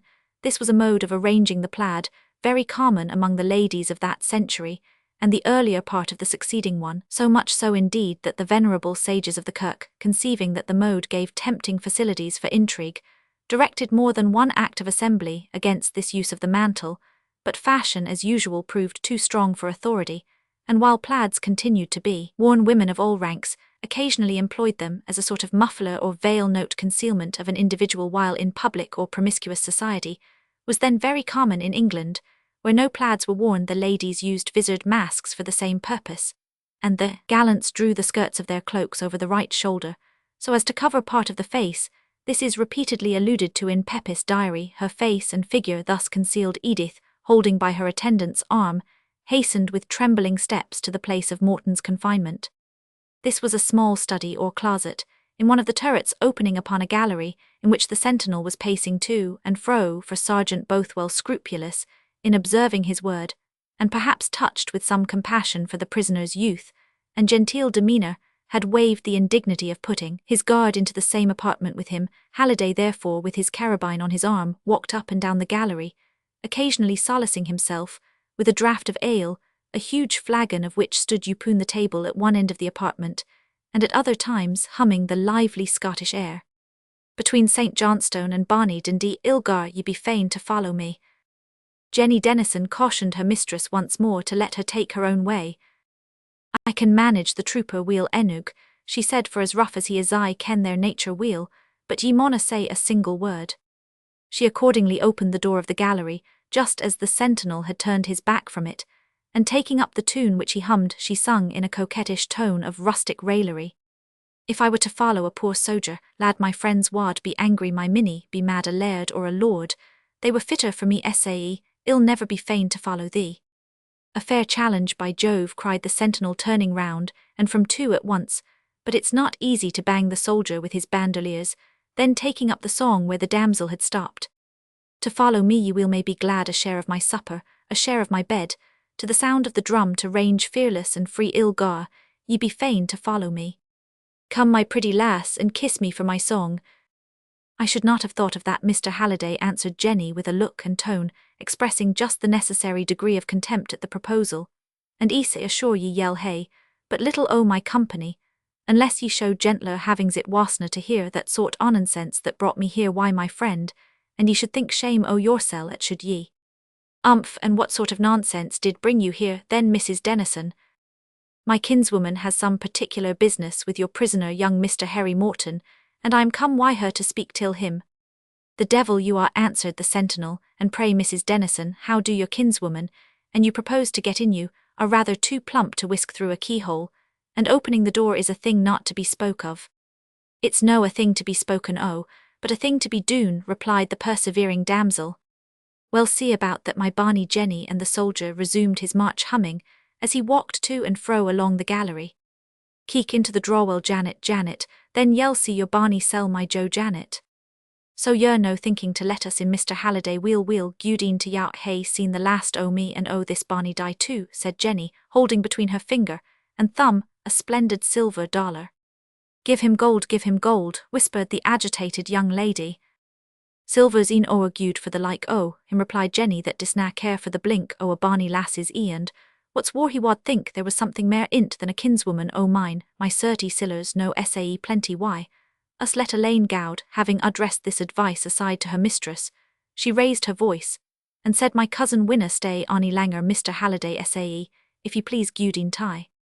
Halt a bit, said the trooper, rein up, and parley Jenny, if I let your kinswoman in to speak to my prisoner, you must stay here and keep me company till she come out again, and then well all be well pleased, you know.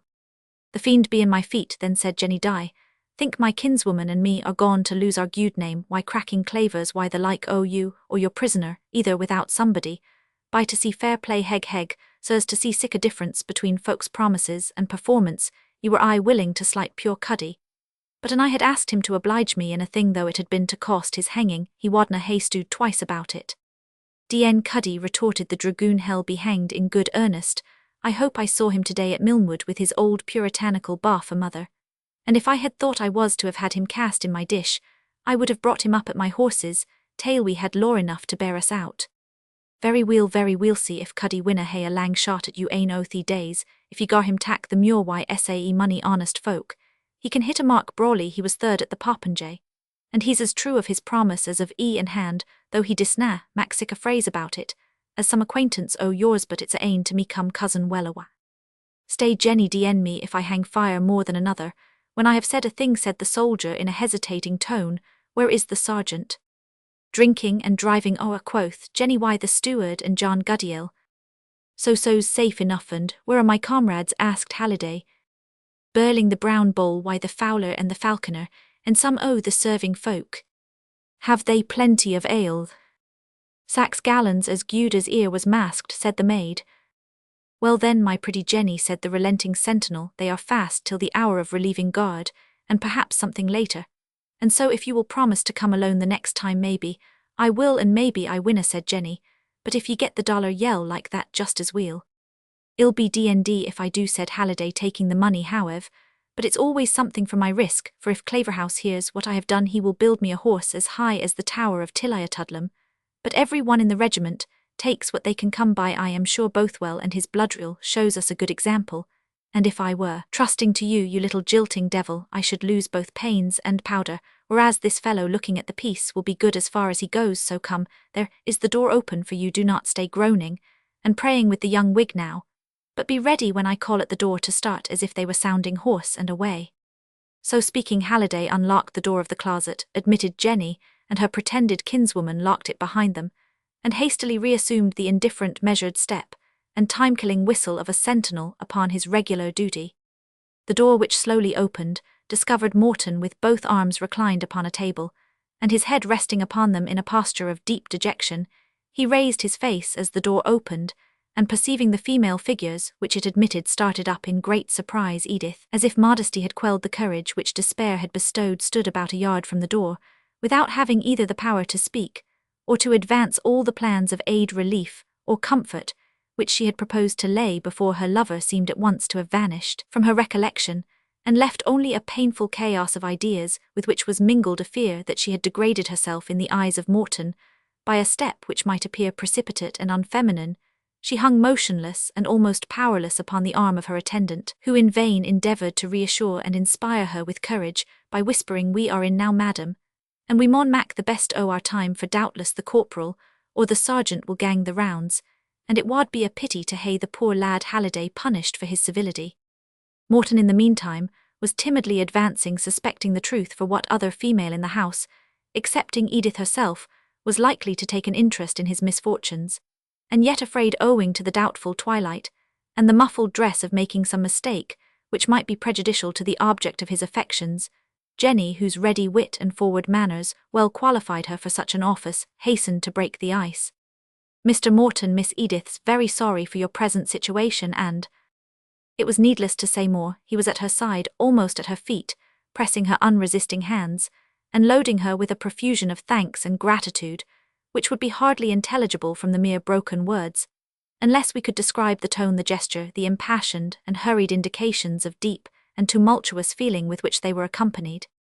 For 2 or 3 minutes Edith stood as motionless as the statue of a saint which receives the adoration of a worshipper, and when she recovered herself sufficiently to withdraw her hands from Henry's grasp, she could at first only faintly articulate, "I have taken a strange step, Mr. Morton, a step," she continued with more coherence as her ideas arranged themselves, "in consequence of a strong effort that perhaps may expose me to censure in your eyes, but I have long permitted you to use the language of friendship, perhaps I might say more too long to leave you, when the world seems to have left you. How or why is this imprisonment? What can be done? Can my uncle, who thinks so highly of Yaucan, your own kinsman Milnwood, be of no use? Are there no means? And what is likely to be the event?" "Be what it will," answered Henry, contriving to make himself master of the hand that had escaped from him, but which was now again abandoned to his clasp. "Be what it will, it is to me from this moment the most welcome incident of a weary life. To you, dearest Edith, forgive me, I should have said Miss Bellenden, but misfortune claims strange privileges to you. I have owed the few happy moments which have gilded a gloomy existence, and if I am now to lay it down, the recollection of this honour will be my happiness in the last hour of suffering." "But is it even thus, Mr. Morton?" said Miss Bellenden. "Have you, who used to mix so little in these unhappy feuds, become so suddenly and deeply implicated that nothing short of—" She paused, unable to bring out the word which should have come next. "Nothing short of my life, you would say," replied Morton in a calm but melancholy tone. "I believe that will be entirely in the bosoms of my judges. My guards spoke of a possibility of exchanging the penalty for entry into foreign service. I thought I could have embraced the alternative. And yet, Miss Bellenden, since I have seen you once more, I feel that exile would be more galling than death." "And is it then true," said Edith, "that you have been so desperately rash as to entertain communication with any of those cruel wretches who assassinated the primate?" "I knew not even that such a crime had been committed," replied Morton, "when I gave unhappily a night's lodging and concealment to one of those rash and cruel men, the ancient friend and comrade of my father. But my ignorance will avail me little, for who, Miss Bellenden, save you will believe it? And what is worse, I am at least uncertain whether even if I had known the crime I could have brought my mind, under all the circumstances, to refuse a temporary refuge to the fugitive. And by whom, said Edith anxiously, or under what authority will the investigation of your conduct take place? Under that of Colonel Graham of Claverhouse, I am given to understand, said Morton, one of the military commission to whom it has pleased our king, our privy council, and our parliament that used to be more tenacious of our liberties, to commit the sole charge of our goods and of our lives. To Claverhouse, said Edith, faintly merciful, heaven, you are lost ere you are tried. He wrote to my grandmother that he was to be here tomorrow morning on his road to the head of the county, where some desperate men, animated by the presence of 2 or 3 of the actors in the primate's murder, are said to have assembled for the purpose of making a stand against the government. His expressions made me shudder, even when I could not guess that thought a friend. Do not be too much alarmed on my account, my dearest Edith, said Henry, as he supported her in his arms. Claverhouse, though stern and relentless, is by all accounts brave, fair, and honourable. I am a soldier's son, and will plead my cause like a soldier. He will perhaps listen more favourably to a blunt and unvarnished defence than a truckling and time-serving judge might do, and indeed in a time when justice is in all its branches so completely corrupted, I would rather lose my life by open military violence than be conjured out of it by the hocus-pocus of some arbitrary lawyer who lends the knowledge he has of the statutes made for our protection to wrest them to our destruction. You are lost if you are to plead your cause with Claverhouse, sighed Edith. Root and branchwork is the mildest of his expressions. The unhappy primate was his intimate friend and early patron. No excuse, no subterfuge, said his letter, shall save either those connected with the deed or such as have given them countenance and shelter from the ample and bitter penalty of the law, until I shall have taken as many lives in vengeance of this atrocious murder as the old man had grey hairs upon his venerable head. There is neither ruth nor favour to be found with him. Jenny Dennison, who had hitherto remained silent, now ventured in the extremity of distress which the lovers felt, but for which they were unable to devise a remedy, to offer her own advice. Why, your ladyship's pardon, Miss Edith, and young Mr. Morton's, we mauna waste time. Let Milnwood take my plaid and gown ill, slip them aff in the dark corner, if hell promise no to look about, and he may walk past Tam Halliday, who is half blind with his ale, and I can tell him a canny way to get out o' the tower, and your ladyship will gang quietly to your ain room, and ill row mysel in his grey cloak, and pit on his hat, and play the prisoner till the coast's clear, and then ill cry in Tam Halliday, and gar him let me out. Let you out, said Morton. They'll make your life answer it. Near a bit, replied Jenny. Tam Dorna tell he let ony body in for his ain sake, and ill gar him find some other gate to account for the escape. Will you by G, said the sentinel, suddenly opening the door of the apartment, if I am half blind I am not deaf, and you should not plan an escape quite so loud. If you expect to go through with it, come, Mrs. Janet Mark, troop quick, time trot, DN, me and you, madam kinswoman, I won't ask your real name, though you were going to play me so rascally a trick, but I must make a clear garrison, so beat a retreat, unless you would have me turn out the guard. I hope, said Morton very anxiously, you will not mention this circumstance, my good friend, and trust to my honour, to acknowledge your civility, in keeping the secret. If you overheard our conversation, you must have observed that we did not accept of or enter into the hasty proposal made by this good-natured girl. Oh, devilish good-natured to be sure, said Halliday. As for the rest, I guess how it is, and I scorn to bear malice or tell tales as much as another. But no thanks to that little jilting devil Jenny Dennison, who deserves a tight scalping for trying to lead an honest lad into a scrape, just because he was so silly as to like her good for little chit face. Jenny had no better means of justification than the last apology to which her sex trust, and usually not in vain. She pressed her handkerchief to her face, sobbed with great vehemence, and either wept or managed, as Halliday might have said, to go through the motions wonderfully well. And now, continued the soldier, somewhat mollified, if you have anything to say, say it in 2 minutes, and let me see your backs turned, for if Bothwell take it into his drunken head to make the rounds half an hour too soon, it will be a black business to us all. Farewell, Edith, whispered Morton, assuming a firmness he was far from possessing. Do not remain here, leave me to my fatate, cannot be beyond endurance, since you are interested in it. Good night, do not remain here till you are discovered. Thus saying, he resigned her to her attendant, by whom she was quietly led, and partly supported out of the apartment. Every one has his taste, to be sure, said Halliday, but d-n me if I would have vexed so sweet a girl, as that is for all the Whigs that ever swore the covenant. When Edith had regained her apartment, she gave way to a burst of grief, which alarmed Jenny Dennison, who hastened to administer such scraps of consolation as occurred to her. "Dinna vex yoursel, sae muckle, Miss Edith," said that faithful attendant Watkins. "What may happen to help young Milnwood? He's a brave lad, and a barney, and a gentleman of a good fortune. And they winna string the like o' him up, as they do the pure Whig bodies that they catch in the muirs like straps o' onions. Maybe his uncle will bring him aff, or maybe your ain granduncle will speak a gude word for him's weal, acquaint why o' the redcoat gentleman." "You are right, Jenny, you are right," said Edith, recovering herself from the stupor into which she had sunk. "This is no time for despair, but for exertion. You must find someone to ride this very night to my uncle's with a letter. To Charnwood, madam, it's unco late, and it's 6 miles and a bittock down the water, I doubt. If we can find man and horse the nightmare especially, as they hae mounted a sentinel before the gate pure cuddy, he's gained pure fallow that wad hae do not in the wold. I bade him, and near asked a reason, and I've had nae time to draw up why the new pluglad yet forby that they say he's gone to be married to Meg Murdison, ill-ford cutty as she is. You must find someone to go, Jenny, life and death depend upon it. I wad gang mysel, my leddy, for I could creep out at the window o' the pantry and spiel down by the old yew tree wheel. Enug I hae played that trick ere now, but the road's unco wild, and sae mony redcoats about forby the Whigs that are no muckle better the young lads o' them. If they meet a frame body there lane in the muirs, I wadna stand for the walk. I can walk 10 miles by moonlight wheel Enug. Is there no one you can think of that for money or favour would serve me so far?" asked Edith in great anxiety. "I dinna ken," said Jenny after a moment's consideration, "unless it be Goose Gibbie, and hell maybe no ken the way, though it's no sae difficult to hit if he keep the horse road, and mind the turn at the Capperclug, and dinna drown himsel in the Humlicernpule or far o'er the score at the Deal's Loaning, or Miss Arnie, o' the Kittle steps at the pass o' Walkwery, or be carried to the hills by the Whigs, or be teen to the Talbooth by the Redcoats. All ventures must be run," said Edith, cutting short the list of chances against Goose Gibbie's safe arrival at the end of his pilgrimage.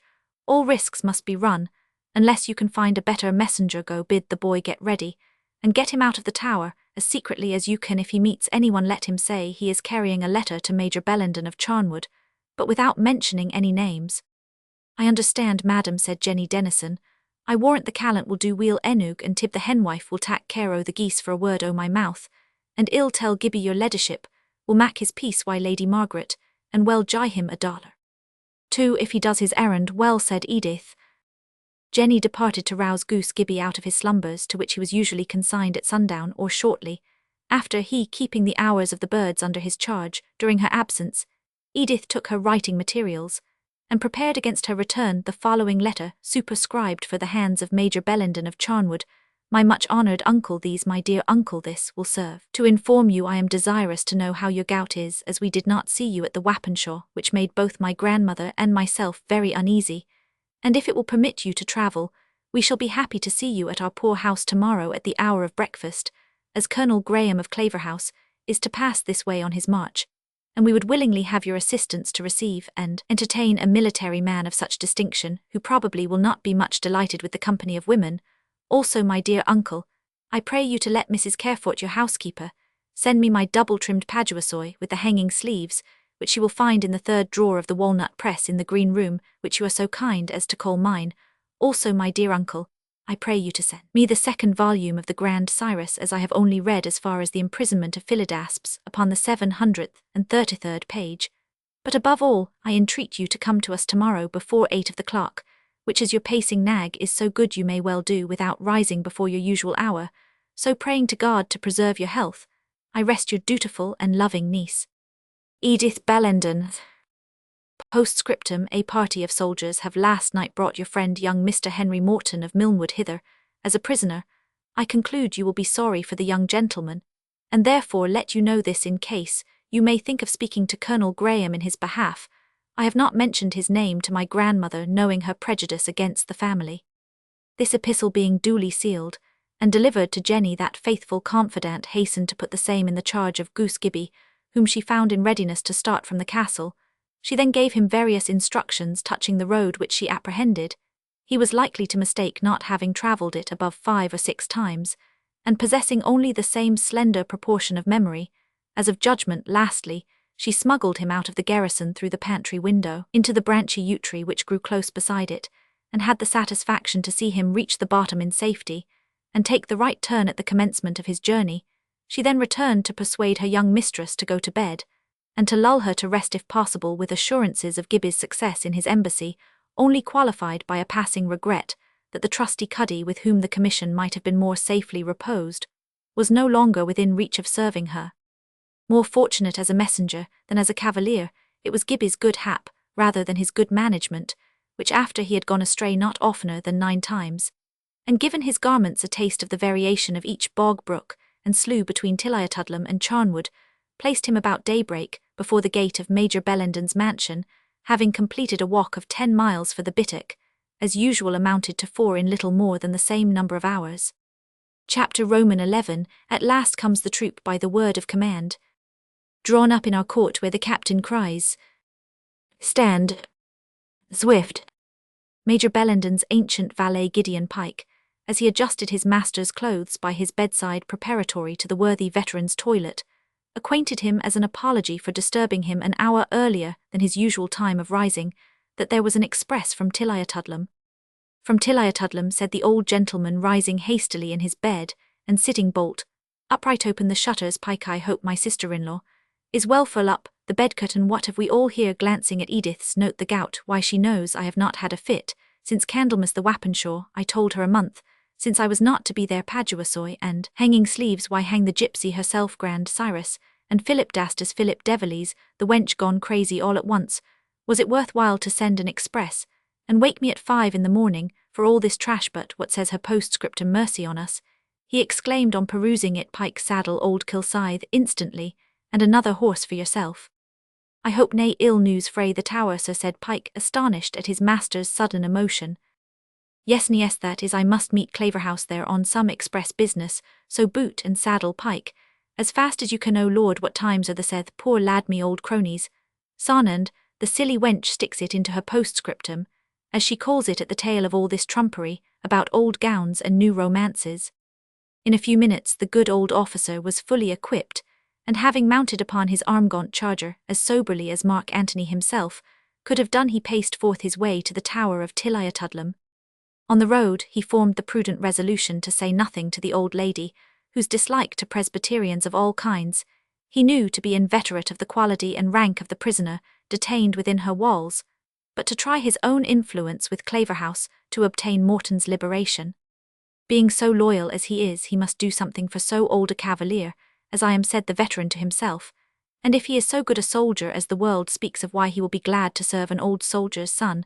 I never knew a real soldier that was not a frank-hearted, honest fellow, and I think the execution of the laws, though it's a pity they find it necessary to make them so severe, may be 1,000 times better entrusted with them than with peddling lawyers and thick-skulled country gentlemen.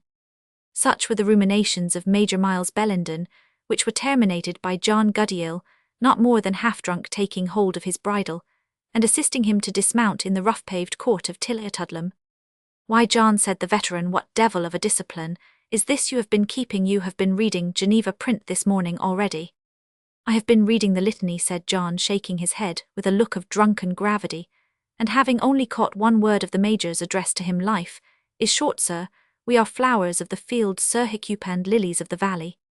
"Flowers and lilies, why man, such carles as thou, and I can hardly be called better than old hemlocks, decayed nettles, or withered ragweed, but I suppose you think that we are still worth watering."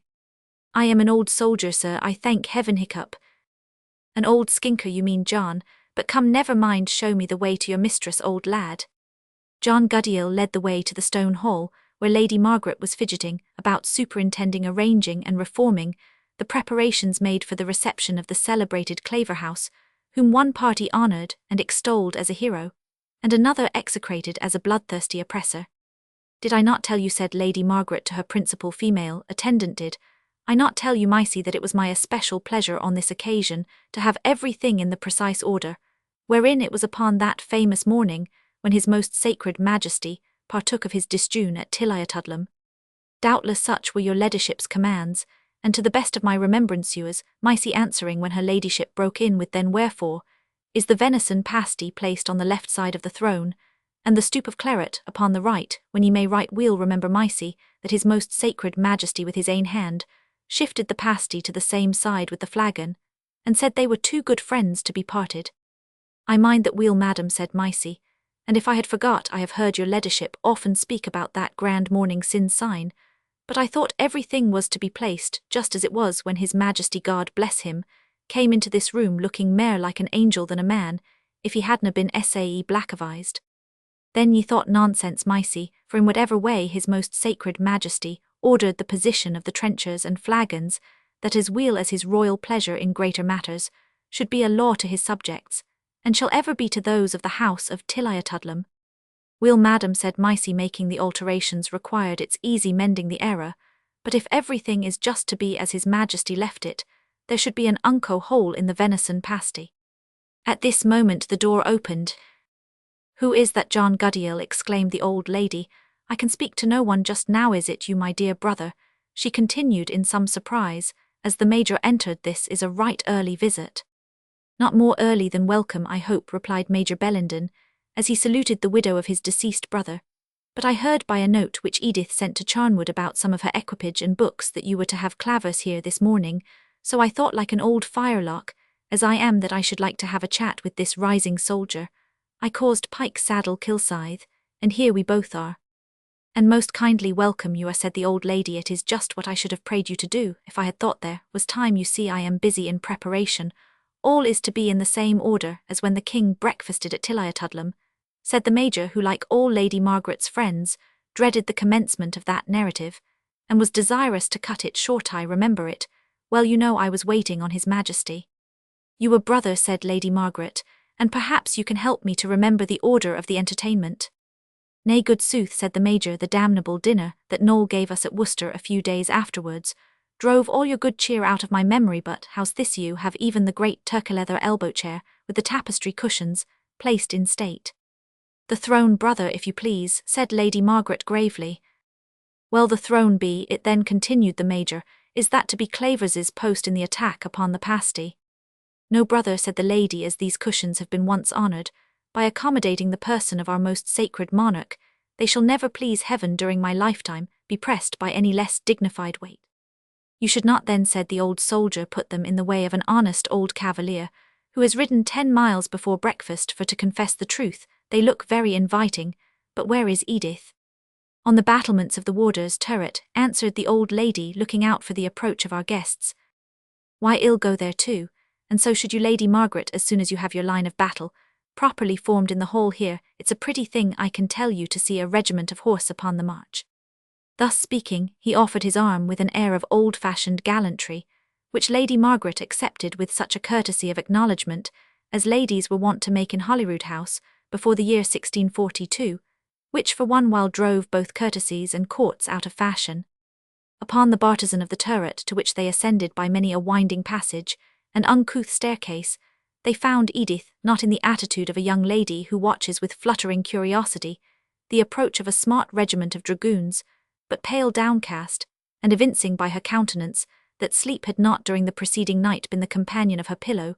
The good old veteran was hurt at her appearance, which in the hurry of preparation her grandmother had omitted to notice. What is come over you, you silly girl? He said. Why, you look like an officer's wife when she opens the newsletter after an action, and expects to find her husband among the killed and wounded. But I know the reason you will persist in reading these nonsensical romances day and night, and whimpering for distresses that never existed. Why, how the devil can you believe that Artemenes, or what I call him, fought single-handed with a whole battalion 1 to 3 is as great odds as ever fought and won, and I never knew anybody that cared to take that except old Corporal Raddlebanes. But these D.D. books put all pretty men's actions out of countenance. I dare say you would think very little of Raddlebanes if he were alongside of Artemenes. I would have the fellows that write such nonsense brought to the picket for leasing-making. Note romances of the 17th century, as few in the present age are acquainted with the ponderous folios to which the age of Louis Roman XIV gave rise. We need only say that they combine the dullness of the metaphysical courtship with all the improbabilities of the ancient romance of chivalry. Their character will be most easily learned from Boileau's dramatic satire or Mrs. Lennox's Female Quixote. Lady Margaret herself, somewhat attached to the perusal of romances, took up the cudgels. Monsieur Scudery, she said, is a soldier brother, and as I have heard, a complete one, and so is the Sieur d'Urf. More shame for them, they should have known better what they were writing about. For my part, I have not read a book these 20 years, except my Bible, The Whole Duty of Man, and of late days Turner's Pallas Armata, or treatise on the ordering of the pike exercise, and I don't like his discipline much neither. Note Sir James Turner. Sir James Turner was a soldier of fortune. Bred in the civil wars, he was entrusted with a commission to levy the fines imposed by the Privy Council for nonconformity in the district of Dumfries and Galloway. In this capacity, he vexed the country so much by his exactions that the people rose and made him prisoner, and then proceeded in arms towards Mid Lothian, where they were defeated at Pentland Hills in 1666. Besides his treatise on the military art, Sir James Turner wrote several other works, the most curious of which is his Memoirs of his own life and times, which has just been printed under the charge of the Bannatyne Club.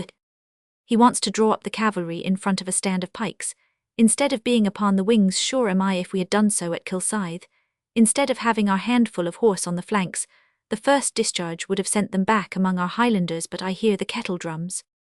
All heads were now bent from the battlements of the turret, which commanded a distant prospect down the vale of the river. The tower of Tilliatudlem stood, or perhaps yet stands, upon the angle of a very precipitous bank, formed by the junction of a considerable brook with the Clyde. Note the castle of Tilliatudlem is imaginary, but the ruins of Cranethan Castle, situated on the Nethan about 3 miles from its junction with the Clyde, have something of the character of the description in the text.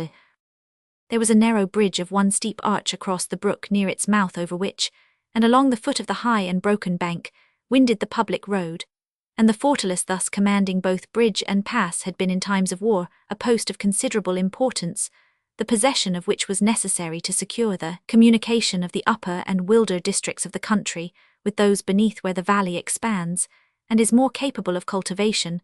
The view downwards is of a grand woodland character, but the level ground and gentle slopes near the river form cultivated fields of an irregular shape, interspersed with hedgerow trees and copses, the enclosure seeming to have been individually cleared out of the forest which surrounds them, and which occupies in unbroken masses the steeper declivities, and more distant banks. The stream in colour, a clear and sparkling brown like the hue of the Cairngorm pebbles, rushes through this romantic region in bold sweeps and curves, partly visible and partly concealed by the trees which clothe its banks with a providence unknown in other parts of Scotland.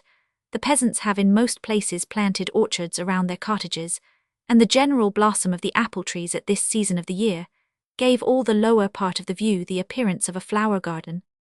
Looking up the river, the character of the scene was varied considerably for the worse. A hilly waste and uncultivated country approached close to the banks.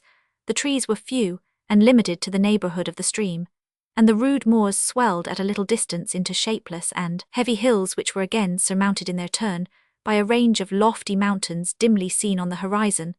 Thus the tower commanded 2 prospects, the one richly cultivated and highly adorned, the other exhibiting the monotonous and dreary character of a wild and inhospitable moorland.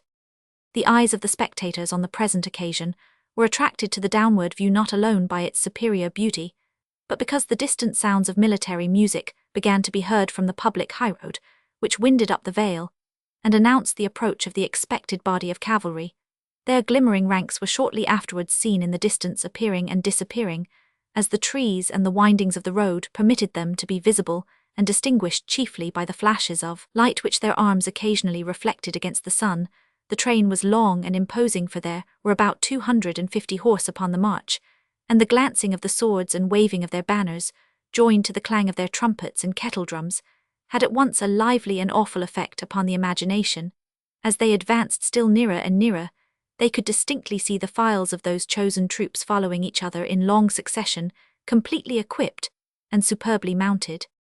"It's a sight that makes me 30 years younger," said the old cavalier, "and yet I do not much like the service that these poor fellows are to be engaged in. Although I had my share of the Civil War, I cannot say I had ever so much real pleasure in that sort of service as when I was employed on the continent, and we were hacking at fellows with foreign faces and outlandish dialect. It's a hard thing to hear a hamely Scotch tongue cry quarter, and be obliged to cut him down just the same as if he called out misrecord. So there they come through the Netherwood Haugh, upon my word, fine-looking fellows, and capitally mounted he, that is galloping from the rear of the column. Must be Clavus himself. He gets into the front as they cross the bridge, and now they will be with us in less than 5 minutes. Edith on the battlement's frontispiece.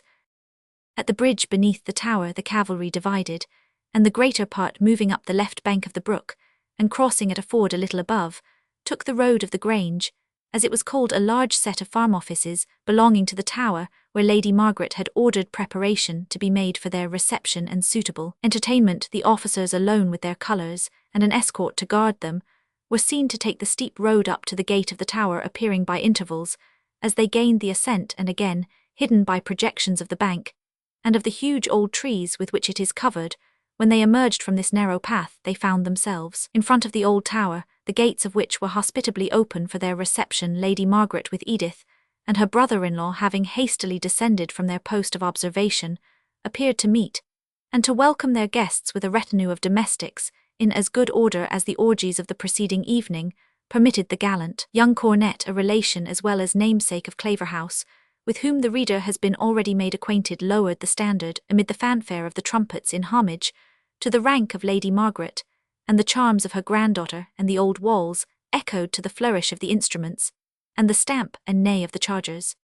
Note John Graham of Claverhouse. This remarkable person united the seemingly inconsistent qualities of courage and cruelty, disinterested and devoted loyalty to his prince, with a disregard of the rights of his fellow subjects. He was the unscrupulous agent of the Scottish Privy Council in executing the merciless severities of the government in Scotland during the reigns of Charles Roman II and James Roman II, but he redeemed his character by the zeal with which he asserted the cause of the latter monarch after the Revolution, the military skill with which he supported it at the Battle of Killiecrankie, and by his own death in the arms of victory.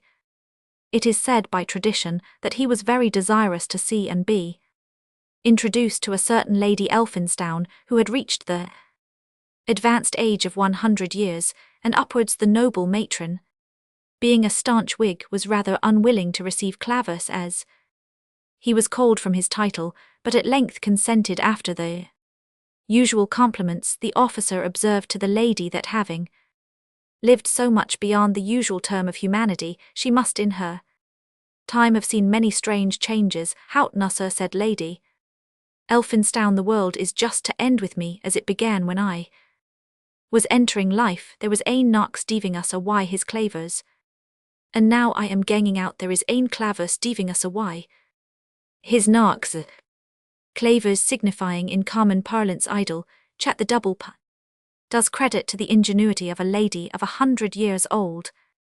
Claverhouse himself alighted from a black horse, the most beautiful perhaps in Scotland. He had not a single white hair upon his whole body, a circumstance which, joined to his spirit and fleetness, and to his being so frequently employed in pursuit of the Presbyterian recusants, caused an opinion to prevail among them that the steed had been presented to his rider by the great enemy of mankind, in order to assist him in persecuting the fugitive wanderers. When Claverhouse had paid his respects to the ladies with military politeness, had apologized for the trouble to which he was putting Lady Margaret's family, and had received the corresponding assurances that she could not think anything an inconvenience which brought within the walls of Tilliatudlem so distinguished a soldier, and so loyal a servant of his sacred majesty, when in short all forms of hospitable and polite ritual had been duly complied with, the colonel requested permission to receive the report of Bothwell, who was now in attendance, and with whom he spoke apart for a few minutes. Major Bellenden took that opportunity to say to his niece, without the hearing of her grandmother, "What a trifling foolish girl you are, Edith, to send me by express a letter crammed with nonsense about books and gowns, and to slide the only thing I cared a marvady about into the postscript." "I did not know," said Edith, hesitating very much, "whether it would be quite proper for me to know what you would say, whether it would be right to take any interest in a Presbyterian. But I knew this lad's father well. He was a brave soldier, and if he was once wrong, he was once right too. I must commend your caution, Edith, for having said nothing of this young gentleman's affair to your grandmother. You may rely on it. I shall not. I will take an opportunity to speak to Clavus. Come, my love, they are going to breakfast. Let us follow them." Chapter Roman 12. Their breakfast so warm, to be sure they did eat, a custom in travellers mighty discreet. Priors The breakfast of Lady Margaret Bellenden no more resembled a modern dejeuner than the great stone hall at Tilliatudlem could brook comparison with a modern drawing-room. No tea, no coffee, no variety of rolls, but solid and substantial viands. Priestly ham, the knightly sirloin, the noble baron of beef, the princely venison pasty, while silver flagons, saved with difficulty from the Covenanters, now mantled some with ale, some with mead, and some with generous wine of various qualities and descriptions. The appetites of the guests were in correspondence to the magnificence and solidity of the preparatio pidligno boisplay, but that steady and persevering exercise of the jaws which is best learned by early morning hours and by occasional hard commons. Lady Margaret beheld with delight the cates which she had provided descending with such alacrity into the persons of her honoured guests, and had little occasion to exercise with respect to any of the company saving Claverhouse himself the compulsory urgency of pressing to eat, to which, as to the pain forte et dure, the ladies of that period were in the custom of subjecting their guests. But the leader himself, more anxious to pay courtesy to Miss Bellenden next whom he was placed than to gratify his appetite, appeared somewhat negligent of the good cheer set before him. Edith heard without reply many courtly speeches addressed to her, in a tone of voice of that happy modulation, which could alike melt in the low tones of interesting conversation, and rise amid the din of battle loud, as a trumpet with a silver, sound the sense that she was in the presence of the dreadful chief upon whose fiat the fate of Henry Morton must depend. The recollection of the terror, and all which were attached to the very name of the commander, deprived her for some time not only of the courage to answer, but even of the power of looking upon him. But when emboldened by the soothing tones of his voice, she lifted her eyes to frame some reply. The person on whom she looked bore in his appearance at least none of the terrible attributes in which her apprehensions had arrayed him. Graham of Claverhouse was in the prime of life, rather low of stature, and slightly, though elegantly formed. His gesture, language, and manners were those of one whose life had been spent among the noble, and the gay his features exhibited even feminine regularity, an oval face, a straight and well-formed nose, dark hazel eyes, a complexion just sufficiently tinged with brown to save it from the charge of effeminacy, a short upper lip curved upward like that of a Grecian statue, and slightly shaded by small mustachios of light brown, joined to a profusion of long curled locks of the same colour, which fell down on each side of his face, contributed to form such a countenance as limners love to paint and ladies to look upon.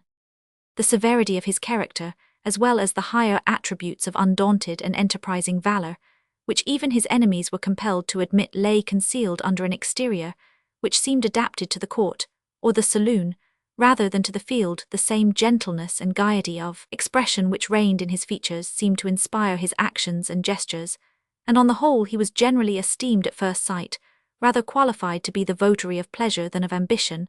But under this soft exterior was hidden a spirit unbounded in daring and in aspiring, yet cautious and prudent as that of Machiavel himself, profound in politics and imbued of course with that disregard for individual rights which its intrigues usually generate. This leader was cool and collected in danger, fierce and ardent in pursuing success, careless of facing death himself, and ruthless in inflicting it upon others. Such are the characters formed in times of civil discord, when the highest qualities, perverted by party spirit and inflamed by habitual opposition, are too often combined with vices and excesses, which deprive them at once of their merit and of their lustre.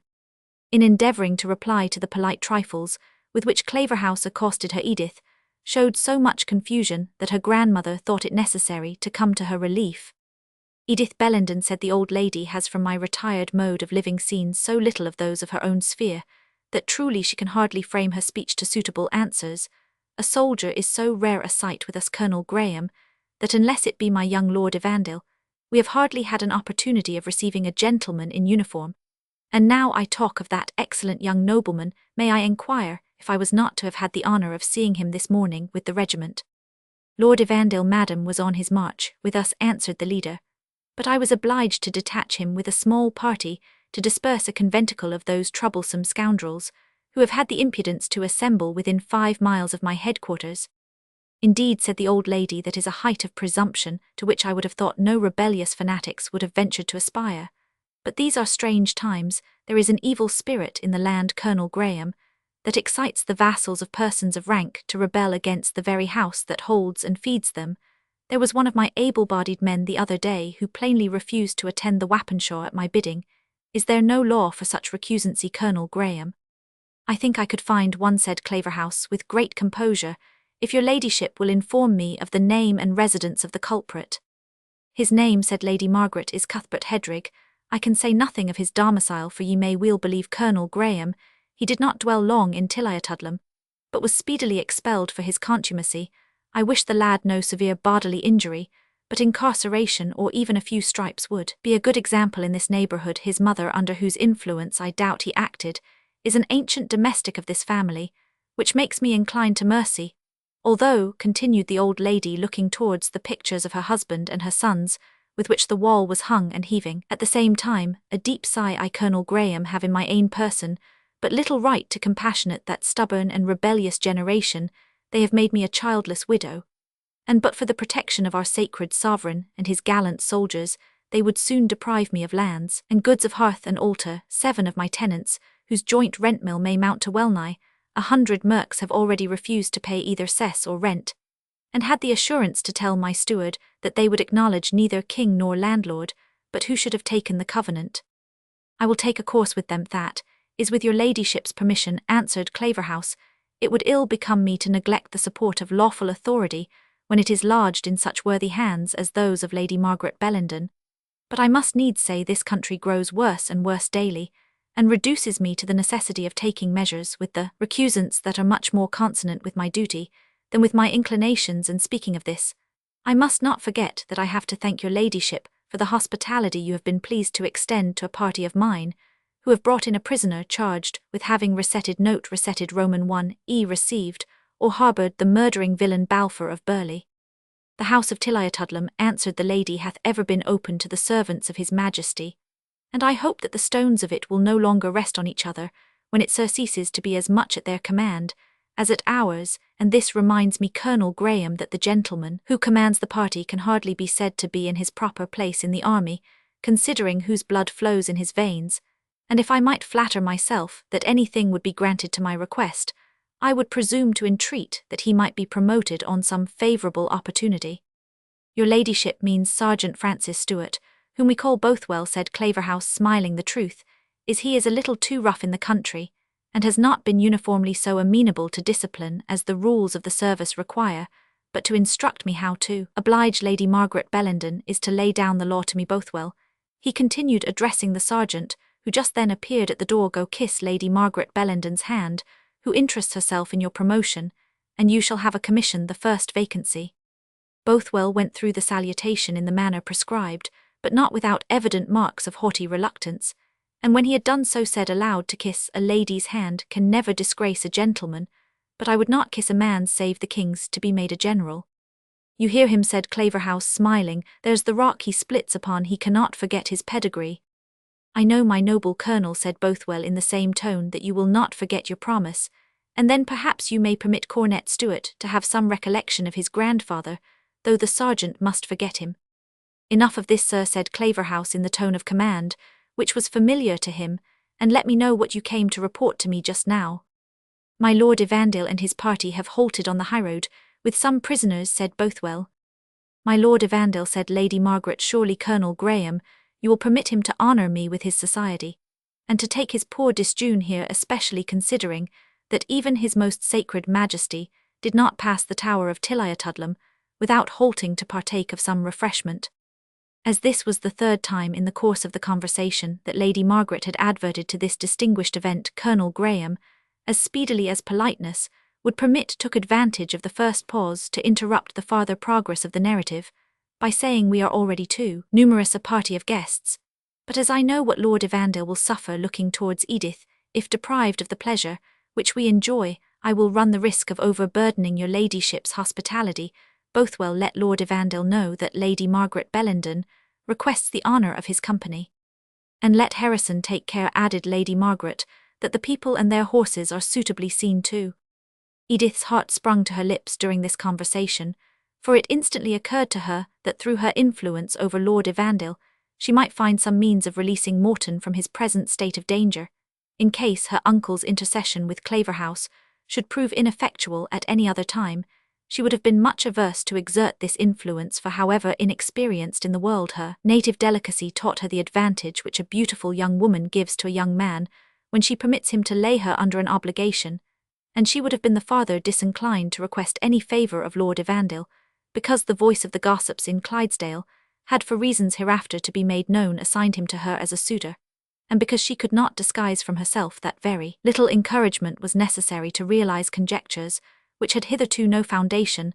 This was the more to be dreaded, that in the case of Lord Evandale's making a formal declaration, he had every chance of being supported by the influence of Lady Margaret and her other friends, and that she would have nothing to oppose to their solicitations and authority, except a predilection to a vow which she knew would be equally dangerous and unavailing.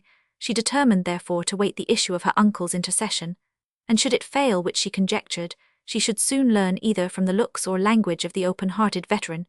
She would then, as a last effort, make use in Morton's favour of her interest with Lord Evandale. Her mind did not long remain in suspense on the subject of her uncle's application.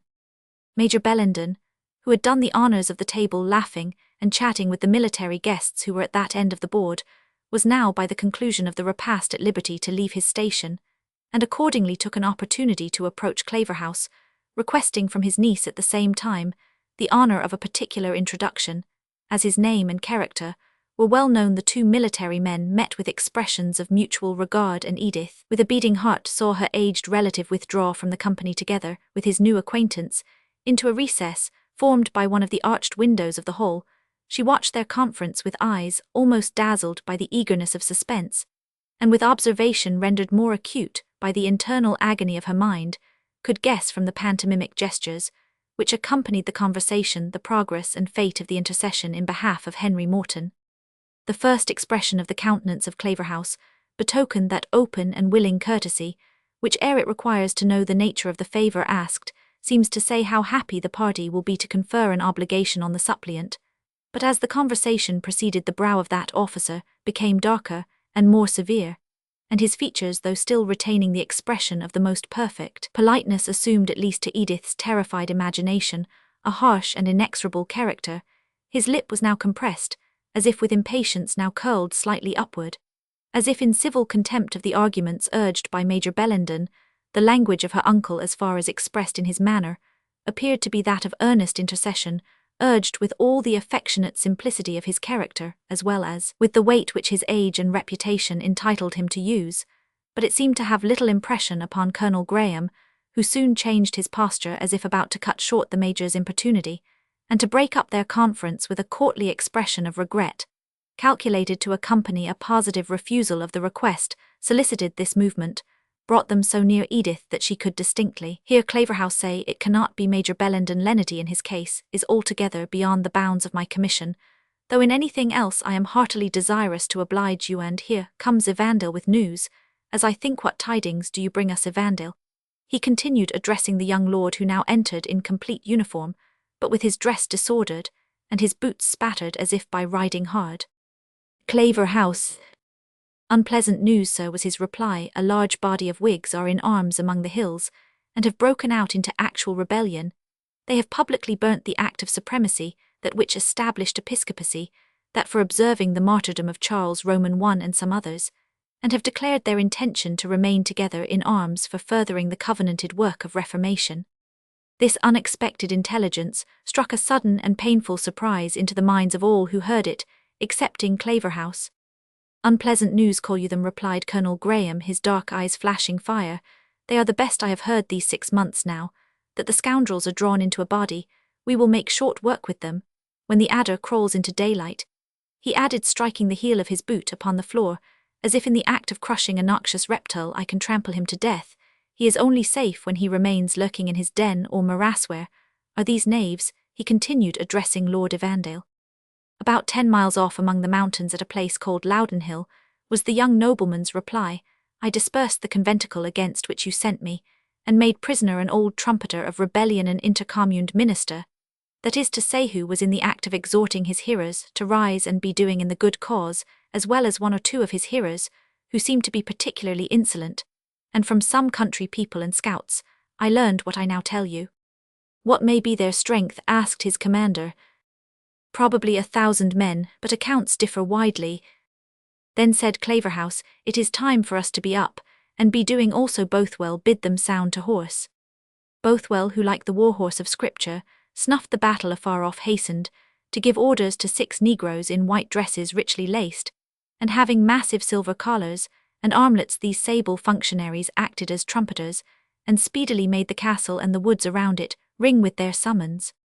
"Must you then leave us?" said Lady Margaret, her heart sinking under recollection of former unhappy times. "Had ye not better send to learn the force of the rebels? Oh, how many a fair face hey! I heard these fearful sounds call away frae the tower of Tilliatudlem, that my old een were near to see return to it." "It is impossible for me to stop," said Claverhouse. "There are rogues enough in this country to make the rebels 5 times their strength, if they are not checked at once.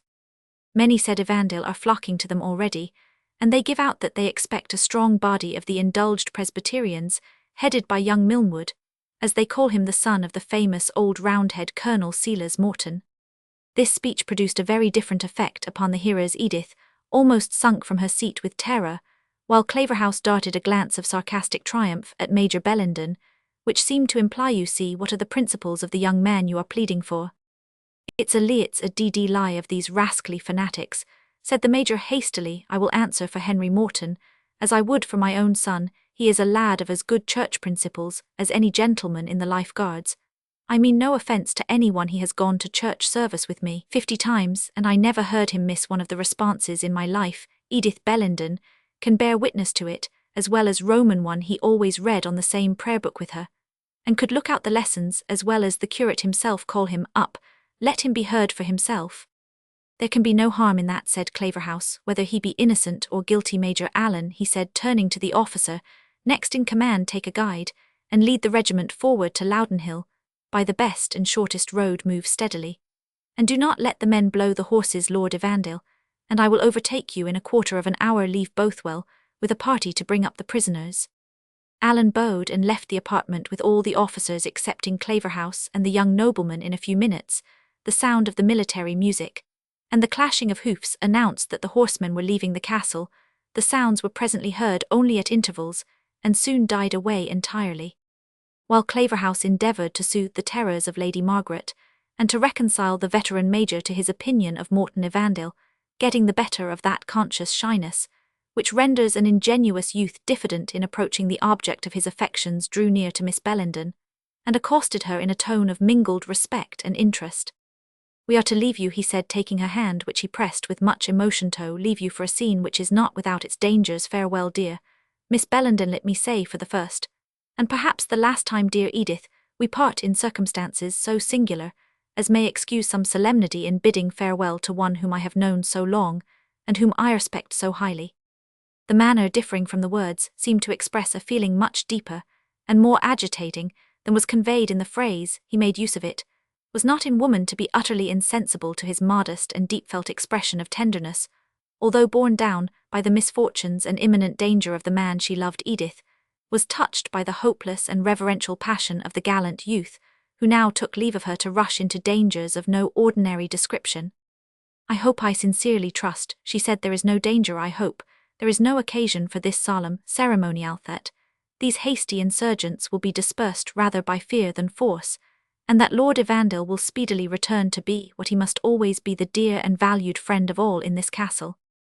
"Of all," he repeated with a melancholy emphasis upon the word, "but be it so. Hateful is near you, is dear and valued to me, and I value their approbation accordingly. Of our success, I am not sanguine. Our numbers are so few that I dare not hope for so speedy, so bloodless, or so safe an end of this unhappy disturbance. These men are enthusiastic, resolute, and desperate, and have leaders not altogether unskilled in military matters.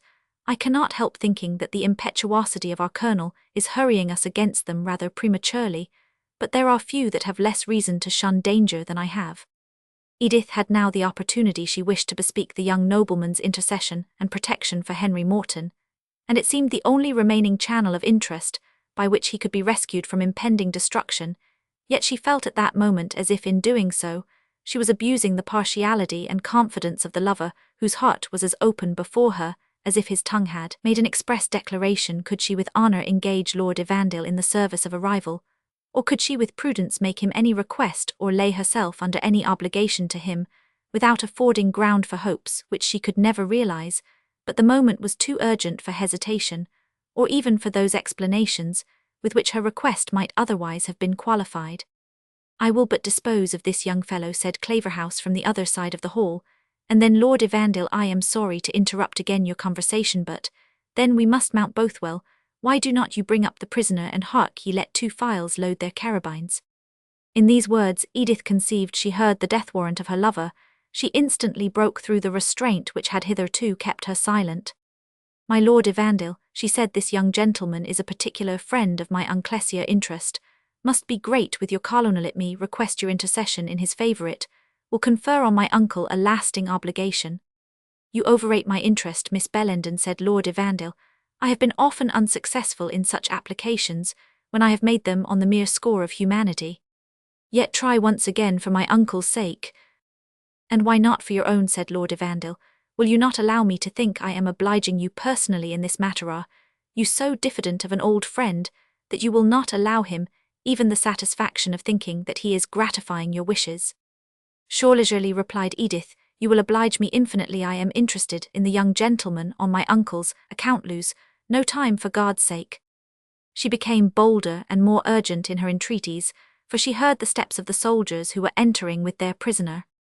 "By heaven, then," said Evandale, "he shall not die if I should die in his place. But will not you," he said, resuming the hand, which in the hurry of her spirits she had not courage to withdraw, "will not you grant me one suit in return for my zeal in your service?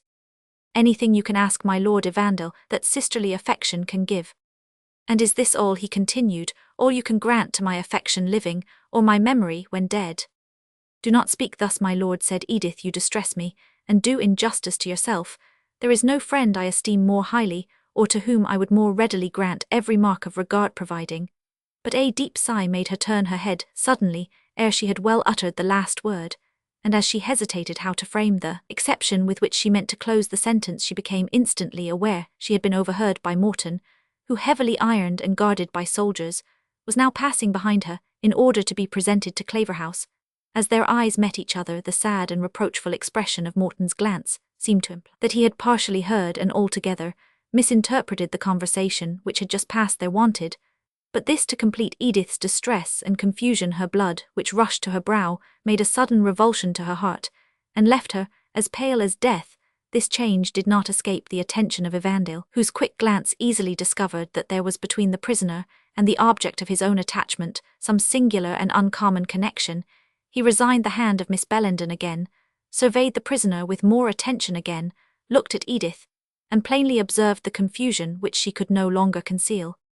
"This," he said after a moment's gloomy silence, "is, I believe, the young gentleman who gained the prize at the shooting match."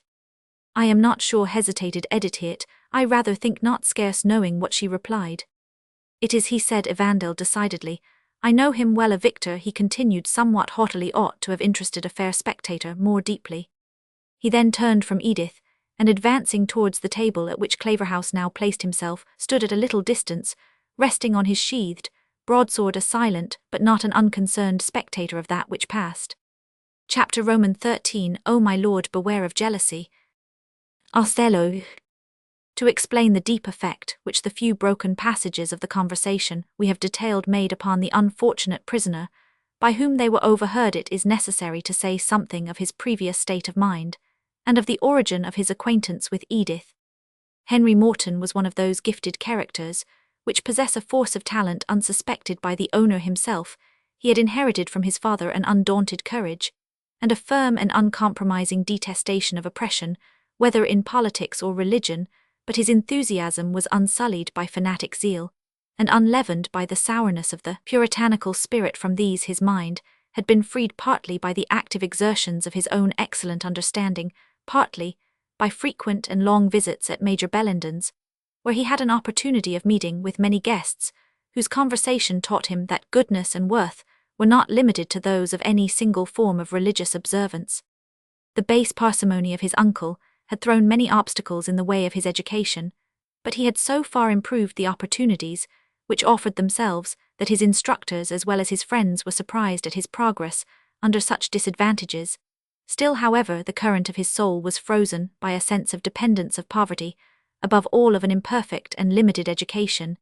These feelings impressed him with a diffidence and reserve which effectually concealed from all but very intimate friends the extent of talent and the firmness of character, which we have stated him to be possessed of the circumstances of the times, had added to this reserve an air of indecision, and of indifference for being attached to neither of the factions, which divided the kingdom.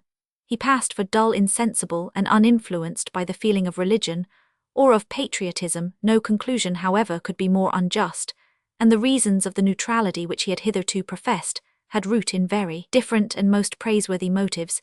He had formed few congenial ties with those who were the objects of persecution, and was disgusted alike by their narrow-minded and selfish party-spirit, their gloomy fanaticism, their abhorrent condemnation of all elegant studies or innocent exercises, and the envenomed rancour of their political hatred.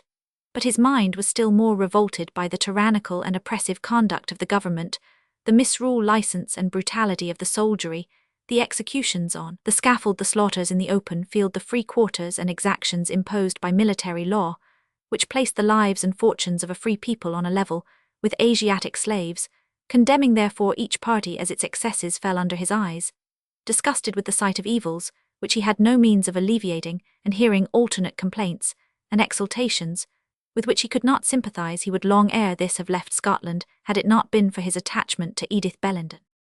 The earlier meetings of these young people had been at Charnwood, when Major Bellenden, who was as free from suspicion on such occasions as Uncle Toby himself, had encouraged their keeping each other constant company, without entertaining any apprehension of the natural consequences. Love, as usual in such cases, borrowed the name of friendship, used her language, and claimed her privileges. When Edith Bellenden was recalled to her mother's castle, it was astonishing by what singular and recurring accidents she often met young Morton in her sequestered walks, especially considering the distance of their places of abode.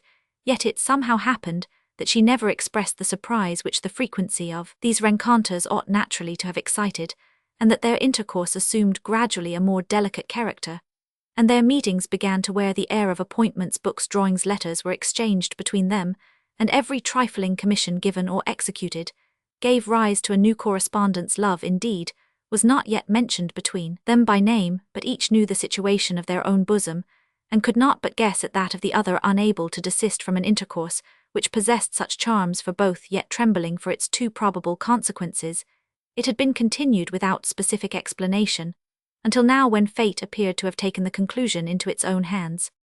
It followed as a consequence of this state of things, as well as of the diffidence of Morton's disposition at this period, that his confidence in Edith's return of his affection had its occasional cold fits. Her situations was in every respect so superior to his own, her worth so eminent, her accomplishments so many, her face so beautiful, and her manners so bewitching, that he could not but entertain fears that some suitor more favoured than himself by fortune, and more acceptable to Edith's family than he durst hope to be, might step in between him and the object of his affections. Common rumour had raised up such a rival in Lord Evandale, whom birth, fortune, connections, and political principles, as well as his frequent visits at Tilliatudlem, and his attendance upon Lady Bellenden and her niece at all public places, naturally pointed out as a candidate for her favour. It frequently and inevitably happened that engagements to which Lord Evandale was a party interfered with the meeting of the lovers, and Henry could not but mark that Edith either studiously avoided speaking of the young nobleman, or did so with obvious reserve and hesitation. These symptoms, which in fact arose from the delicacy of her own feelings towards Morton himself, were misconstrued by his diffident temper, and the jealousy which they excited was fermented by the occasional observations of Jenny Denison. This true-bred serving damsel was in her own person a complete country coquette, and when she had no opportunity of teasing her own lovers, used to take some occasional opportunity to torment her young ladies. This arose from no ill will to Henry Morton, who both on her mistress' account and his own handsome form and countenance stood high in her esteem. But then Lord Evandale was also handsome. He was liberal far beyond what Morton's means could afford, and he was a lord moreover, and if Miss Edith Bellenden should accept his hand, she would become a baron's lady, and what was more, little Jenny Denison, whom the awful housekeeper at Tilliatudlem huffed about at her pleasure, would be then Mrs. Denison, Lady Evandale's own woman, or perhaps her ladyship's lady-in-waiting. The impartiality of Jenny Denison, therefore, did not, like that of Mrs. quickly extend to a wish that both the handsome suitors could wed her young lady, for it must be owned that the scale of her regard was depressed in favour of Lord Evandale, and her wishes in his favour took many shapes extremely tormenting to Morton, being now expressed as a friendly caution, now as an article of intelligence, and anon as a merry jest, but always tending to confirm the idea that sooner or later his romantic intercourse with her young mistress must have a close, and that Edith Bellenden would, in spite of summer walks beneath the greenwood tree, exchange of verses, of drawings, and of books, end in becoming Lady Evandale. These hints coincided so exactly with the very point of his own suspicions and fears that Morton was not long of feeling that jealousy which everyone has felt who has truly loved, but to which those are most liable whose love is crossed by the want of friends' consent, or some other envious impediment of fortune. Edith herself unwittingly, and in the generosity of her own frank nature, contributed to the error into which her lover was in danger of falling. Their conversation once chanced to turn upon some late excesses, committed by the soldiery, on an occasion when it was said inaccurately, however, that the party was commanded by Lord Evandale. Edith, as true in friendship as in love, was somewhat hurt at the severe strictures which escaped from Morton on this occasion, and which perhaps were not the less strongly expressed on account of their supposed rivalry. She entered into Lord Evandale's defence with such spirit as hurt Morton to the very soul, and afforded no small delight to Jenny Denison, the usual companion of their walks. Edith perceived her error, and endeavoured to remedy it, but the impression was not so easily erased, and it had no small effect in inducing her lover to form that resolution of going abroad which was disappointed in the manner we have already mentioned. The visit which he received from Edith during his confinement, the deep and devoted interest which she had expressed in his fate, ought of themselves to have dispelled his suspicions, yet ingenious in tormenting himself, even this, he thought, might be imputed to anxious friendship, or at most to a temporary partiality, which would probably soon give way to circumstances, the entreaties of her friends, the authority of Lady Margaret, and the assiduities of Lord Evandale. And to what do I owe it? He said that I cannot stand up like a man and plead my interest in her ere I am thus cheated out of it. Oh, what but to the all-pervading and accursed tyranny, which afflicts at once our bodies, souls, estates, and affections? And is it to one of the pensionied cutthroats of this oppressive government that I must yield my pretensions to Edith Bellenden? I will not, by heaven. It is a just punishment on me for being dead to public wrongs, that they have visited me with their injuries, in a point where they can be least brooked or borne. As these stormy resolutions boiled in his bosom, and while he ran over the various kinds of insult and injury which he had sustained in his own cause, and in that of his country, Bothwell entered the tower followed by 2 dragoons, one of whom carried handcuffs. "You must follow me, young man," said he, "but first we must put you in trim." "In trim," said Morton, "what do you mean?" "Why, we must put on these rough bracelets. I durst not, nay, dn it, I durst do anything, but I would not for 3 hours plunder of a stormed town. Bring a wig before my colonel, without his being ironed. Come, young man, don't look sulky about it." He advanced to put on the irons, but seizing the oaken seat upon which he had rested Morton, threatened to dash out the brains of the first who should approach him. "I could manage you in a moment, my youngster," said Bothwell, "but I had rather you would strike sail quietly." Here indeed he spoke the truth, not from either fear or reluctance to adopt force, but because he dreaded the consequences of a noisy scuffle, through which it might probably be discovered that he had, contrary to express orders, suffered his prisoner to pass the night without being properly secured. "You had better be prudent," he continued in a tone which he meant to be conciliatory, "and don't spoil your own sport. They say here in the castle that Lady Margaret's niece is immediately to marry our young captain Lord Evandale. I saw them close together in the hall yonder, and I heard her ask him to intercede for your pardon. She looked so devilish handsome and kind upon him that on my soul, but what the devil's the matter with you? You are as pale as a sheet. Will you have some brandy?" "Miss Bellenden ask my life of Lord Evandale," said the prisoner faintly. "I there's no friend like the women. Their interest carries all in court, and come, you are reasonable now. I thought you would come round." Here he employed himself in putting on the fetters, against which Morton, thunderstruck by this intelligence, no longer offered the least resistance. "My life begged of him, and by Herrier put on the irons me limbs, shall not refuse to bear what has entered into my very soul. My life begged by Edith, and begged of Evandale." "Ay, and he has power to grant it too," said Bothwell. "He can do more with the colonel than any man in the regiment." And as he spoke, he and his party led their prisoner towards the hall. In passing behind the seat of Edith, the unfortunate prisoner heard enough, as he conceived of the broken expressions which passed between Edith and Lord Evandale, to confirm all that the soldier had told him that moment made a singular and instantaneous revolution in his character. The depth of despair to which his love and fortunes were reduced, the peril in which his life appeared to stand, the transference of Edith's affections, her intercession in his favour, rendered her fickleness yet more galling, seemed to destroy every feeling for which he had hitherto lived, but at the same time awakened those which had hitherto been smothered by passions more gentle though more selfish. Desperate himself, he determined to support the rights of his country insulted in his person. His character was for the moment as effectually changed as the appearance of a villa, which from being the abode of domestic quiet and happiness, is by the sudden intrusion of an armed force converted into a formidable post of defence. We have already said that he cast upon Edith one glance, in which reproach was mingled with sorrow, as if to bid her farewell for ever. His next motion was to walk firmly to the table, at which Colonel Graham was seated. "By what right is it, sir," said he firmly, and without waiting till he was questioned, "by what right is it that these soldiers have dragged me from my family, and put fetters on the limbs of a free man?" "By my commands," answered Claverhouse, "and I now lay my commands on you to be silent and hear my questions." "I will not," replied Morton in a determined tone, while his boldness seemed to electrify all around him.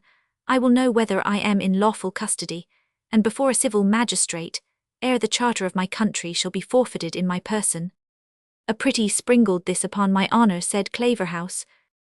"Are you mad?" said Major Bellenden to his young friend. "For God's sake, Henry Morton," he continued in a tone between rebuke and entreaty, "remember, you are speaking to one of His Majesty's officers high in the service."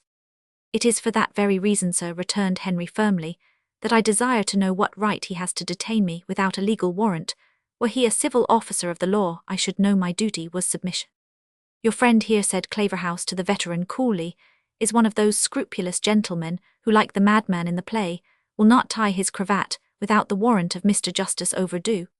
But I will let him see before we part that my shoulder knot is as legal a badge of authority as the mace of the justiciary, so waiving this discussion, you will be pleased, young man, to tell me directly when you saw Balfour of Burley." "As I know no right you have to ask such a question," replied Morton, "I decline replying to it." "You confessed to my sergeant," said Claverhouse, "that you saw and entertained him, knowing him to be an intercommune traitor. Why are you not so frank with me?" "Because," replied the prisoner, "I presume you are from education taught to understand the rights upon which you seem disposed to trample, and I am willing you should be aware there are yet Scotsmen who can assert the liberties of Scotland." "And these supposed rights you would vindicate with your sword, I presume," said Colonel Graham. "Were I armed as you are, and we were alone upon a hillside, you should not ask me the question twice." "It is quite enough," answered Claverhouse calmly, "your language corresponds with all I have heard of you, but you are the son of a soldier, though a rebellious one, and you shall not die the death of a dog. I will save you that indignity." "Die in what manner I may," replied Morton, "I will die like the son of a brave man, and the ignominy you mention shall remain with those who shed innocent blood." "Make your peace then with heaven in 5 minutes' space. Both will lead him down to the courtyard and draw up your party." The appalling nature of this conversation, and of its result, struck the silence of horror into all but the speakers, but now those who stood round broke forth into clamour and expostulation. Old Lady Margaret, who with all the prejudices of rank and party had not laid aside the feelings of her sex, was loud in her intercession. "O Colonel Graham," she exclaimed, "spare his young blood, leave him to the Lordo, not repay my hospitality by shedding men's blood on the threshold of my doors." "Colonel Graham," said Major Bellenden, "you must answer this violence. Don't think, though I am old and feckless, that my friend's son shall be murdered before my eyes with impunity. I can find friends that shall make you answer it." "Be satisfied, Major Bellenden. I will answer it," replied Claverhouse, totally unmoved. "And you, madam, might spare me the pain the resisting this passionate intercession for a traitor when you consider the noble blood your own house has lost by such as he is." "Colonel Graham," answered the lady, her aged frame trembling with anxiety, "I leave vengeance to God, who calls it his own. The shedding of this young man's blood will not call back the lives that were dear to me, and how can it comfort me to think that there has maybe been another widowed mother made childless like myself by a deed done at my very doorstone?" "This is stark madness," said Claverhouse.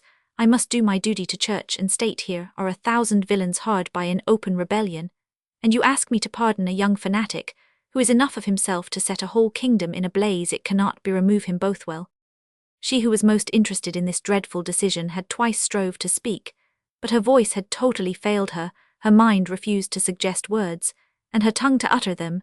She now sprung up and attempted to rush forward, but her strength gave way, and she would have fallen flat upon the pavement had she not been caught by her attendant. "Help!" cried Jenny. "Help, for God's sake, my young lady is dying."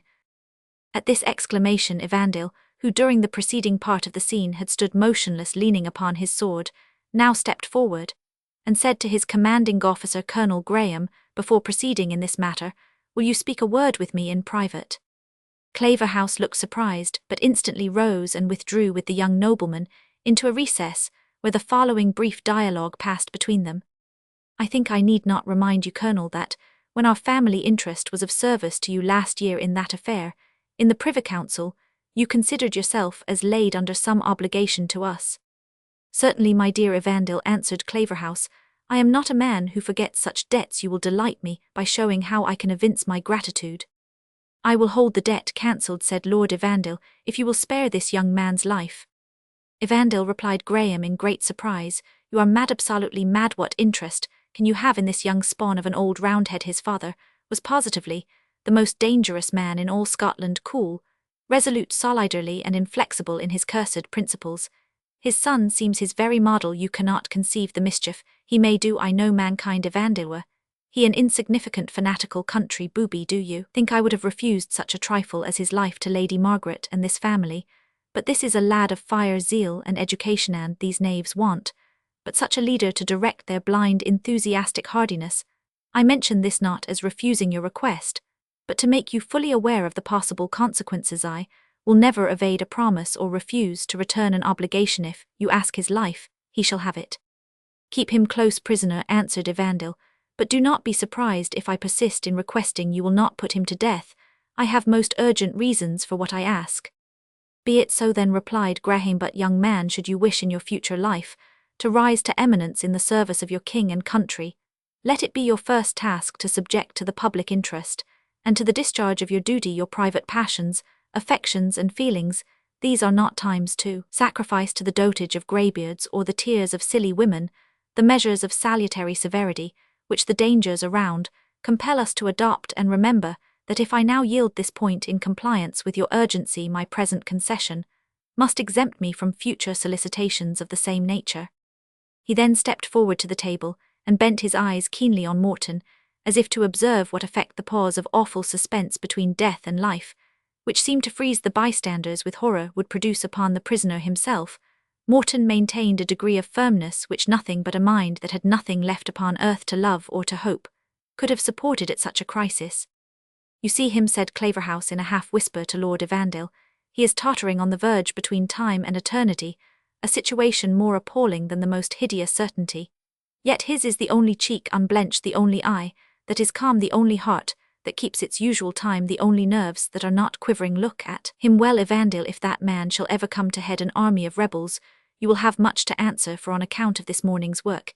He then said aloud, "Young man, your life is for the present safe through the intercession of your friends. Remove him Bothwell, and let him be properly guarded and brought along with the other prisoners."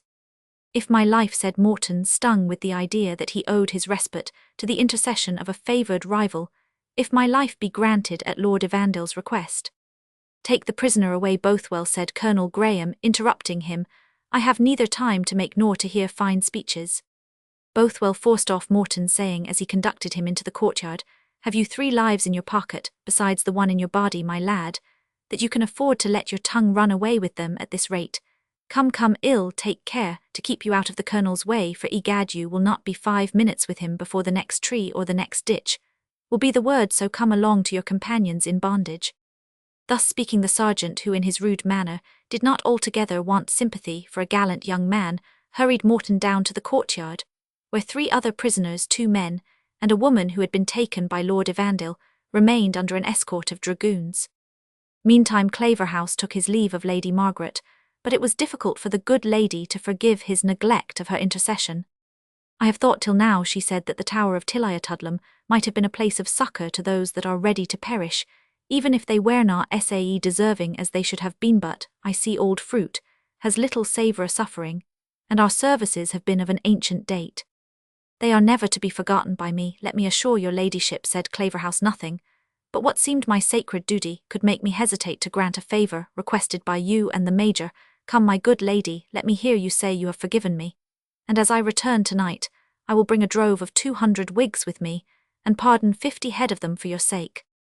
I shall be happy to hear of your success, Colonel, said Major Bellenden, but take an old soldier's advice and spare blood. When battle's overrun, once more let me request to enter bail for young Morton. We will settle that when I return, said Claverhouse. Meanwhile be assured his life shall be safe. During this conversation, Evandale looked anxiously around for Edith, but the precaution of Jenny Dennison had occasioned her mistress being transported to her own apartment. Slowly and heavily, he obeyed the impatient summons of Claverhouse, who, after taking a courteous leave of Lady Margaret and the Major, had hastened to the courtyard. The prisoners with their guard were already on their march, and the officers with their escort mounted and followed all pressed forward to overtake the main body. As it was supposed, they would come in sight of the enemy in little more than 2 hours. Chapter Roman 14. My hounds may rin masterless. My hawks may fly frae tree to tree. My lord may grip my vassal lands. For there again maun I never be. Old Ballad. We left Morton along with 3 companions in captivity, travelling in the custody of a small body of soldiers, who formed the rearguard of the column under the command of Claverhouse, and were immediately under the charge of Sergeant Bothwell. Their route lay towards the hills in which the insurgent Presbyterians were reported to be in arms. They had not prosecuted their march a quarter of a mile ere Claverhouse and Evandale galloped past them, followed by their orderlymen, in order to take their proper places in the column, which preceded them. No sooner were they past than Bothwell halted the body which he commanded and disencumbered Morton of his irons. King's blood must keep word, said the dragoon. I promised you should be civilly treated as far as rested with me here, Corporal Inglis. Let this gentleman ride alongside of the other young fellow who is prisoner, and you may permit them to converse together at their pleasure under their breath, but take care they are guarded by 2 files, with loaded carabines. If they attempt an escape, blow their brains out. You cannot call that using you uncivilly, he continued, addressing himself to Morton. It's the rules of war, you know, and Inglis couple up the parson and the old woman, they are fittest company for each other. D'en me. A single file may guard them well enough if they speak a word of cant or fanatical nonsense. Let them have a strapping with a shoulder belt. There's some hope of choking a silenced parson. If he is not allowed to hold forth, his own treason will burst him. Having made this arrangement, Bothwell placed himself at the head of the party, and Inglis with 6 dragoons brought up the rear. The whole then set forward at a trot, with the purpose of overtaking the main body of the regiment. Morton, overwhelmed with a complication of feelings, was totally indifferent to the various arrangements made for his secure custody, and even to the relief afforded him by his release from the fetters. He experienced that blank and waste of the heart which follows the hurricane of passion, and no longer supported by the pride and conscious rectitude which dictated his answers to Claverhouse, he surveyed with deep dejection the glades through which he travelled, each turning of which had something to remind him of past happiness and disappointed love. The eminence which they now ascended was that from which he used first and last to behold the ancient tower when approaching or retiring from it, and it is needless to add that there he was wont to pause and gaze with a lover's delight on the battlements which, rising at distance out of the lofty wood, indicated the dwelling of her whom he either hoped soon to meet or had recently parted from. Instinctively he turned his head back to take a last look of a scene formerly so dear to him, and no less instinctively he heaved a deep sigh. It was echoed by a loud groan from his companion in misfortune, whose eyes, moved perchance by similar reflections, had taken the same direction. This indication of sympathy on the part of the captive was uttered in a tone more coarse than sentimental. It was, however, the expression of a grieved spirit, and so far corresponded with the sigh of Morton. In turning their heads their eyes met, and Morton recognized the stolid countenance of Cuddy Hedrig, bearing a rueful expression in which sorrow for his own lot was mixed with sympathy for the situation of his companion. Hegser's was the expression of the sidevant ploughman of the mains of Tilliatudlem. It's an unco thing that decent folk should be harled through the country this gate, as if they were a world's wonder.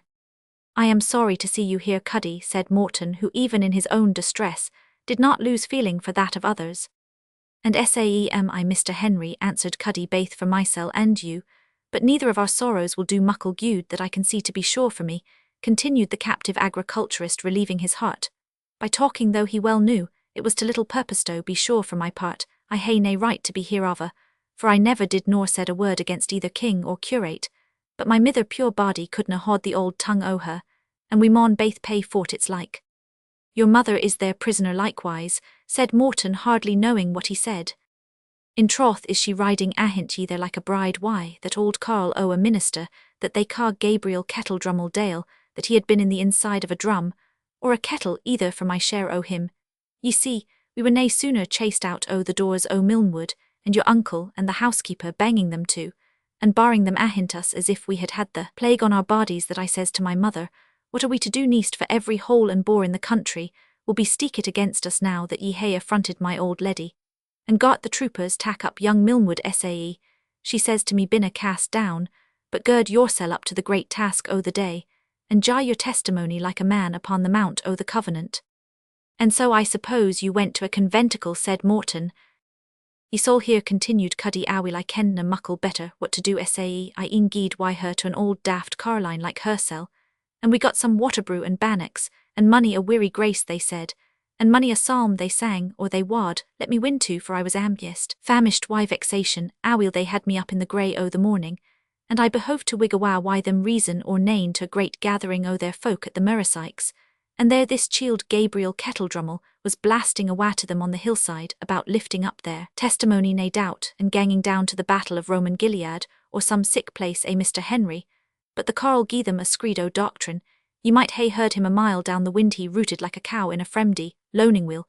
Thinks I there's nae place in this country they Roman Gilead it will be some gate in the West Muirlands, and or we win there ill see to slip awa why this mither o' mine, for I winna rin my neck into a tether for Arnie Kettledrummel in the countryside.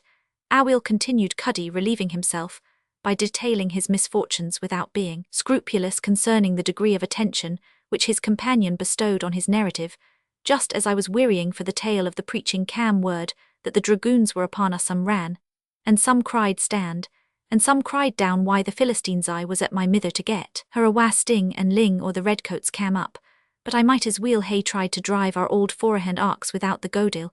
A step wad she budgewheel after the clug we were in was straight, and the mist cam thick, and there was good hope the dragoons wad hae missed us if we could hae held our tongues, but as if old Kettledrummel himsel hadna made din enug to waken the very dead, they behoved to skirl up a psalm that ye wad hae heard as far as Lanrick Awil, to mak a lang tale short up, cam my young Lord Evandale skelping, as fast as his horse could trot, and 20 redcoats at his back, twa or 3 chields wad needs, fight why the pistol and the whinger in the tea hand, and the Bible in the t'other, and they got their crowns weel clurred, but there wasna muckle skaith doon for Evandale I cried to scatter us, but to spare life.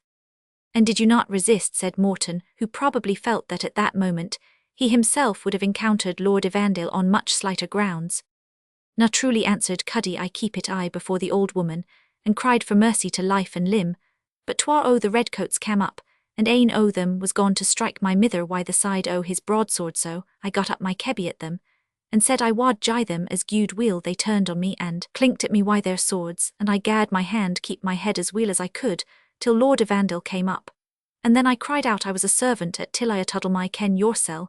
He was I judged to hae a look after the young leddy, and he bade me fling down my kent, and sae me and my mither yielded ourselves prisoners. I am thinking we wad hae been letten slip awa, but Kettledrummel was teen near us, for Andrew Wilson's naig that he was riding on had been a dragooner lang syne, and the Sarah Kettledrummel spurred to win awa the readier. The dour beast ran to the dragoons when he saw them draw up Awil. When my mother and him forgathered they set till the soldiers, and I think they gie them their kale through the reek bastards. Oh, the hure o' Babylon was the best words in their wame sae.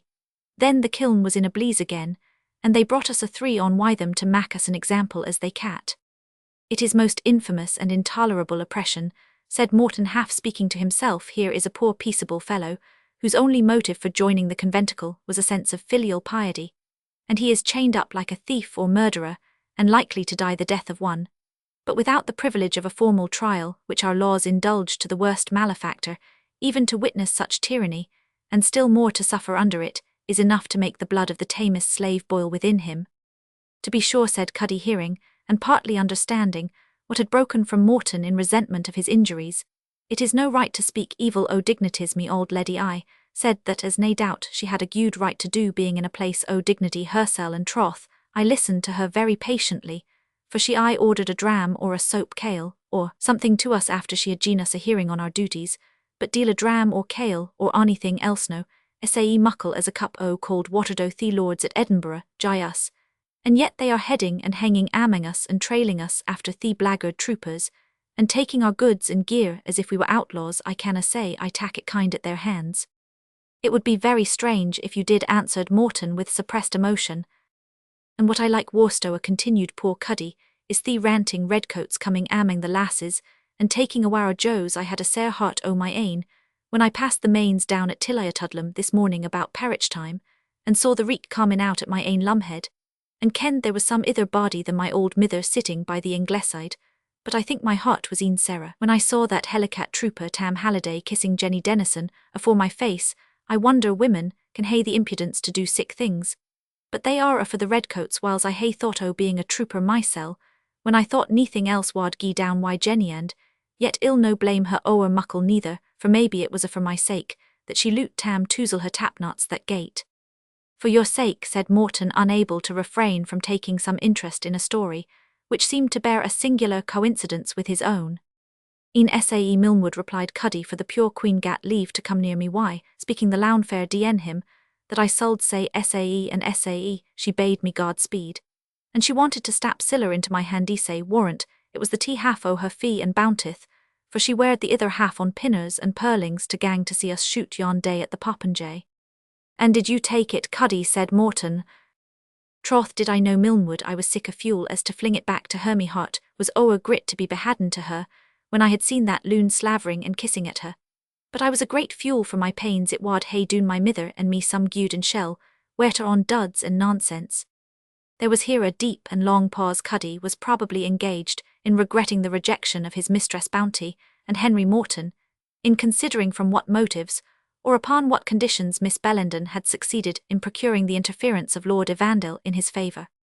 Was it not possible, suggested his awakening hopes, that he had construed her influence over Lord Evandale hastily, and unjustly ought he to censure her severely, if, submitting to dissimulation for his sake, she had permitted the young nobleman to entertain hopes which she had no intention to realize, or what if she had appealed to the generosity which Lord Evandale was supposed to possess, and had engaged his honour to protect the person of a favoured rival? Still, however, the words which he had overheard recurred ever and anon to his remembrance, with a pang which resembled the sting of an adder. Nothing that she could refuse him. Was it possible to make a more unlimited declaration of predilection? The language of affection has not within the limits of maidenly delicacy a stronger expression. She is lost to me wholly, and for ever, and nothing remains for me now but vengeance for my own wrongs, and for those which are hourly inflicted on my country. Apparently Cuddy, though with less refinement, was following out a similar train of ideas, for he suddenly asked Morton in a low whisper, wad there be ony ill in getting out o' the chield's hands, and ane could compass it? None in the world, said Morton, and if an opportunity occurs of doing so, depend on it I, for one, will not let it slip. I am blithe to hear ye say sae, answered Cuddy. I am but a pure silly fallow, but I canna think there wad be muckle ill in breaking out by strength o' hand. If ye could mak it onything feasible, I am the lad that will near fear to lay on if it were come to that, but our old leddy wad hae cad that a resisting o' the king's authority. I will resist any authority on earth, said Morton, that invades tyrannically my chartered rights as a freeman, and I am determined I will not be unjustly dragged to a jail, or perhaps a gibbet, if I can possibly make my escape from these men, either by address or force. Well, that's just my mind too, I supposing we hae a feasible opportunity o' breaking loose, but then ye speak o' a charter now, these are things that only belang to the like o' you that are a gentleman, and it mightna bear me through that am but a husbandman. The charter that I speak of, said Morton, is common to the meanest Scotchman. It is that freedom from stripes and bondage, which was claimed, as you may read in Scripture, by the Apostle Paul himself, and which every man who is freeborn is called upon to defend for his own sake, and that of his countrymen. Hegsers, replied Cuddy, it wad hae been lang, or my Lady Margaret, or my mither, either wad hae fund out sic a wise-like doctrine in the Bible.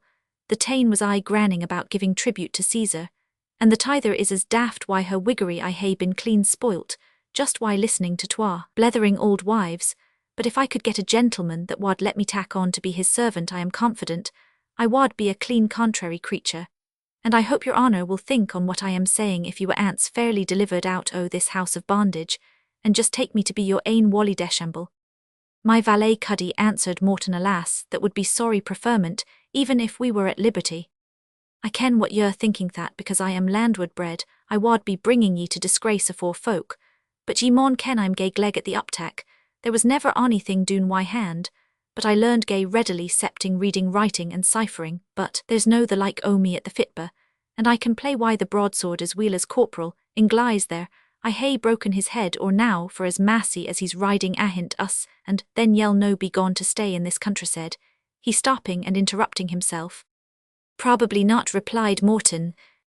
Weel I carener a boddle, ye see, I wad get my mither bestowed why her old granning tiddy Auntie Meg in the Gallowgate o' Glasgow, and then I trust they wad neither burn her for a witch, or let her fail for fout o' feud, or hang her up for an old wigwife, for the provost, they say, is very regardfu o' sick pure bodies.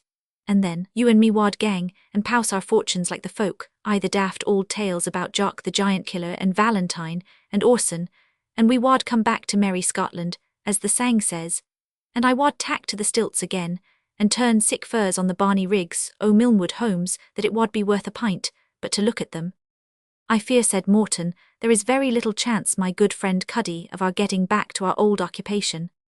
Hout stir, replied Cuddy, it's I gude to keep up a hardy heart as broken as ships come to land, but what's that I hear never stir if my old mither isna at the preaching again. I ken the stuff o' her texts that sound just like the wind blowing through the spence, and there's kettle drummel setting to walk to Lord's sake, if the soldiers ains get angry they'll murder them baith and us for company. Their farther conversation was in fact interrupted by a blatant noise, which rose behind them, in which the voice of the preacher emitted in unison with that of the old woman tones like the grumble of a bassoon, combined with the squeaking of a cracked fiddle. At first the aged pair of sufferers had been contented to condole with each other in smothered expressions of complaint and indignation, but the sense of their injuries became more pungently aggravated as they communicated with each other, and they became at length unable to suppress their ire. Woe, woe, and a threefold woe unto you, ye bloody and violent persecutors, exclaimed the Reverend Gabriel Kettledrummel. Woe, and threefold woe unto you, even to the breaking of seals, the blowing of trumpets, and the pouring forth of vials. Your black cast to their ill-forward faces, and the outside o' the loof to them at the last day, echoed the shrill countertenor of Moors falling in like the second part of a ketch. I tell you, continued the divine, that your rankings and your riddingsier neighings, and your prancingsier bloody barbarous and inhuman crueltiesier, benumbing, deadening, and debauching the conscience of poor creatures, by oaths soul-damning and self-contradictory, have arisen from earth to heaven like a foul and hideous outcry of perjury, for hastening the wrath to Comehu Hugh. And I say, cried Moors in the same tune, and nearly at the same time, that why this old breath o' mine, and its certeen down why the asthmatics and this rough trot. Deal gin they would gallop, said Cuddy, ward it, but gar her hoard her tongue. Why this old and brief breath, continued Moors, will I testify against the backslidings, defections, defalcations, and declinings of the land against the grievances, and the causes of wrath.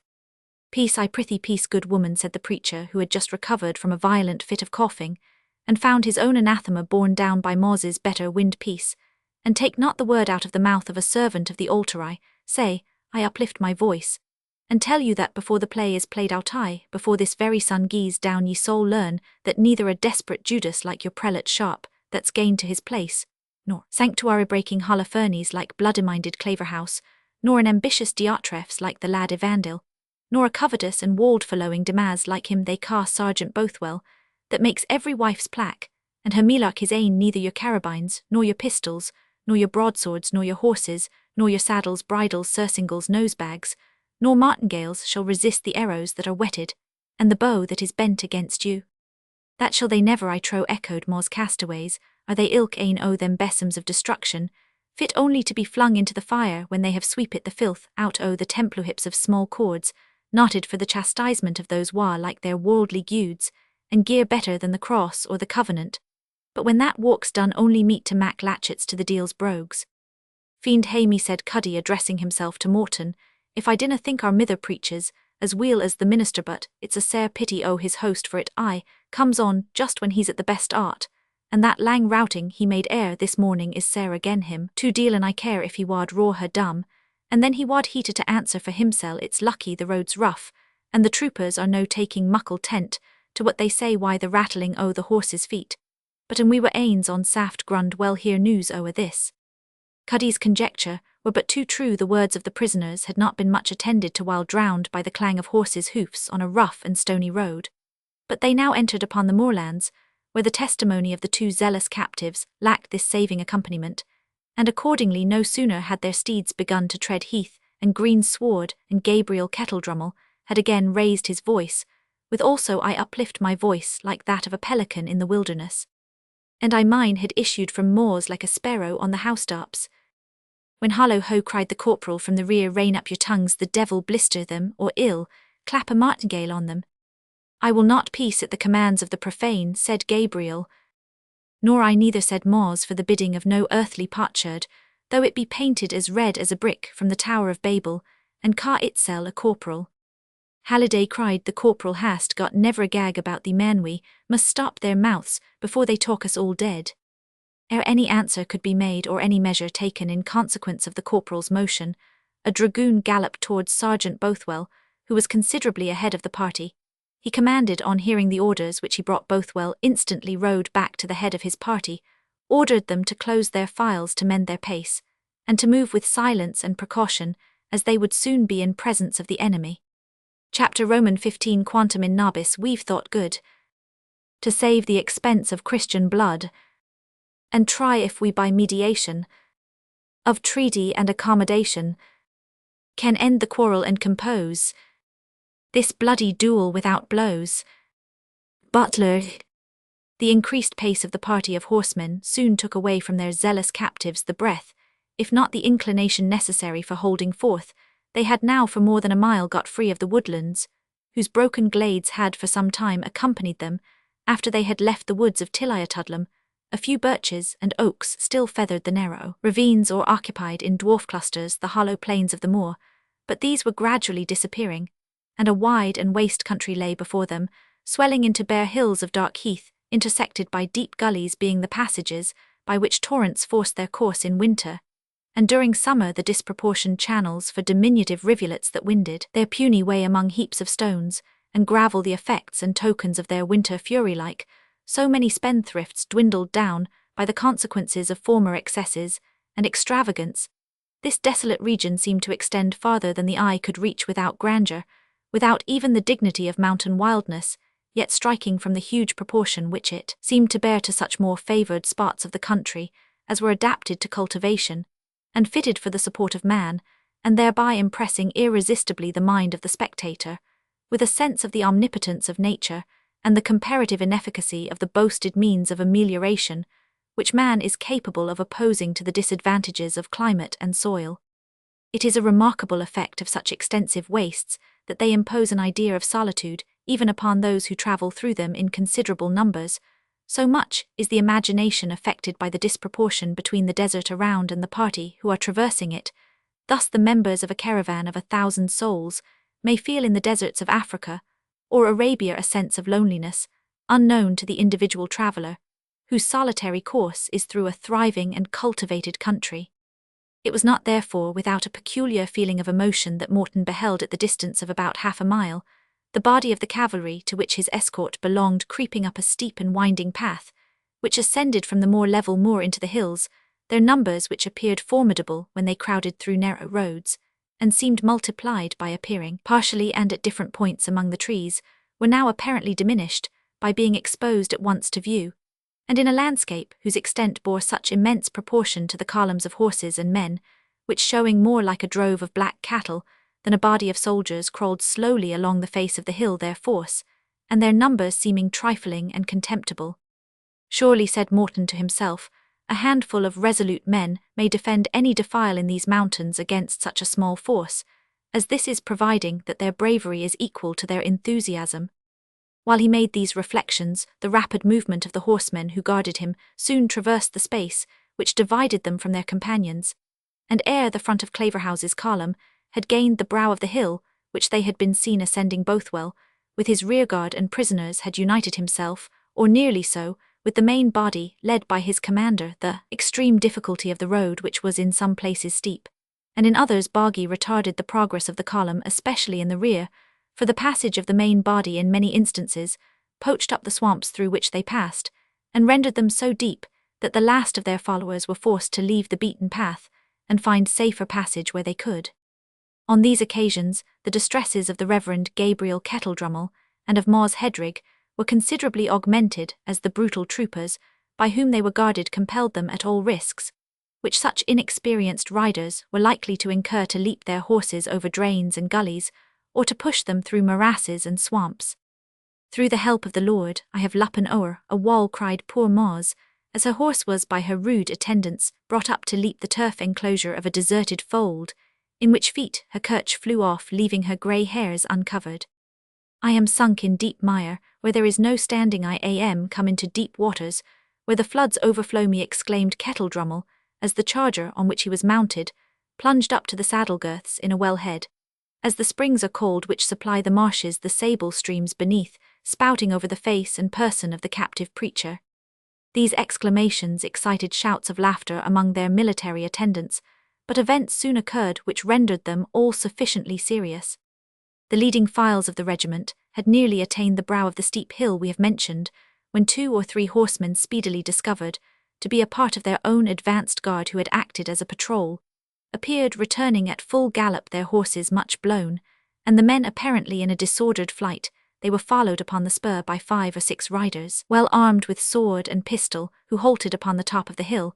On observing the approach of the life guards, 1 or 2 who had carabines dismounted, and taking a leisurely and deliberate aim at the foremost rank of the regiment, discharged their pieces, by which 2 troopers were wounded, one severely. They then mounted their horses and disappeared over the ridge of the hill, retreating with so much coolness as evidently showed that on the one hand they were undismayed by the approach of so considerable a force as was moving against them, and conscious on the other that they were supported by numbers sufficient for their protection. This incident occasioned a halt through the whole body of cavalry, and while Claverhouse himself received the report of his advanced guard, which had been thus driven back upon the main body, Lord Evandale advanced to the top of the ridge over which the enemy's horsemen had retired, and Major Alan Cornet Graham and the other officers employed themselves in extricating the regiment from the broken ground and drawing them up on the side of the hill in 2 lines, the one to support the other.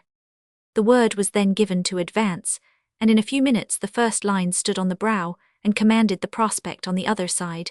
The second line closed upon them, and also the rearguard with the prisoners, so that Morton and his companions in captivity could in like manner see the form of opposition which was now offered to the farther progress of their captors.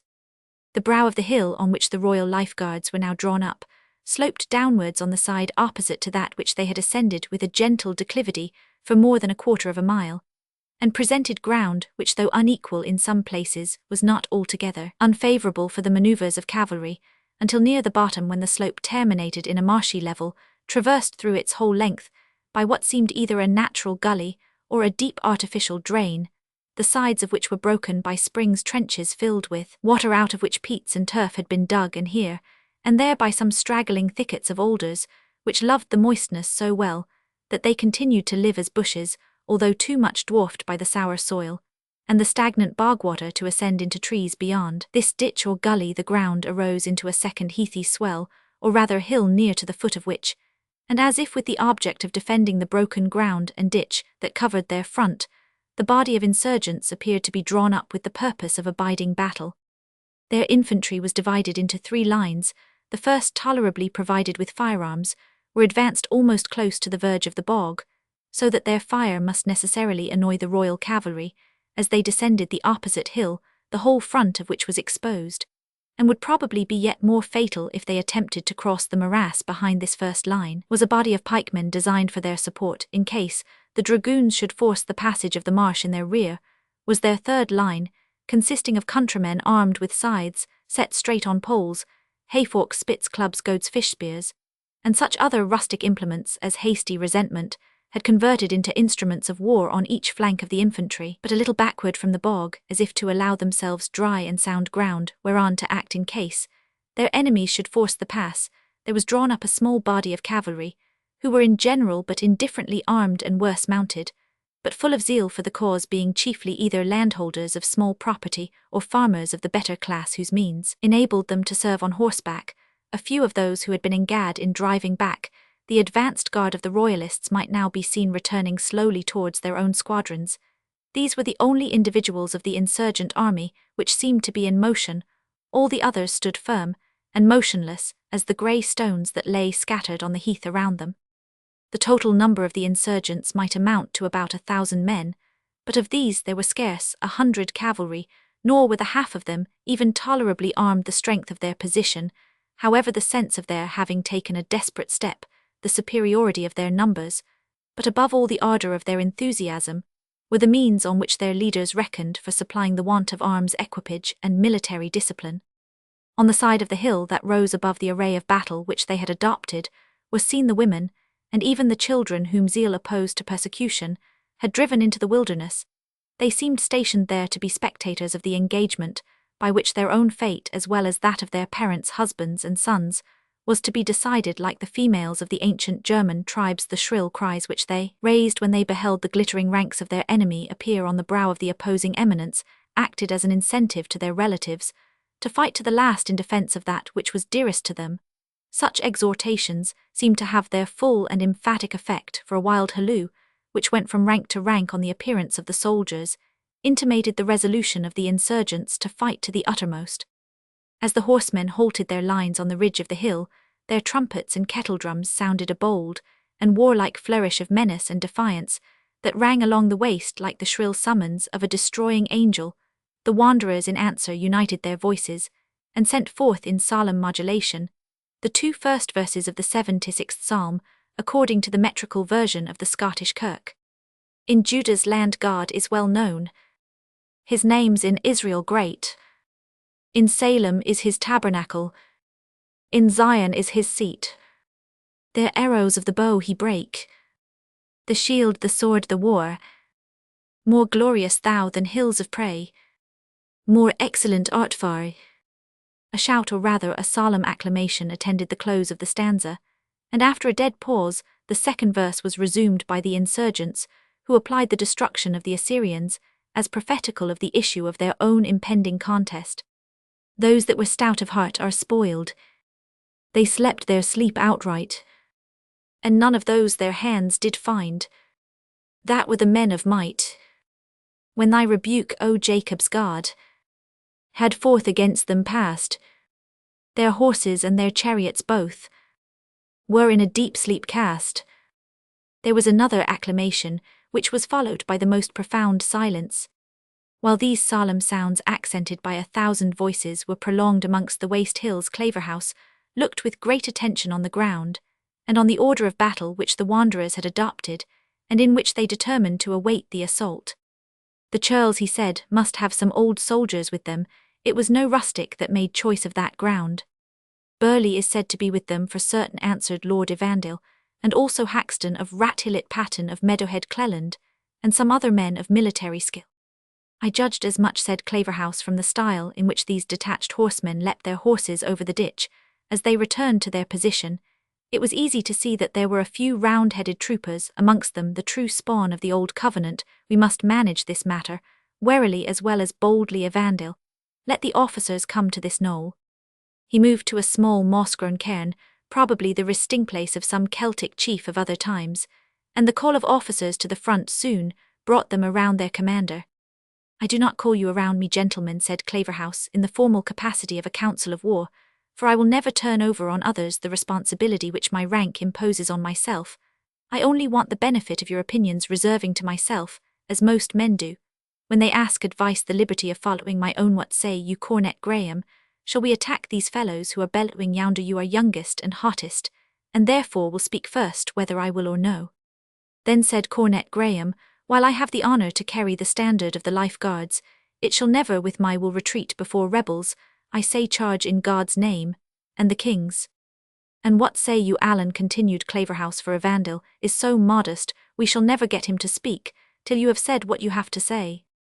These fellows, said Major Allen, an old cavalier officer of experience, are 3 or 4 to 1. I should not mind that much upon a fair field, but they are posted in a very formidable strength, and show no inclination to quit it. I therefore think, with deference to Cornet Graham's opinion, that we should draw back to Tilliatudlem, occupy the pass between the hills and the open country, and send for reinforcements to my Lord Ross, who is lying at Glasgow with a regiment of infantry. In this way, we should cut them off from the Strath of Clyde, and either compel them to come out of their stronghold, and give us battle on fair terms, or if they remain here we will attack them so soon as our infantry has joined us, and enabled us to act with effect among these ditches, bogs, and quagmires. Sure, said the young cornet, what signifies strong ground, when it is only held by a crew of canting, psalm-singing old women? A man may fight never the worse, retorted Major Allen, for honouring both his Bible and Psalter. These fellows will prove as stubborn as steel, I know them of old.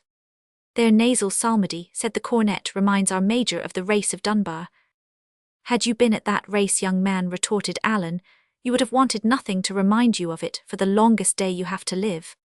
Hush, hush, gentlemen, said Claverhouse, these are untimely repartees. I should like your advice. Well, Major Allen, had our rascally patrols, whom I will see duly punished, brought us timely notice of the enemy's numbers and position, but having once presented ourselves before them in line, the retreat of the Life Guards would argue gross timidity, and be the general signal for insurrection throughout the West, in which case, so far from obtaining any assistance from my Lord Ross, I promise you, I should have great apprehensions of his being cut off before we can join him or he us. A retreat would have quite the same fatal effect upon the king's cause as the loss of a battle, and, as to the difference of risk or of safety it might make with respect to ourselves, that I am sure no gentleman thinks a moment about. There must be some gorges or passes in the morass through which we can force our way, and were we once on firm ground, I trust there is no man in the Life Guards who supposes our squadrons, though so weak in numbers, are unable to trample into dust twice the number of these unpractised clowns. What say you, my Lord Evandale?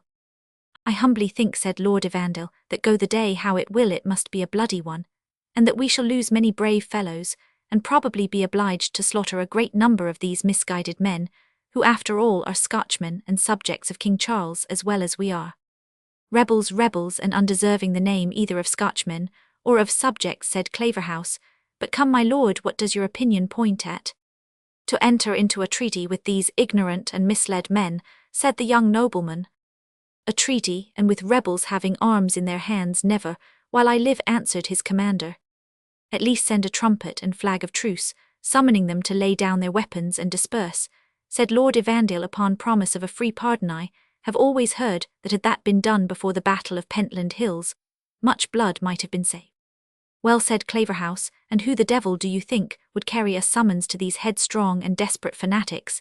They acknowledge no laws of war. Their leaders, who have been almost active in the murder of the Archbishop of St. Andrews, fight with a rope round their necks, and are likely to kill the messenger were it but to dip their followers in loyal blood, and to make them as desperate of pardon as themselves. I will go myself, said Evandale, if you will permit me. I have often risked my blood. To spill that of others, let me do so now in order to save human lives. You shall not go on such an errand, my lord, said Claverhouse. Your rank and situation render your safety of too much consequence to the country. In an age when good principles are so rare, here's my brother's son Dick Graham, who fears shot or steel as little, as if the devil had given him armour of proof against it, as the fanatics say he has given to his uncle.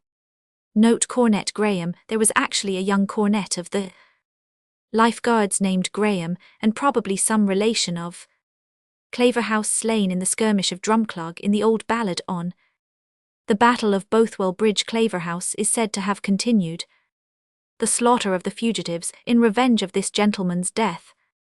Hold up your hand, then Monmouth said Jye quarters to these men.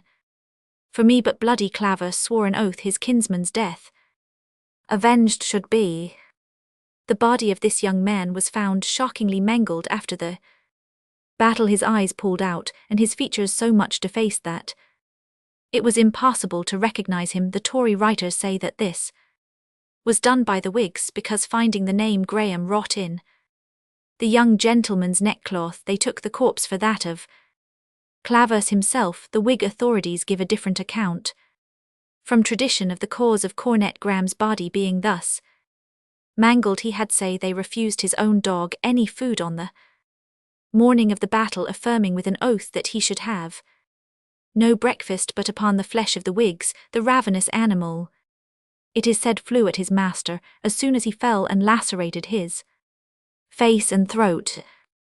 These two stories are presented to the reader, leaving it to him to judge whether it is most likely that a party of persecuted and insurgent fanatics should mangle a body supposed to be that of their chief enemy in the same manner as several persons present at Drumclog had shortly before treated the person of Archbishop Sharp, or that a domestic dog should, for want of a single breakfast, become so ferocious as to feed on his own master, selecting his body from scores that were lying around equally accessible to his ravenous appetite.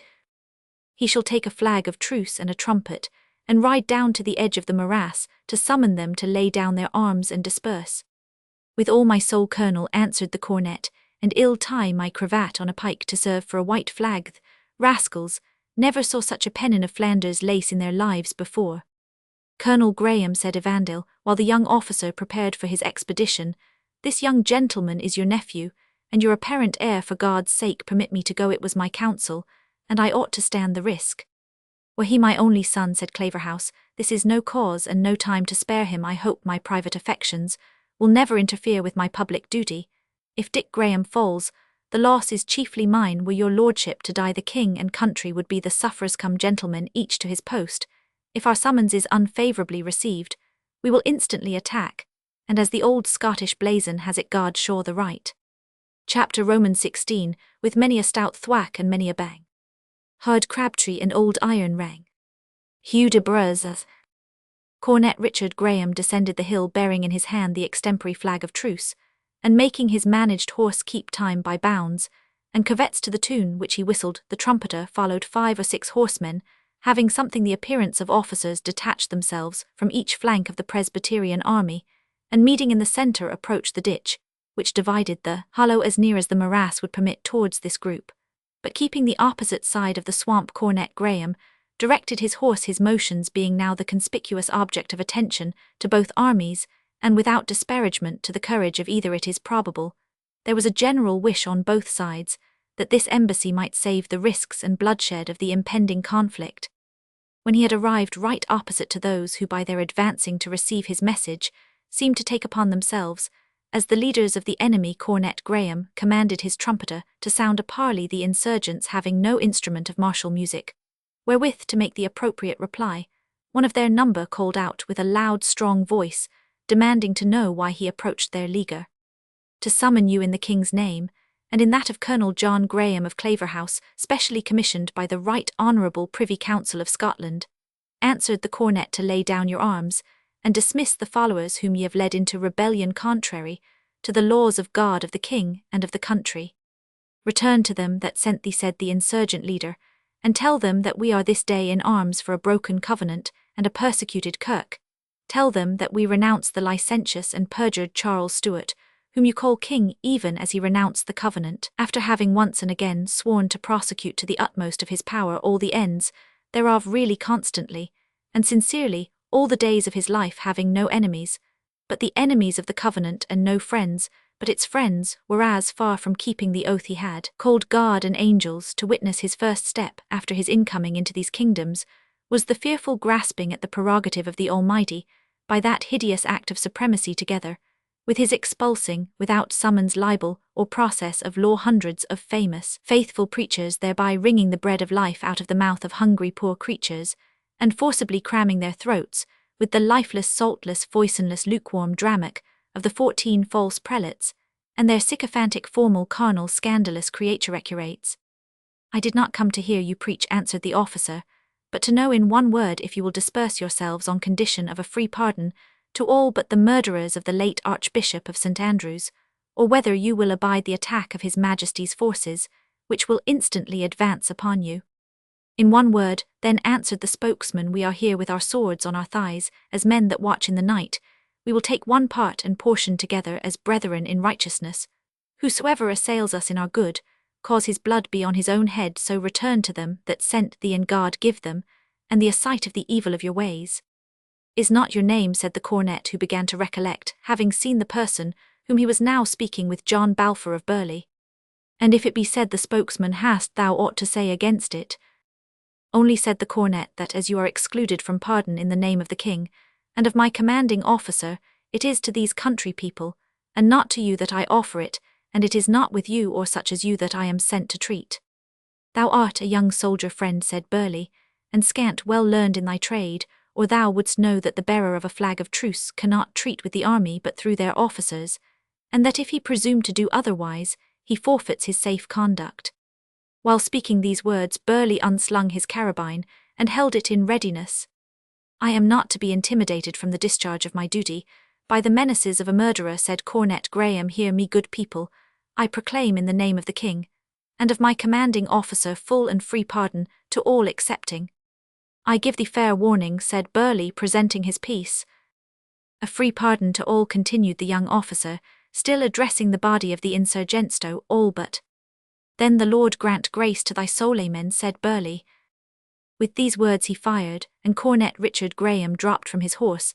The shot was mortal. The unfortunate young gentleman had only strength to turn himself on the ground, and mutter forth, my poor mother, when life forsook him in the effort.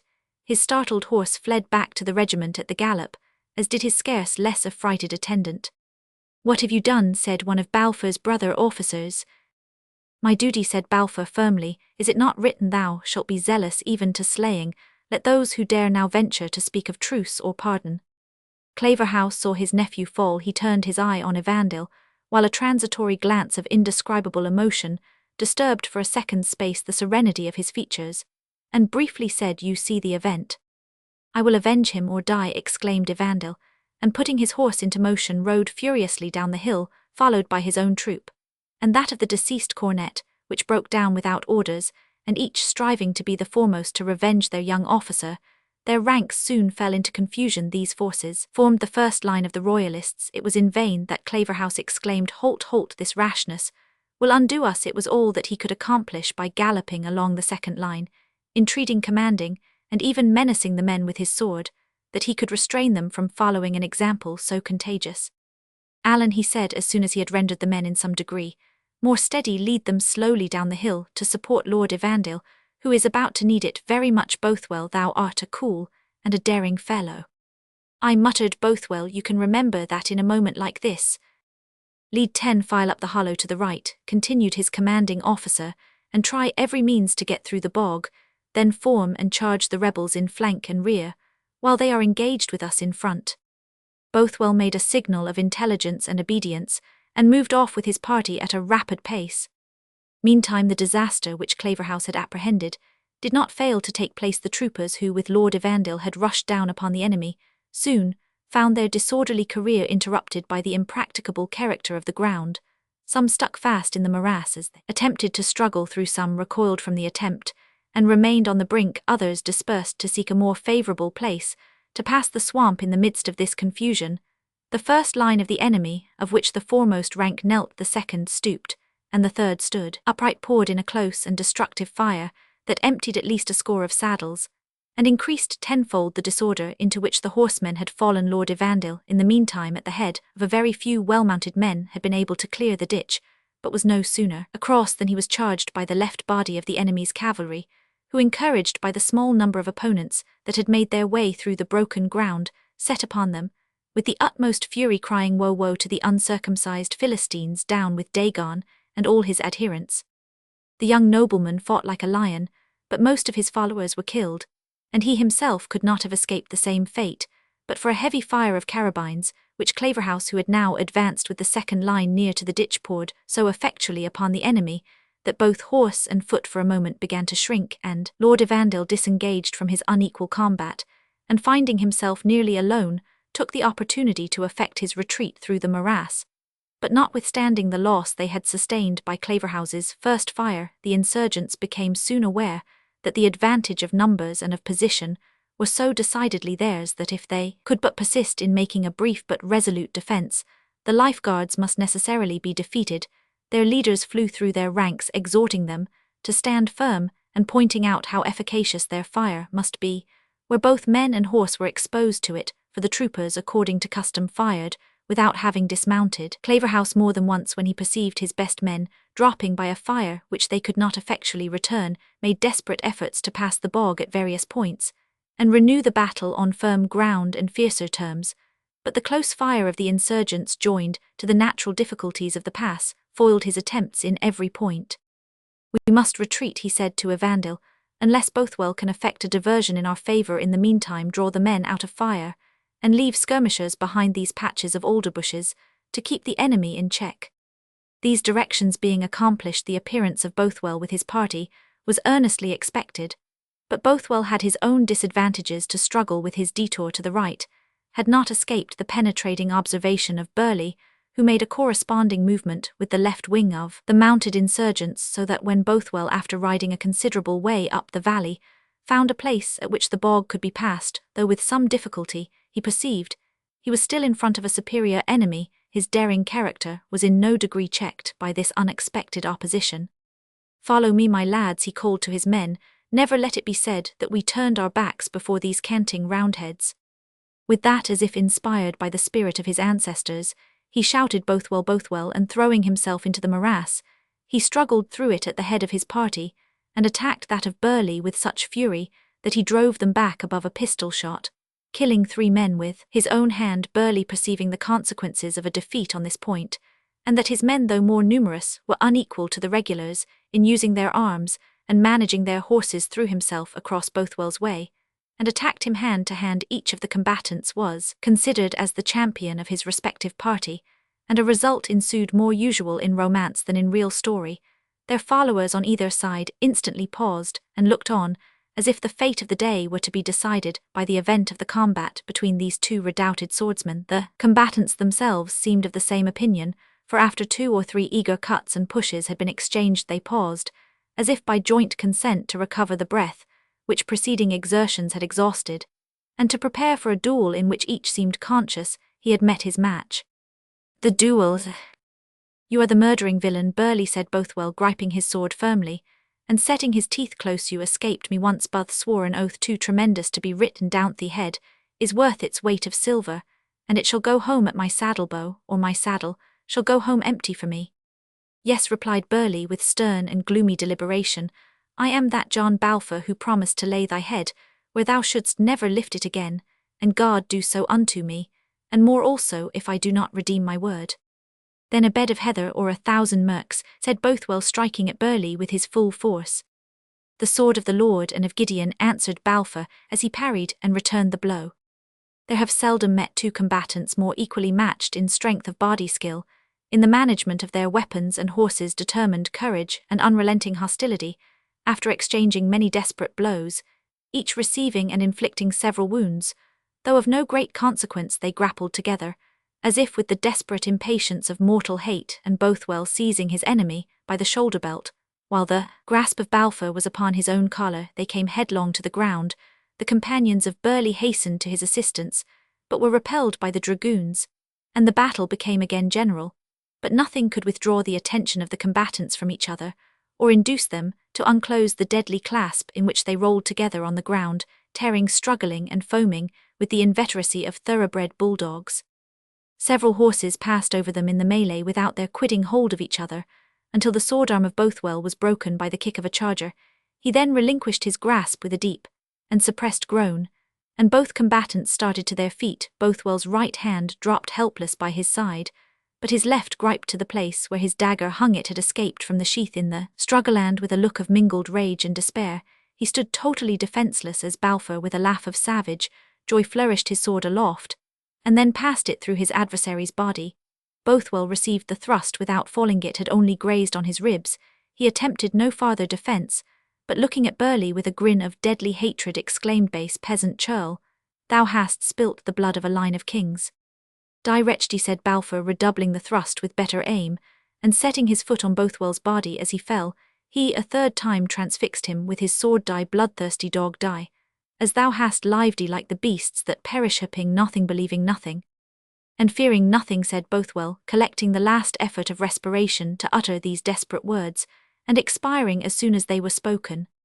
To catch a stray horse by the bridle, throw himself upon it, and rush to the assistance of his followers, was with Burleigh the affair of a moment, and as the fall of Bothwell had given to the insurgents all the courage of which it had deprived his comrades, the issue of this partial contest did not remain long undecided. several soldiers were slain, the rest driven back over the morass and dispersed, and the victorious Burleigh with his party crossed it in their turn to direct against Claverhouse the very manoeuvre which he had instructed Bothwell to execute.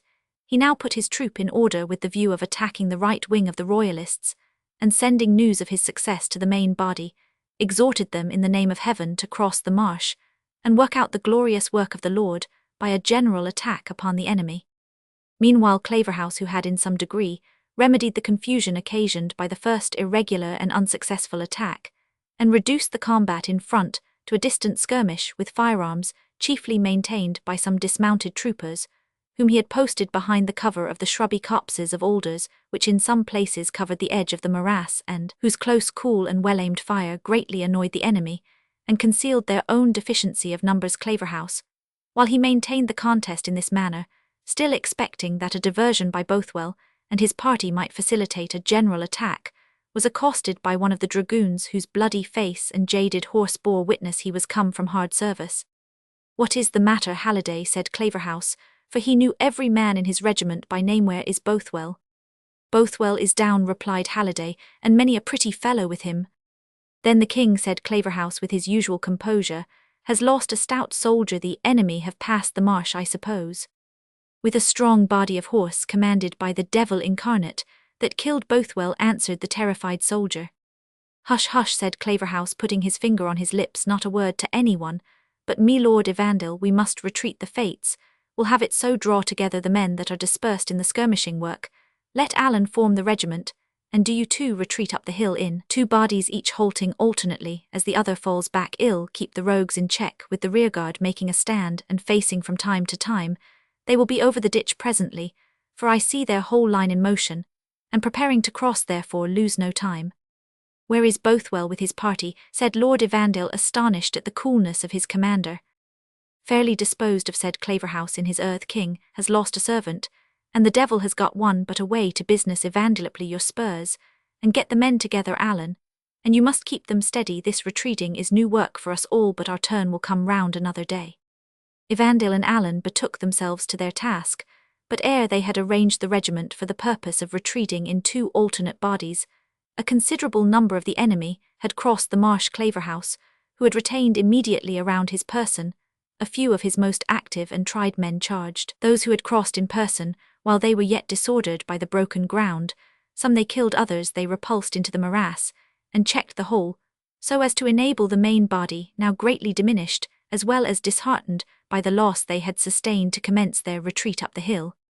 But the enemy's van being soon reinforced and supported compelled Claverhouse to follow his troops. Never did man, however, better maintain the character of a soldier than he did that day, conspicuous by his black horse and white feather.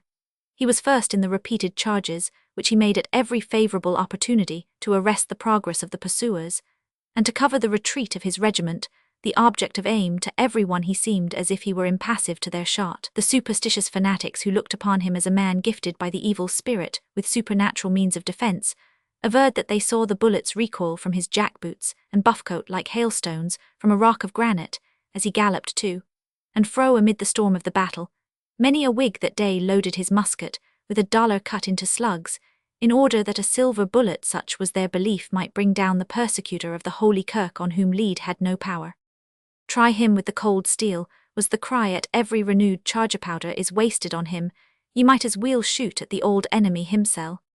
Note proof against shot given by Satan. The belief of the Covenanters that their principal enemies and Claverhouse in particular had obtained from the devil a charm which rendered them proof against leaden bullets, led them to pervert even the circumstances of his death. Howie of Lochgane, after giving some account of the Battle of Killiecrankie, adds, "The battle was very bloody, and by Mackay's 3rd fire Claverhouse fell, of whom historians give little account, but it has been said for certain that his own waiting servant, taking a resolution to rid the world of this truculent bloody monster, and knowing he had proof of lead, shot him with a silver button he had before taken off his own coat for that purpose. However he fell, and with him Popery and King James' interest in Scotland. God's judgment on persecutors. P. Roman 39. Original note: perhaps some may think this anent proof of a shot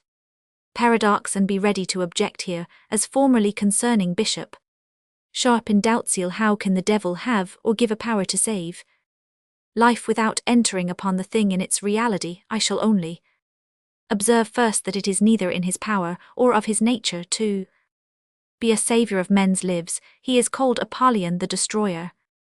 2d. That even in this case, he is said only to give enchantment against one kind of metal, and this does not save life, for the lead would not take Sharp or Claverhouse's lives, yet steel and silver would do it, and for Doubtseal, though he died not on the field, he did not escape the arrows of the almighty Ibidem.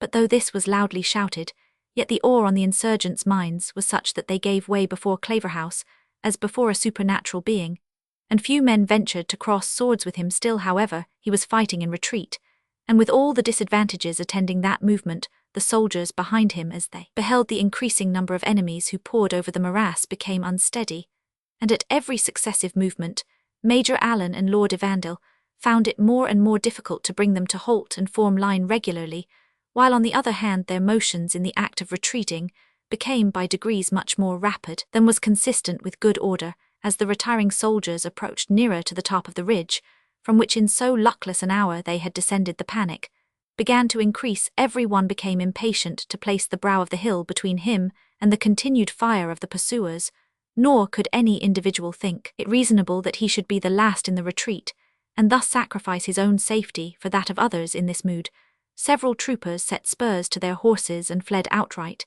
and the others became so unsteady in their movements and formations that their officers every moment feared they would follow the same example.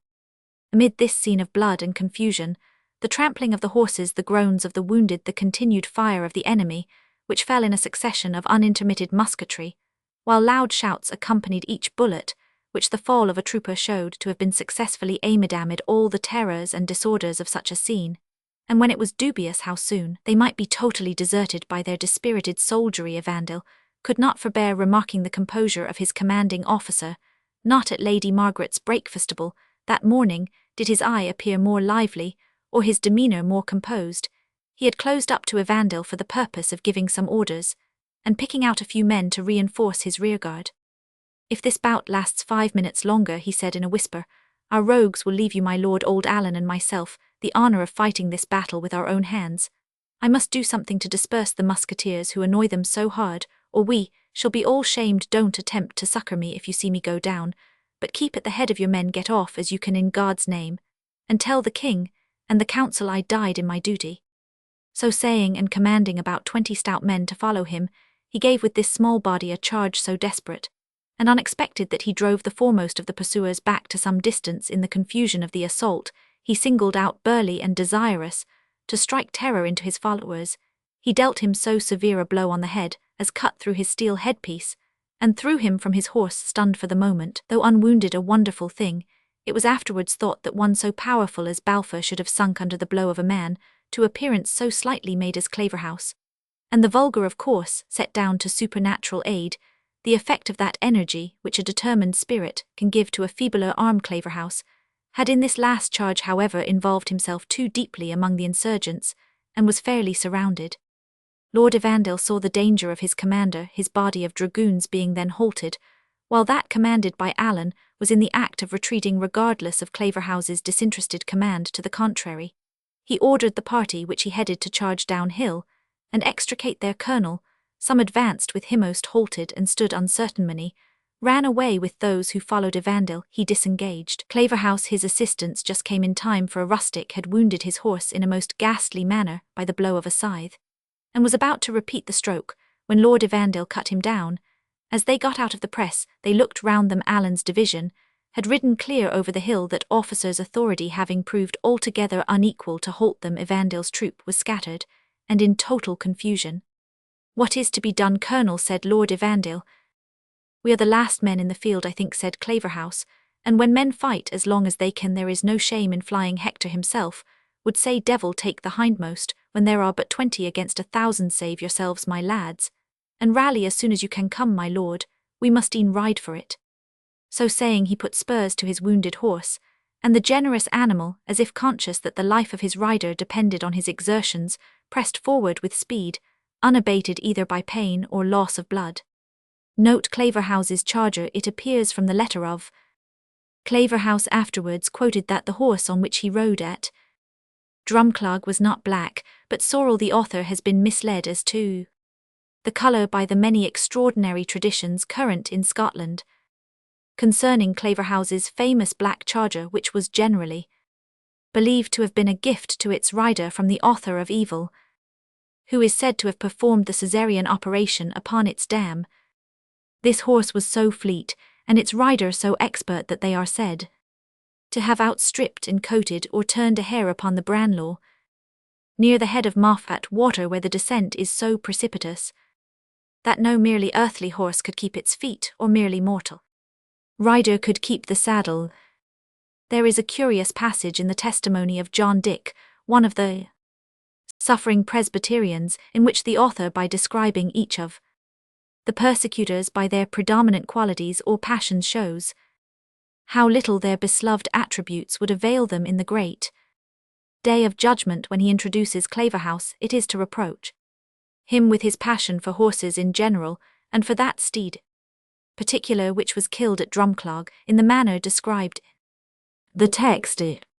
As for that bloodthirsty wretch Claverhouse, how thinks he to shelter himself that day? Is it possible the pitiful thing can be so mad as to think to secure himself by the fleetness of his horse?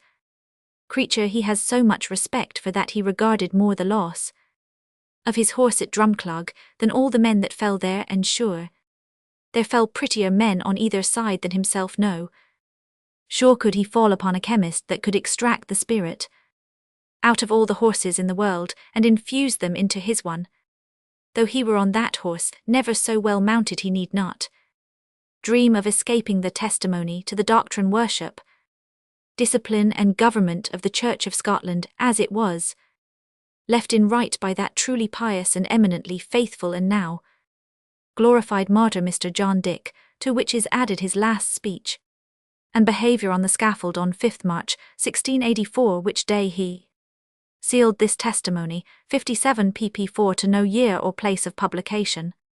The reader may perhaps receive some farther information on the subject of Cornet Graham's death and the flight of Claverhouse from the following Latin lines, a part of a poem entitled Bellum, both Julianum by Andrew Guild, which exists in manuscript in the Advocate's Library. A few officers and soldiers followed him, but in a very irregular and tumultuary manner. The flight of Claverhouse was the signal for all the stragglers, who yet offered desultory resistance, to fly as fast as they could, and yield up the field of battle to the victorious insurgents. Chapter Roman 17. But see through the fast-flashing lightnings of war, what steed to the desert flies frantic and far?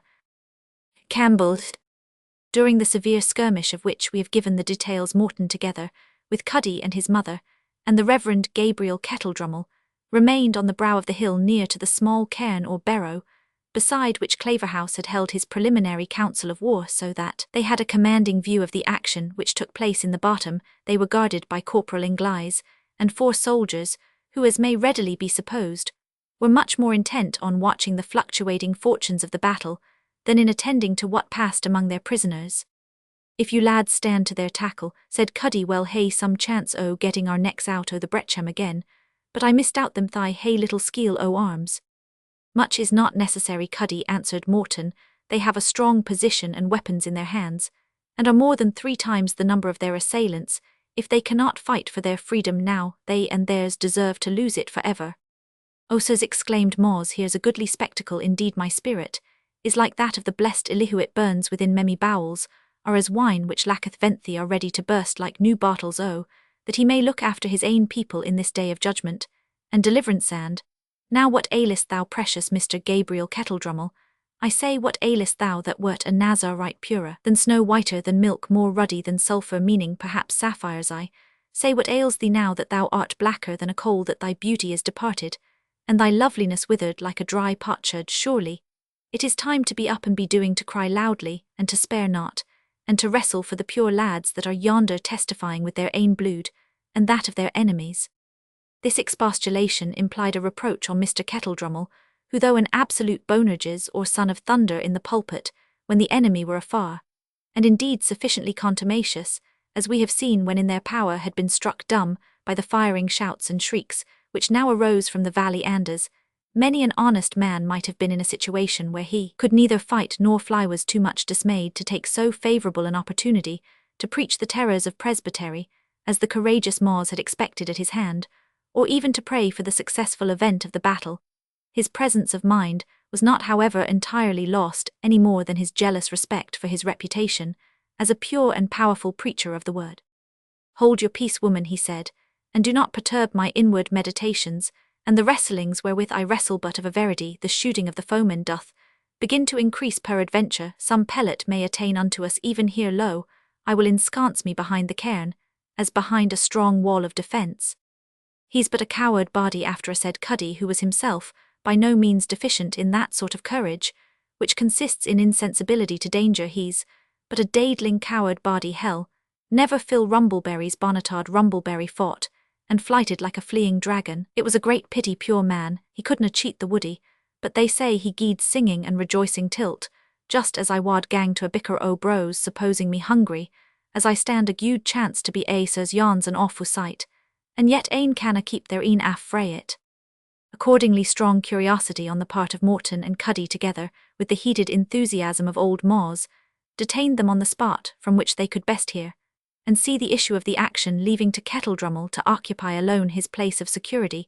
The vicissitudes of combat which we have already described were witnessed by our spectators from the top of the eminence, but without their being able positively to determine to what they tended. That the Presbyterians defended themselves stoutly was evident from the heavy smoke, which, illumined by frequent flashes of fire, now eddied along the valley, and hid the contending parties in its sulphureous shade. On the other hand, the continued firing from the nearer side of the morass indicated that the enemy persevered in their attack, that the affair was fiercely disputed, and that everything was to be apprehended from a continued contest, in which undisciplined rustics had to repel the assaults of regular troops, so completely officered and armed. At length horses whose caparisons showed that they belonged to the Life Guards began to fly masterless out of the confusion. Dismounted soldiers next appeared, forsaking the conflict and straggling over the side of the hill in order to escape from the scene of action. As the numbers of these fugitives increased, the fate of the day seemed no longer doubtful. A large body was then seen emerging from the smoke, forming irregularly on the hillside, and with difficulty kept stationary by their officers, until Evandale's corps also appeared in full retreat. The result of the conflict was then apparent, and the joy of the prisoners was corresponding to their approaching deliverance. "They hae done the job for anes," said Cuddy, "and they near dot again." "They fleethy flee," exclaimed Moz in ecstasy. "Oh, the truculent tyrants they are riding now as they never rode before. Oh, the false Egyptians, proud Assyrians, Philistines, Moabites, Edomites, Ishmaelites. The Lord has brought sharp swords upon them to make them food for the fowls of heaven and the beasts of the field. See how the clouds roll and the fire flashes ahint them, and goes forth before the chosen of the covenant, e'en like the pillar o' cloud, and the pillar o' flame that led the people of Israel out, O the land of Egypt. This is indeed a day of deliverance to the righteous, a day of pouring out of wrath to the persecutors and the ungodly." "Lord save us, mither," said Cuddy, "haud the clavering tongue o' ye, and lie down ahint the cairn, like Kettledrummel. Honest man, the Whigamore bullets ken unco little discretion, and will just as soon knock out the harns o' a psalm-singing old wife as a swearing dragoon." "Fear neathing for me, Cuddy," said the old dame, transported to ecstasy by the success of her party. "Fear neathing for me. I will stand like Deborah on the tap o' the cairn, and tack up my sang o' reproach against these men of Harosheth of the Gentiles, whose horsehoofs are broken by their prancing." The enthusiastic old woman would in fact have accomplished her purpose of mounting on the cairn, and becoming, as she said, a sign and a banner to the people, had not Cuddy, with more filial tenderness than respect, detained her by such force as his shackled arms would permit him to exert. "Sirs," he said, having accomplished this task, "look out yonder Milnwood. Saw ye ever mortal fight like the devil Clavus? Yonder he's been thrice down amang them and thrice cam free aff. But I think we'll soon be free ourselves. Milnwood inglies, and his troopers look o'er their shouthers very aften, as if they liked the road ahint them better than the road afore."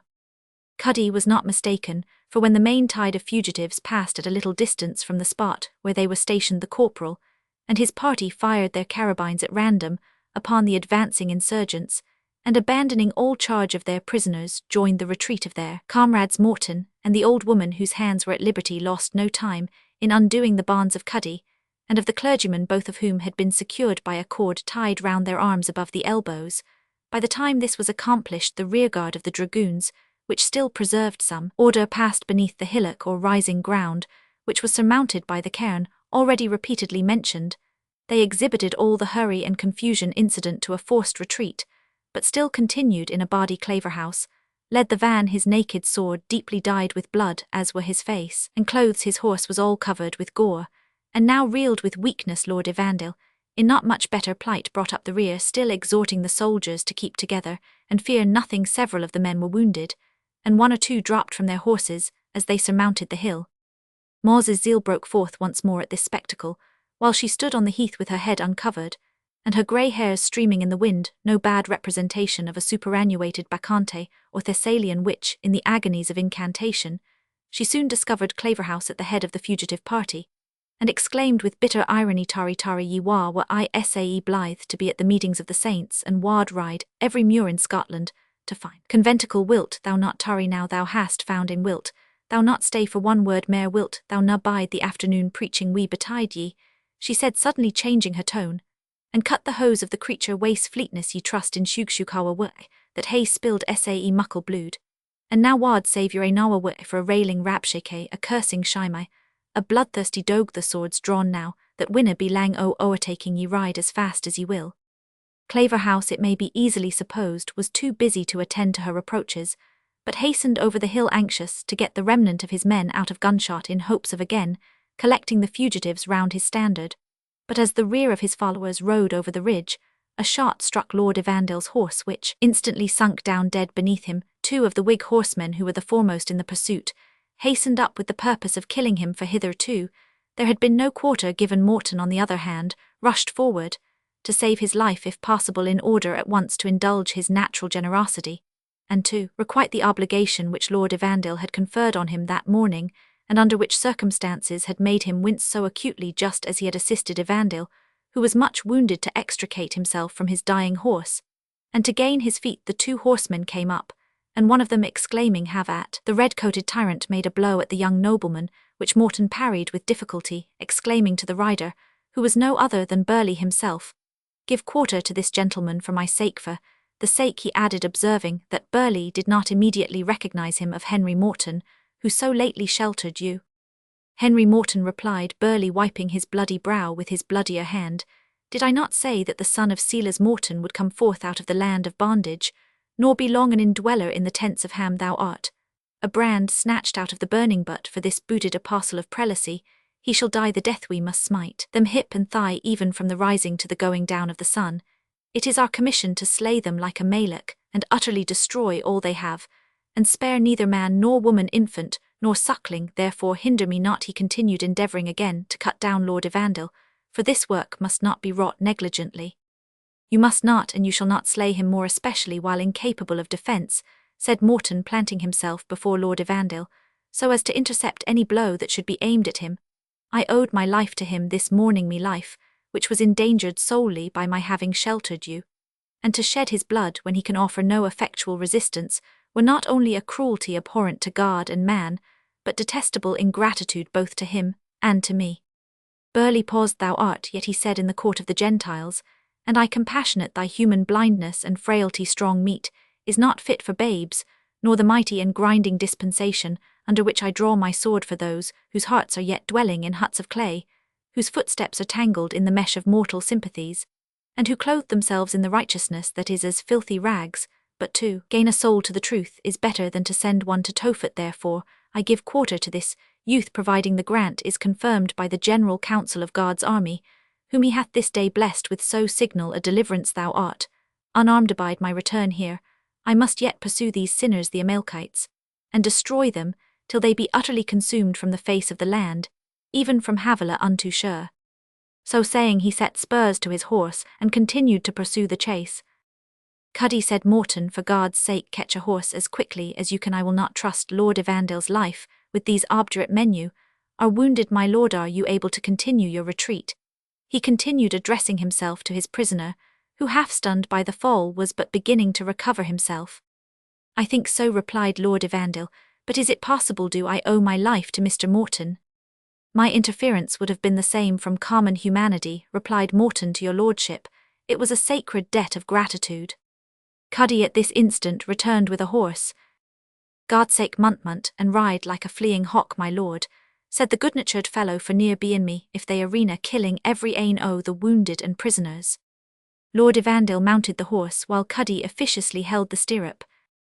"Stand off, good fellow, thy courtesy may cost thy life, Mr. Morton," he continued, addressing Henry. "This makes us more than evenly on it. I will never forget your generosity. Farewell."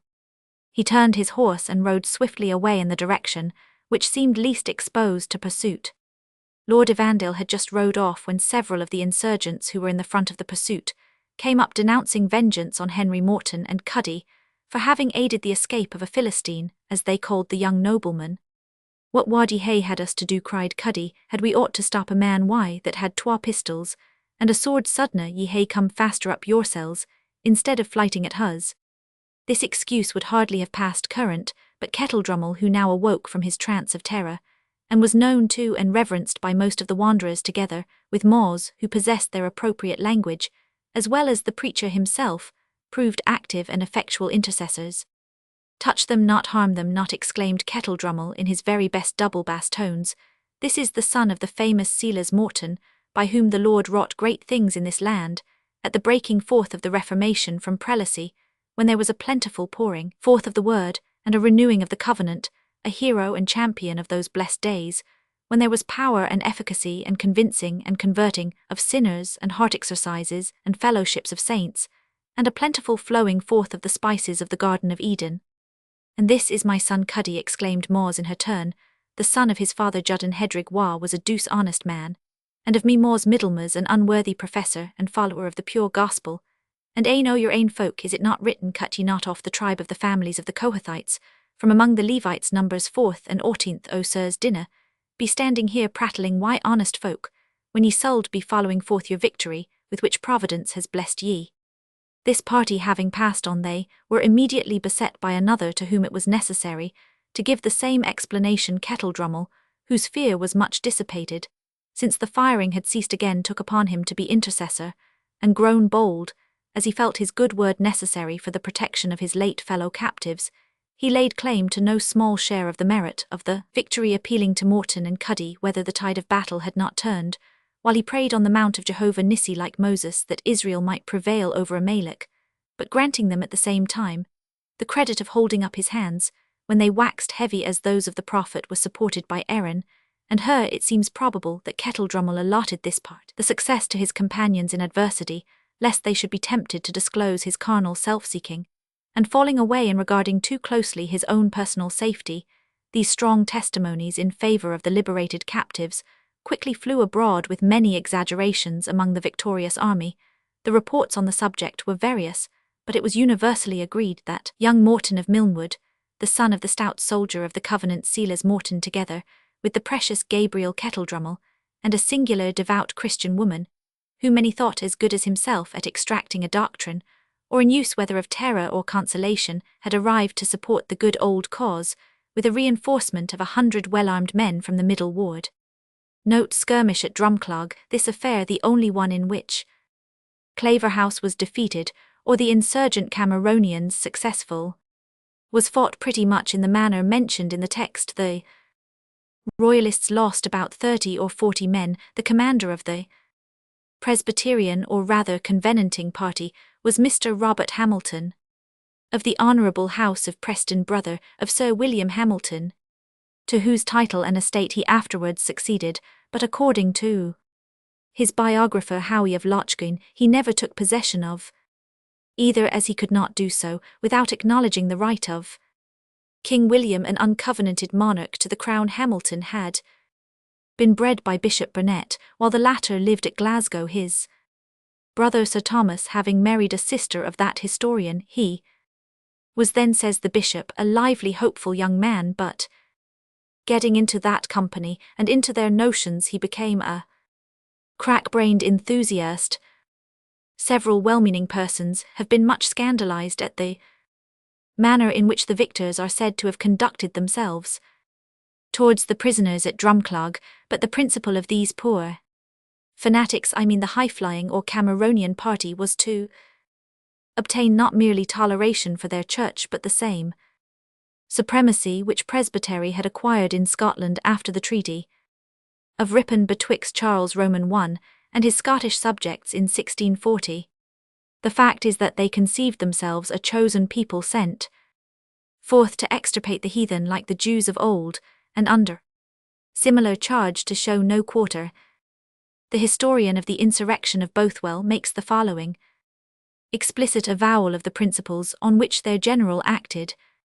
Mr. Hamilton discovered a great deal of bravery and valour both in the conflict with and pursuit of the enemy, but when he and some other were pursuing the enemy, others flew too greedily upon the spoil, small as it was, instead of pursuing the victory, and some, without Mr. Hamilton's knowledge, and directly contrary to his express command, gave 5 of those bloody enemies quarter, and then let them go. This greatly grieved Mr. Hamilton when he saw some of Babel's brats spared, after that the Lord had delivered them into their hands, that they might dash them against the stones. Psalm Roman 137:9. In his own account of this, he reckons the sparing of these enemies and letting them go to be among their first steppings aside, for which he feared that the Lord would not honour them to do much more for him, and says that he was neither for taking favours from nor giving favours to the Lord's enemies. See a true and impartial account of the persecuted Presbyterians, Scotland, there being in arms and defeat at Bothwell Brig in 1679, by William Wilson, late schoolmaster in the parish of Douglas. The reader who would authenticate the quotation must not consult any other edition than that of 1697, for somehow or other the publisher of the last edition has omitted this remarkable part of the narrative. Sir Robert Hamilton himself felt neither remorse nor shame for having put to death one of the prisoners after the battle with his own hand, which appears to have been a charge against him by some whose fanaticism was less exalted than his own. As for that accusation they bring against me of killing that poor man, as they call him, at Drumclog, I may easily guess that my accusers can be no other but some of the house of Saul or Shimei, or some such, risen again to espouse that poor gentleman Saul, his quarrel against honest Samuel for his offering to kill that poor man Agag after the king's giving him quarter, but I being to command that day gave out the word that no quarter should be given. And returning from pursuing Claverhouse, 1 or 2 of these fellows were standing in the midst of a company of our friends, and some were debating for quarter, others against it. None could blame me to decide the controversy, and I bless the Lord for it to this day. There were 5 more that without my knowledge got quarter, who were brought to me after we were a mile from the place, as having got quarter, which I reckoned among the first steppings aside, and seeing that spirit amongst us at that time, I then told it to some that were with me. To my best remembrance it was honest old John Nisbet, that I feared the Lord would not honour us to do much more. For him I shall only say this: I desire to bless his holy name, that since ever he helped me to set my face to his work, I never had nor would take a favour from enemies, either on right or left hand, and desired to give as few. The preceding passage is extracted from a long vindication of his own conduct sent by Sir Robert Hamilton, 7th December 1685, addressed to the anti-popish, anti-prelatic, anti-Erastian, anti-sectarian, true Presbyterian remnant of the Church of Scotland, and the substance is to be found in the work or collection called Faithful Contendings, displayed, collected and transcribed by John Howie. As the skirmish of Drumclog has been of late the subject of some enquiry, the reader may be curious to see Claverhouse's own account of the affair in a letter to the Earl of Linlithgow, written immediately after the action. This gazette, as it may be called, occurs in the volume called Dundee's Letters, printed by Mr. Smythe of Methven as a contribution to the Bannatyne Club. The original is in the library of the Duke of Buckingham, Claverhouse. It may be observed spells like a chambermaid, for the Earl of Linlithgow, Commander-in-Chief of King Charles, Roman II's forces in Scotland, Glasgow, John the 1, 1679. My lord, upon Saturday's night, when my Lord Ross came into this place, I marched out, and because of the insolency that had been done 2 nights before at Ruglen, I went thither and inquired for the names. So soon as I got them, I sent our parties to seize on them, and found not only 3 of those rogues, but also an intercommend minister called King. We had them at Streven about 6 in the morning yesterday, and resolving to convey them to this, I thought that we might make a little tour to see if we could fall upon a conventicle, which we did little to our advantage, for when we came in sight of them, we found them drawn up in battle upon most advantageous ground, to which there was no coming but through mosses and lakes. They were not preaching, and had got away all their women and children. They consisted of 4 battalions of foot, and all well armed with fusils and pitchforks, and 3 squadrons of horse. We sent both parties to skirmish, they of foot, and we of dragoons. They run for it, and sent down a battalion of foot. Against them we sent 60 of dragoons, who made them again shamefully, but in end, they perceiving that we had the better of them in skirmish, they resolved a general engagement, and immediately advanced with their foot, the horse following. They came throughout the larch, the greatest body of all made up against my troop. We kept our fire till they were within 10 pace of us. They recaved our fur, and advanced to shock the first they gave us, brought down the coronet, Mr. Crawford, and Captain Bleeth. Besides that, with a pitchfork they made such an opening in my roan horse's belly that his guts hung out half an ell, and yet he carried me aff and mill, which so discouraged our men that they sustained not the shock, but fell into disorder. Their horse took the occasion of this, and pursued us so hotly that we had no time to rally. I saved the standards, but lost on the place about 8 or 10 men besides wounded, but he dragoons lost many more. They are not come easily aff on the other side, for I saw several of them fall before we came to the shock. I mad the best retreat the confusion of our people would suffer, and I am now laying with my Lord Ross the town of Streven drew up as we was making our retreat, and thought of a pass to cut us off, but we took courage and fell to them, made them run, leaving a dousing on the place. What these rogues will do yet I know not, but the contrary was flocking to them from all hands. This may be counted the beginning of the rebellion, in my opinion. I am, my lord, your lordship's most humble servant, J. Graham. My lord, I am so wearied and so sleepy that I have written this very confusedly. Chapter Roman 18, when pulpit drum ecclesiastic was beat with fist instead of a stick. Hugh de Breze. In the meantime, the insurgent cavalry returned from the pursuit jaded and worn out with their unwonted efforts, and the infantry assembled on the ground, which they had won fatigued with toil and hunger. Their success, however, was a cordial to every bosom, and seemed even to serve in the stead of food and refreshment.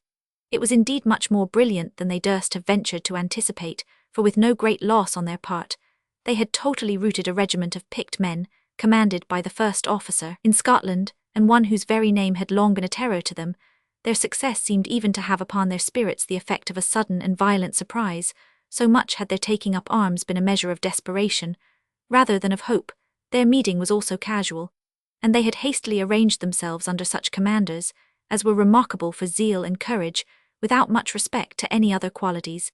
It followed from this state of disorganization that the whole army appeared at once to resolve itself into a general committee for considering what steps were to be taken in consequence of their success, and no opinion could be started so wild that it had not some favourers and advocates. Some proposed they should march to Glasgow, some to Hamilton, some to Edinburgh, some to London. Some were for sending a deputation of their number to London to convert Charles Roman II to a sense of the error of his ways, and others less charitable proposed either to call a new successor to the crown, or to declare Scotland a free republic, a free parliament of the nation, and a free assembly of the kirk, were the objects of the more sensible and moderate of the party. In the meanwhile, a clamour arose among the soldiers for bread and other necessaries, and while all complained of hardship and hunger, None took the necessary measures to procure supplies. In short, the camp of the Covenanters, even in the very moment of success, seemed about to dissolve like a rope of sand from want of the original principles of combination and union.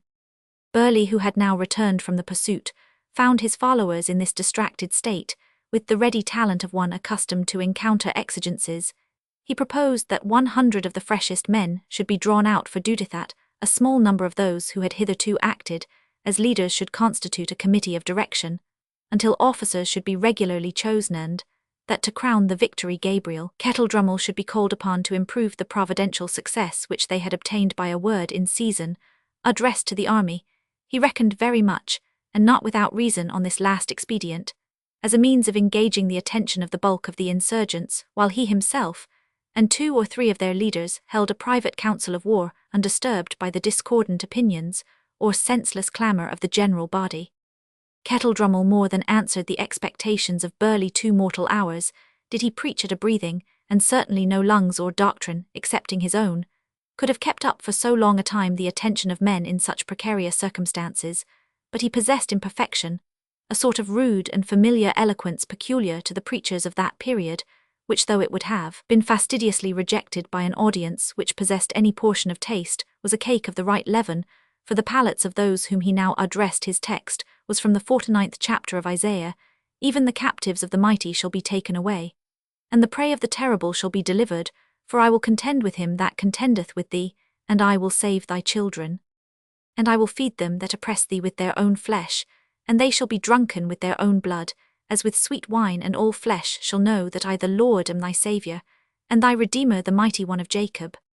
The discourse which he pronounced upon this subject was divided into 15 heads, each of which was garnished with 7 uses of application, 2 of consolation, 2 of terror, 2 declaring the causes of backsliding and of wrath, and 1 announcing the promised and expected deliverance. The first part of his text he applied to his own deliverance and that of his companions, and took occasion to speak a few words in praise of young Milnwood, of whom, as of a champion of the covenant, he augured great things. The second part he applied to the punishments which were about to fall upon the persecuting government.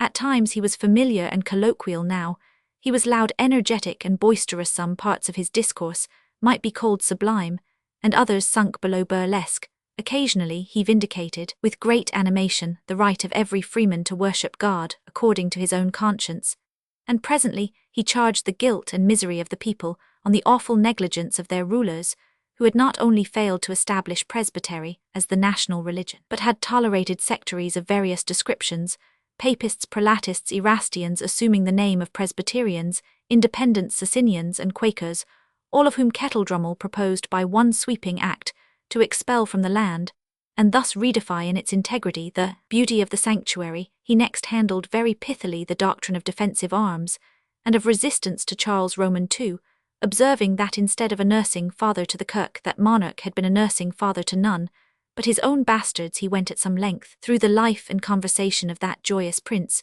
few parts of which, it must be owned, were qualified to stand the rough handling of so uncourtly an orator, who conferred on him the hard names of Jeroboam, Omri, Ahab, Shalom, Pekah, and every other evil monarch recorded in the chronicles, and concluded with a round application of the scripture: Tophet is ordained of old, yea, for the king it is provided.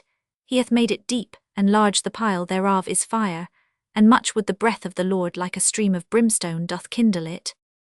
Kettledrummel had no sooner ended his sermon, and descended from the huge rock which had served him for a pulpit, than his post was occupied by a pastor of a very different description.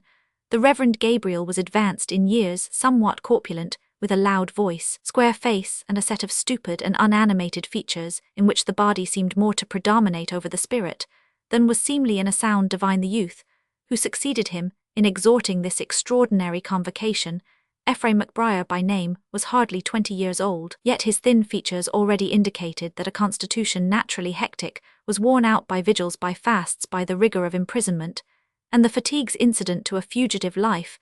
Young as he was, he had been twice imprisoned for several months, and suffered many severities which gave him great influence with those of his own sect. He threw his faded eyes over the multitude, and over the scene of battle, and a light of triumph arose in his glance. His pale yet striking features were coloured with a transient and hectic blush of joy. He folded his hands, raised his face to heaven, and seemed lost in mental prayer and thanksgiving air. He addressed the people when he spoke. His faint and broken voice seemed at first inadequate to express his conceptions, but the deep silence of the assembly, the eagerness with which the ear gathered every word, as the famished Israelites collected the heavenly manna, had a corresponding effect upon the preacher himself. His words became more distinct, his manner more earnest and energetic. It seemed as if religious zeal was triumphing over bodily weakness and infirmity. His natural eloquence was not altogether untainted with the coarseness of his sect, and yet by the influence of a good natural taste, it was freed from the grosser and more ludicrous errors of his contemporaries, and the language of Scripture, which in their mouths was sometimes degraded by misapplication, gave in MacBriar's exhortation a rich and solemn effect, like that which is produced by the beams of the sun, streaming through the storied representation of saints and martyrs on the Gothic window of some ancient cathedral. He painted the desolation of the church during the late period of her distresses in the most affecting colours. He described her like Hagar watching the waning life of her infant, amid the fountainless desert, like Judah under her palm tree mourning for the devastation of her temple, like Rachel weeping for her children and refusing comfort. But he chiefly rose into rough sublimity when addressing the men yet reeking from battle. He called on them to remember the great things which God had done for them, and to persevere in the career which their victory had opened. "Your garments are dyed, but not with the juice of the winepress. Your swords are filled with blood," he exclaimed, "but not with the blood of goats or lambs. The dust of the desert, on which ye stand, is made fat with gore, but not with the blood of bullocks, for the Lord hath a sacrifice in Basra, and a great slaughter in the land of Idumea. These were not the firstlings of the flock, the small cattle of burnt offerings, whose bodies lie like dung on the ploughed field of the husbandman. This is not the savour of myrrh, of frankincense, or of sweet herbs that is steaming in your nostrils. But these bloody trunks are the carcasses of those who held the bow and the lance, who were cruel, and would show no mercy, whose voice roared like the sea, who rode upon horses, every man in array, as if to battle. They are the carcasses, even of the mighty men of war that came against Jacob in the day of his deliverance. And the smoke is that of the devouring fires that have consumed them, and those wild hills that surround you are not a sanctuary, planked with cedar and plated with silver, nor are ye ministering priests at the altar with censers and with torches, but ye hold in your hands the sword and the bow and the weapons of death.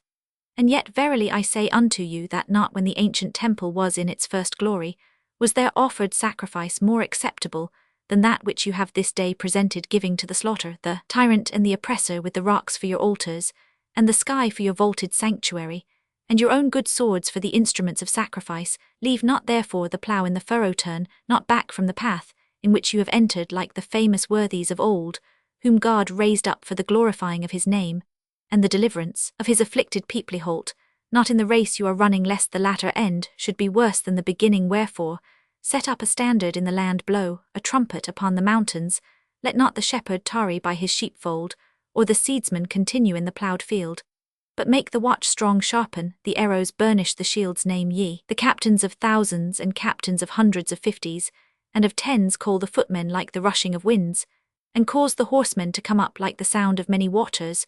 For the passages of the destroyers are stopped, their rods are burned, and the face of their men of battle hath been turned to flight. Heaven has been with you, and has broken the bow of the mighty. Then let every man's heart be as the heart of the valiant Maccabeus, every man's hand as the hand of the mighty Samson, every man's sword as that of Gideon, which turned not back from the slaughter. For the banner of reformation is spread abroad on the mountains in its first loveliness, and the gates of hell shall not prevail against it. Well is he this day that shall barter his house for a helmet, and sell his garment for a sword, and cast in his lot with the children of the covenant, even to the fulfilling of the promise. And woe unto him, who for carnal ends and self-seeking shall withhold himself from the great work, for the curse shall abide with him, even the bitter curse of Meroz, because he came not to the help of the Lord against the mighty. Up then, and be doing the blood of martyrs reeking upon scaffolds, is crying for vengeance. The bones of saints, which lie whitening in the highways, are pleading for retribution. The groans of innocent captives from desolate isles of the sea, and from the dungeons of the tyrant's high places, cry for deliverance. The prayers of persecuted Christians, sheltering themselves in dens and deserts from the sword of their persecutors, famished with hunger, starving with cold, lacking fire, food, shelter, and clothing, because they serve God rather than Mammon, are with you pleading, watching, knocking, storming the gates of heaven in your behalf. Heaven itself shall fight for you as the stars in their courses fought against Sisera. Then whoso will deserve immortal fame in this world and eternal happiness, in that which is to come let them enter into God's service, and take aural at the hand of his servanta, blessing namely upon him and his household, and his children to the 9th generation, even the blessing of the promise for ever and ever. Amen. The eloquence of the preacher was rewarded by the deep hum of stern approbation, which resounded through the armed assemblage at the conclusion of an exhortation, so well suited to that which they had done, and that which remained for them to do. The wounded forgot their pain, the faint, and hungry their fatigues and privations, as they listened to doctrines, which elevated them alike above the wants and calamities of the world, and identified their cause with that of the deity. Many crowded around the preacher as he descended from the eminence on which he stood, and clasping him with hands, on which the gore was not yet hardened, pledged their sacred vow, that they would play the part of heaven's true soldiers. Exhausted by his own enthusiasm, and by the animated fervour which he had exerted in his discourse, the preacher could only reply in broken accents, God bless you, my brethren, it is his cause. Stand strongly up, and play the men. The worst that can befall us is but a brief and bloody passage to heaven. Balfour and the other leaders had not lost the time which was employed in these spiritual exercises. Watchfires were lighted, sentinels were posted, and arrangements were made to refresh the army with such provisions as had been hastily collected from the nearest farmhouses and villages. The present necessity thus provided for, they turned their thoughts to the future. They had dispatched parties to spread the news of their victory, and to obtain either by force or favour supplies of what they stood most in need of. In this they had succeeded beyond their hopes, having at one village seized a small magazine of provisions, forage and ammunition, which had been provided for the royal forces. This success not only gave them relief at the time, but such hopes for the future that whereas formerly some of their number had begun to slacken in their zeal, they now unanimously resolved to abide together in arms and commit themselves and their cause to the event of war. And whatever may be thought of the extravagance or narrow-minded bigotry of many of their tenets, it is impossible to deny the praise of devoted courage to a few hundred peasants, who without leaders, without money, without magazines, without any fixed plan of action, and almost without arms, borne out only by their innate zeal and a detestation of the oppression of their rulers, ventured to declare open war against an established government, supported by a regular army and the whole force of 3 kingdoms. Chapter Roman 19. Why then say an old man can do somewhat? Henry Roman 4 Part Roman 2. We must now return to the Tower of Tilliatudlem, which the march of the Life Guards on the morning of this eventful day had left to silence and anxiety. The assurances of Lord Evandale had not succeeded in quelling the apprehensions of Edith. She knew him generous and faithful to his word, but it seemed too plain that he suspected the object of her intercession to be a successful rival, and was it not expecting from him an effort above human nature to suppose that he was to watch over Morton's safety, and rescue him from all the dangers to which his state of imprisonment, and the suspicions which he had incurred, must repeatedly expose him? She therefore resigned herself to the most heartrending apprehensions, without admitting, and indeed almost without listening to, the multifarious grounds of consolation, which Jenny Denison brought forward one after another like a skilful general, who charges with the several divisions of his troops in regular succession. First, Jenny was morally positive that young Milnwood would come to no harm. Then, if he did, there was consolation in the reflection that Lord Evandale was the better and more appropriate match of the two. Then there was every chance of a battle, in which the said Lord Evandale might be killed, and there wad be nae mair fash about that job than if the Whigs gat the better Milnwood, and Cuddy might come to the castle, and carry off the beloved of their hearts by the strong hand. For I forgot to tell ye, madam, continued the damsel, putting her handkerchief to her eyes, that pure Cuddy's in the hands of the Philistines, as weel as young Milnwood, and he was brought here a prisoner this morning, and I was fain to speak Tam Halliday fair, and fleech him to let me near the pure creature, but Cuddy wasna sae thankfu as he needed, till hae been neither, she added, and at the same time changed her tone, and briskly withdrew the handkerchief from her face. So I will ne'er waste my een wy greeting about the matter. There wad be o young men left if they were to hang the tea half o' them. The other inhabitants of the castle were also in a state of dissatisfaction and anxiety. Lady Margaret thought that Colonel Graham, in commanding an execution at the door of her house, and refusing to grant a reprieve at her request, had fallen short of the deference due to her rank, and had even encroached on her seigneurial rights. The colonel, she said, ought to have remembered, brother, that the barony of Tilliatudlem has the baronial privilege of pit and gallows, and therefore if the lad was to be executed on my estate, which I consider as an unhandsome thing, seeing it is in the possession of females to whom such tragedies cannot be acceptable. He ought at common law to have been delivered up to my bailey, and justified at his sight. Martial law, sister, answered Major Bellenden, supersedes every other, but I must own I think Colonel Graham rather deficient in attention to you, and I am not over and above preeminently flattered by his granting to young Evandale, I suppose, because he is a lord and has interest with the Privy Council, a request which he refused to so old a servant of the king as I am. But so long as the poor young fellow's life is saved, I can comfort myself with the fagend of a ditty as old as myself, and therewithal he hummed a stanza. And what though winter will pinch severe through larks of grey, and a cloak that's old, yet keep up thy heart, bold cavalier, for a cup of sack shall fence the cold.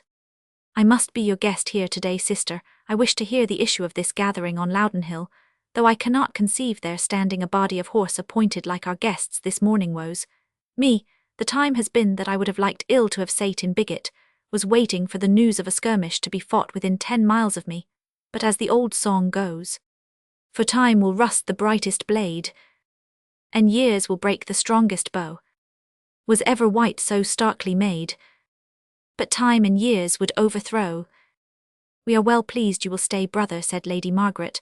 I will take my old privilege to look after my household, whom this collation has thrown into some disorder, although it is uncivil to leave you alone. Oh, I hate ceremony as I hate a stumbling horse, replied the Major. Besides, your person would be with me, and your mind with the cold meat and reversionary pasties. Where is Edith? Gone to her room, a little evil disposed, I am informed, and laid down in her bed for a glyph. Said her grandmother, as soon as she wakes, she shall take some drops.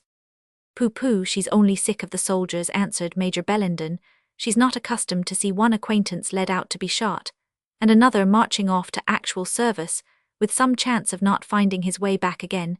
She would soon be used to it if the Civil War were to break out again. God forbid, brother, said Lady Margaret. I heaven forbid, as you say, and in the meantime take a hit at trick-track with Harrison. He has ridden out, sir, said Guddiel, to try if he can hear any tidings of the battle.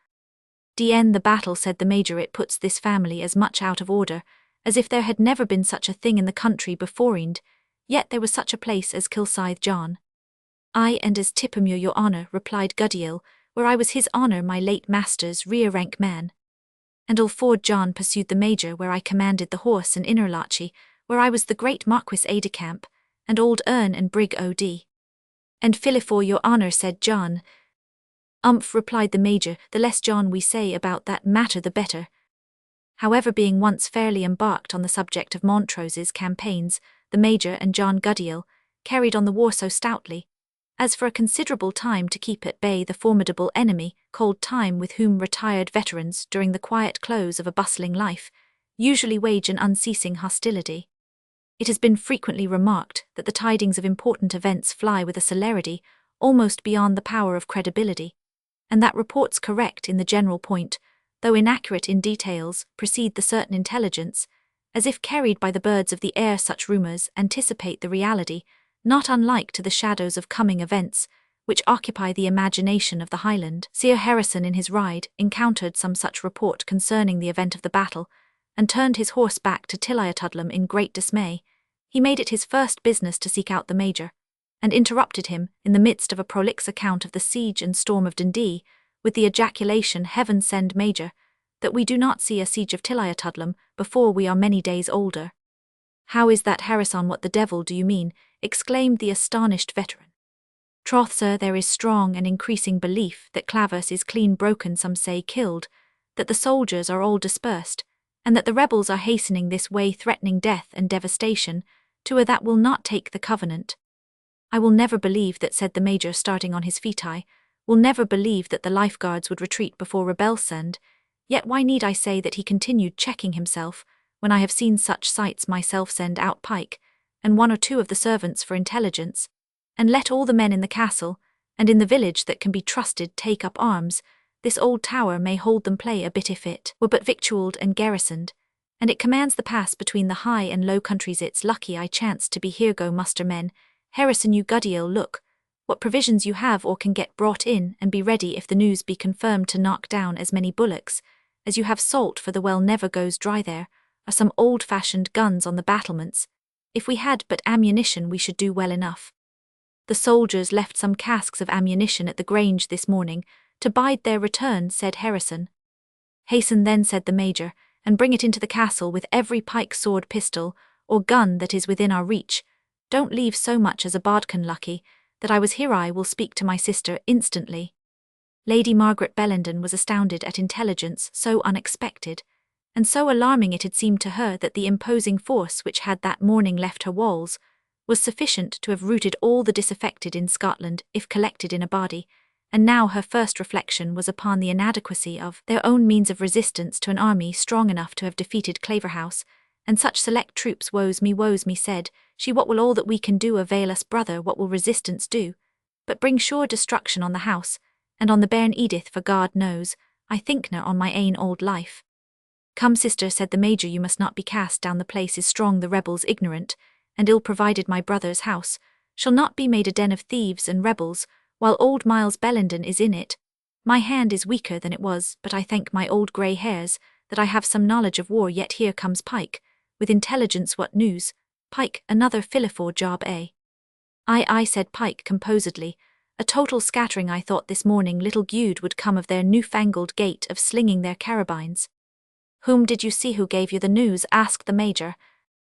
Oh, mair than half a dozen dragoon fellows that are on the spur whilk to get first to Hamilton Thale, win the race. I warrant them win the battle warlike.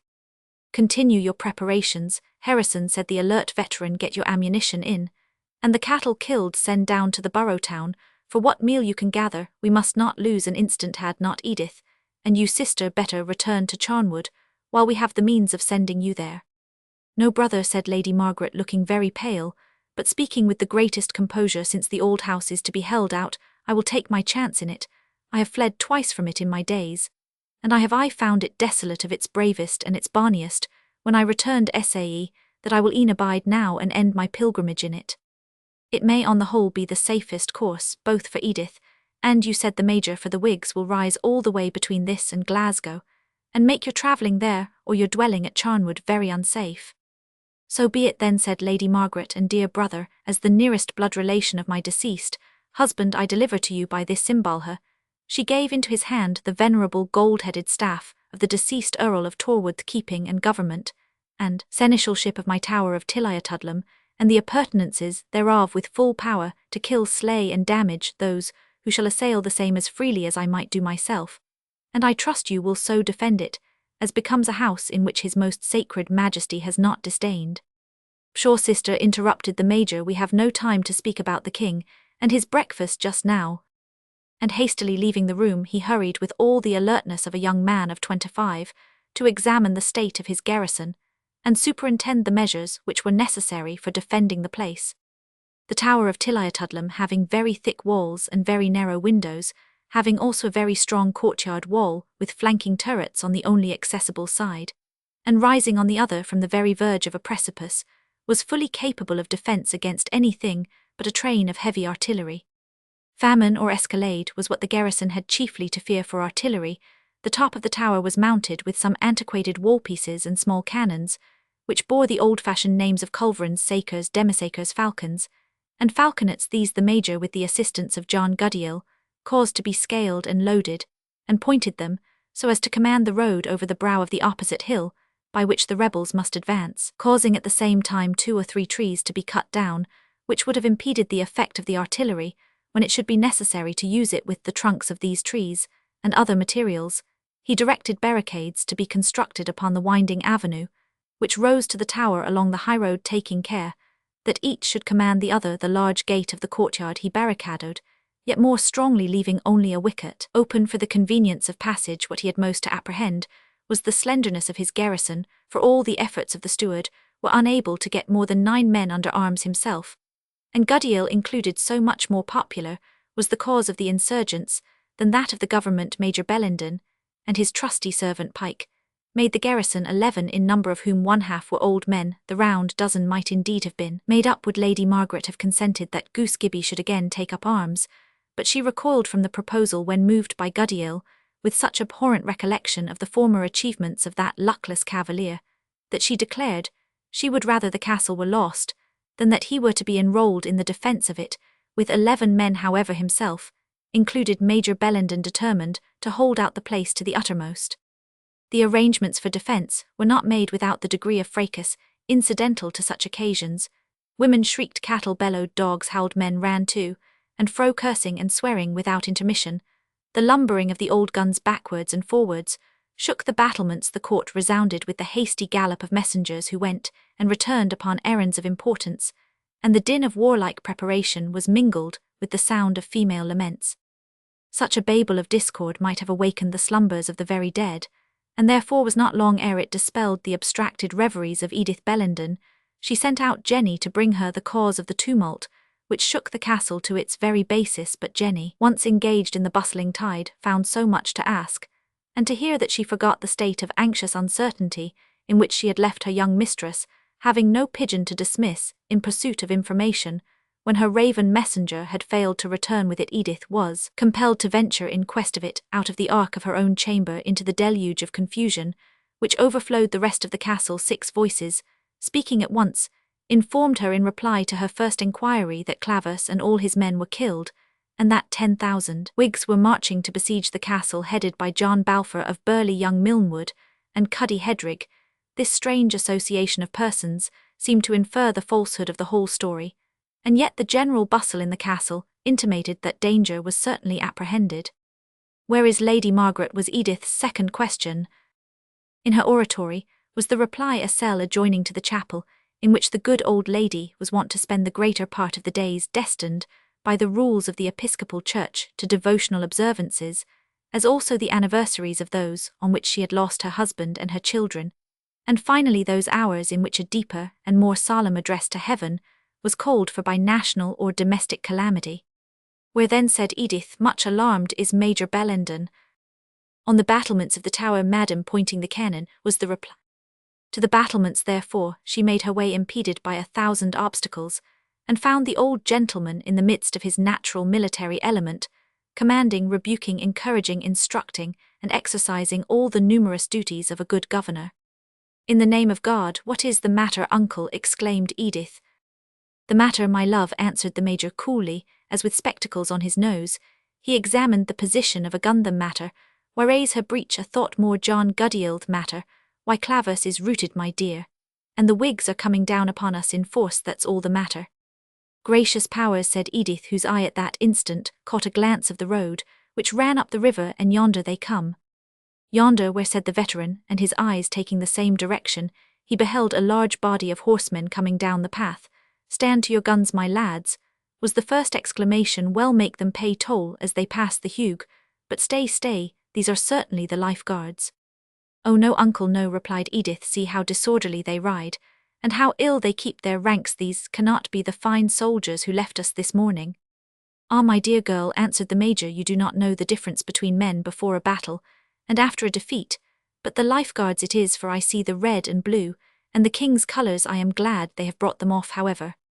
His opinion was confirmed, as the troopers approached nearer, and finally halted on the road beneath the tower, while their commanding officer, leaving them to breathe and refresh their horses, hastily rode up the hill. "It is Claverhouse, sure enough," said the major. "I am glad he has escaped, but he has lost his famous black horse. Let Lady Margaret know John Guddiel order some refreshments, get oats for the soldiers' horses, and let us to the hall, Edith, to meet him. I surmise we shall hear but indifferent news." Chapter Roman 20, with careless gesture, mind unmoved. On raid he north the plains, his seam in thrang of fiercest strife, when winner I the same.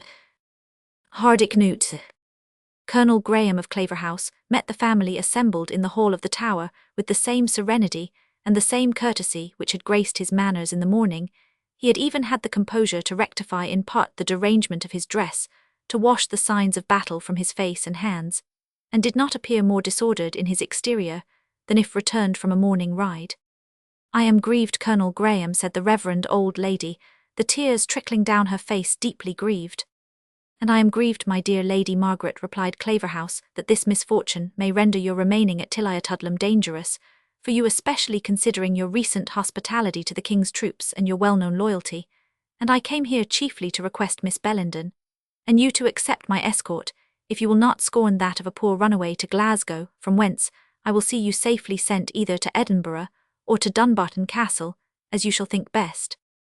"I am much obliged to you, Colonel Graham," replied Lady Margaret, "but my brother Major Bellenden has taken on him the responsibility of holding out this house against the rebels, and please God, they shall never drive Margaret Bellenden from her ain hearthstane, while there's a brave man that says he can defend it." "And will Major Bellenden undertake this?" said Claverhouse, hastily, a joyful light glancing from his dark eye, as he turned it on the veteran. "Yet, why should I question it? It is of a piece with the rest of his life, but have you the means, Major?" "All but men and provisions, with which we are ill supplied," answered the Major. "As for men," said Claverhouse, "I will leave you a dozen or 20 fellows, who will make good a breach against the devil. It will be of the utmost service if you can defend the place but a week, and by that time you must surely be relieved." "I will make it good for that space, Colonel," replied the Major, "with 25 good men, and store of ammunition, if we should gnaw the soles of our shoes for hunger, but I trust we shall get in provisions from the country." "And Colonel Graham, if I might presume a request," said Lady Margaret, "I would entreat that Sergeant Francis Stewart might command the auxiliaries, whom you are so good as to add to the garrison of our people. It may serve to legitimate his promotion, and I have a prejudice in favour of his noble birth." "The sergeant's wars are ended, madam," said Graham in an unaltered tone, "and he now needs no promotion that an earthly master can give."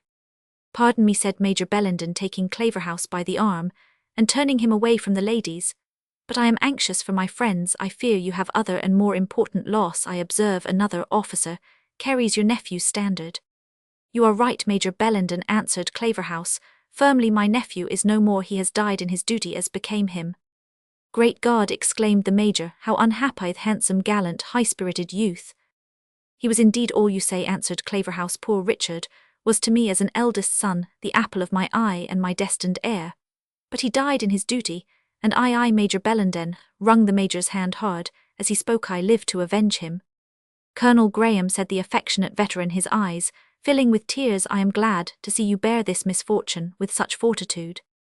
"I am not a selfish man," replied Claverhouse, "though the world will tell you otherwise. I am not selfish either in my hopes or fears, my joys or sorrows. I have not been severe for myself, or grasping for myself, or ambitious for myself. The service of my master and the good of the country are what I have tried to aim at. I may perhaps have driven severity into cruelty, but I acted for the best, and now I will not yield to my own feelings a deeper sympathy than I have given to those of others." "I am astonished at your fortitude under all the unpleasant circumstances of this affair," pursued the Major. "Yes," replied Claverhouse, "my enemies in the council will lay this misfortune to my charge. I despise their accusations. They will calumniate me to my sovereign. I can repel their charge. The public enemy will exult in my flight. I shall find a time to show them that they exult too. Early this youth that has fallen stood betwixt a grasping kinsman and my inheritance, for you know that my marriage bed is barren, yet peace be with him. The country can better spare him than your friend Lord Evandale, who after behaving very gallantly has, I fear, also fallen." "What a fatal day!" ejaculated the Major. "I heard a report of this, but it was again contradicted. It was added that the poor young nobleman's impetuosity had occasioned the loss of this unhappy field." "Not so, Major," said Graham. "Let the living officers bear the blame, if there be any, and let the laurels flourish untarnished on the grave of the fallen. I do not, however, speak of Lord Evandale's death as certain, but killed or prisoner, I fear. He must be, yet he was extricated from the tumult the last time we spoke together. We were then on the point of leaving the field with a rearguard of scarce 20 men. The rest of the regiment were almost dispersed." "They have rallied again soon," said the Major, looking from the window on the dragoons who were feeding their horses and refreshing themselves beside the brook. "Yes," answered Claverhouse, "my blackguards had little temptation either to desert or to straggle farther than they were driven by their first panic. There is small friendship and scant courtesy between them and the boors of this country. Every village they pass is likely to rise on them, and so the scoundrels are driven back to their colours by a wholesome terror of spits, pikestaves, hayforks, and broomsticks. But now let us talk about your plans and wants, and the means of corresponding with you. To tell you the truth, I doubt being able to make a long stand at Glasgow, even when I have joined my Lord Ross, for this transient and accidental success of the fanatics will raise the devil through all the western counties." They then discussed Major Bellenden's means of defence, and settled a plan of correspondence, in case a general insurrection took place, as was to be expected. Claverhouse renewed his offer to escort the ladies to a place of safety, But all things considered, Major Bellenden thought they would be in equal safety at Tilliatudlem. The Colonel then took a polite leave of Lady Margaret and Miss Bellenden, assuring them that though he was reluctantly obliged to leave them for the present in dangerous circumstances, yet his earliest means should be turned to the redemption of his character as a good knight and true, and that they might speedily rely on hearing from or seeing him. Full of doubt and apprehension, Lady Margaret was little able to reply to a speech so much in unison with her usual expressions and feelings, but contented herself with bidding Claverhouse farewell, and thanking him for the succours which he had promised to leave them. Edith longed to inquire the fate of Henry Morton, but could find no pretext for doing so, and could only hope that it had made a subject of some part of the long private communication which her uncle had held with Claverhouse on this subject. However, she was disappointed, for the old cavalier was so deeply immersed in the duties of his own office that he had scarce said a single word to Claverhouse excepting upon military matters, and most probably would have been equally forgetful had the fate of his own son, instead of his friend's, lain in the balance. Claverhouse now descended the bank on which the castle is founded in order to put his troops again in motion, and Major Bellenden accompanied him to receive the detachment who were to be left in the tower. "I shall leave Ingleis with you," said Claverhouse, "for as I am situated I cannot spare an officer of rank. It is all we can do by our joint efforts to keep the men together. But should any of our missing officers make their appearance, I authorize you to detain them, for my fellows can with difficulty be subjected to any other authority." His troops being now drawn up, he picked out 16 men by name, and committed them to the command of Corporal Ingleis, whom he promoted to the rank of sergeant on the spot.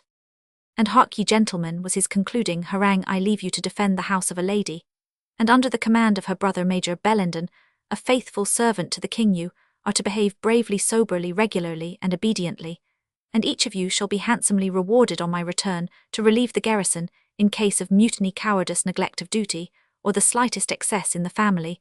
The Provost Marshal and Cordieu know I keep my word for good and evil." He touched his hat as he bade them farewell, and shook hands cordially with Major Bellenden. "Adieu," he said, "my stout-hearted old friend, good luck be with you and better times to us both." The horsemen whom he commanded had been once more reduced to tolerable order by the exertions of Major Allen, and though shorn of their splendour, and with their gilding all besmirched, made a much more regular and military appearance on leaving for the second time the Tower of Tilliatudlem than when they returned to it after their rout. Major Bellenden, now left to his own resources, sent out several videttes both to obtain supplies of provisions and especially of meal, and to get knowledge of the motions of the enemy.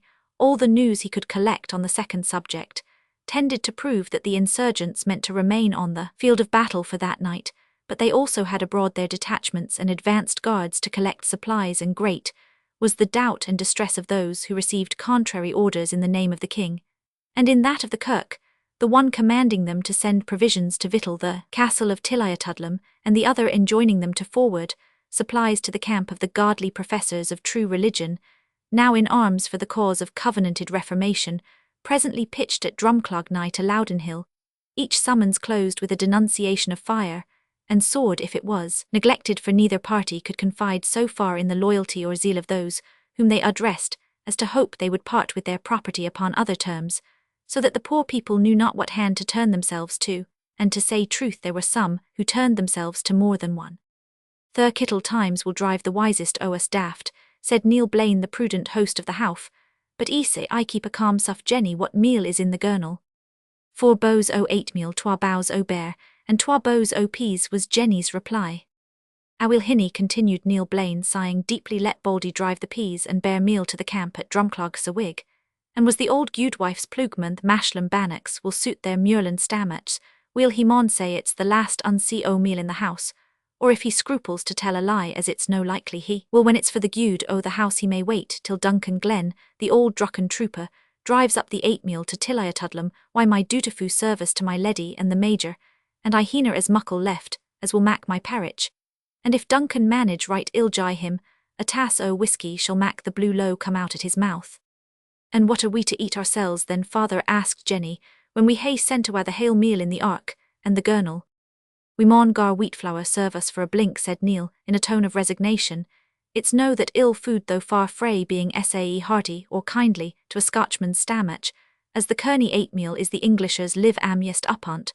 but to be sure the pock-puddings ken nae better. While the prudent and peaceful endeavoured, like Neil Blaine, to make fair weather with both parties, those who had more public or party spirit began to take arms on all sides. The royalists in the country were not numerous, but were respectable from their fortune and influence, being chiefly landed proprietors of ancient descent, who with their brothers, cousins, and dependents to the 9th generation, as well as their domestic servants, formed a sort of militia capable of defending their own peelhouses against detached bodies of the insurgents, of resisting their demand of supplies, and intercepting those which were sent to the Presbyterian camp. By others the news that the Tower of Tilliatudlem was to be defended against the insurgents afforded great courage and support to these feudal volunteers, who considered it as a stronghold to which they might retreat in case it should become impossible for them to maintain the desultory war they were now about to wage. On the other hand, the towns, the villages, the farmhouses, the properties of small heritors, sent forth numerous recruits to the Presbyterian interest. These men had been the principal sufferers during the oppression of the time. Their minds were fretted, soured, and driven to desperation by the various exactions and cruelties to which they had been subjected, and although by no means united among themselves, either concerning the purpose of this formidable insurrection or the means by which that purpose was to be obtained, most of them considered it as a door opened by Providence to obtain the liberty of conscience of which they had been long deprived, and to shake themselves free of a tyranny directed both against body and soul. Numbers of these men therefore took up arms, and in the phrase of their time and party prepared to cast in their lot with the victors of Loudenhill. Chapter Roman 21. Ananias, I do not like the man, he is a heathen, and speaks the language of Canaan. Truly, tribulation you must await his calling and the coming of the good spirit. You did ill to upbraid him. The alchemist. We return to Henry Morton, whom we left on the field of battle. He was eating by one of the watchfires his portion of the provisions which had been distributed to the army, and musing deeply on the path which he was next to pursue, when Burleigh suddenly came up to him, accompanied by the young minister, whose exhortation after the victory had produced such a powerful effect. Henry Morton, said Balfour abruptly, the council of the army of the Covenant, confiding that the son of Silas Morton can never prove a lukewarm Laodicean or an indifferent Gallio in this great day, have nominated you to be a captain of their host with the right of a vote in their council, and all authority fitting for an officer who is to command Christian men. Mr. Balfour, replied Morton without hesitation, I feel this mark of confidence, and it is not surprising that a natural sense of the injuries of my country, not to mention those I have sustained in my own person, should make me sufficiently willing to draw my sword for liberty and freedom of conscience.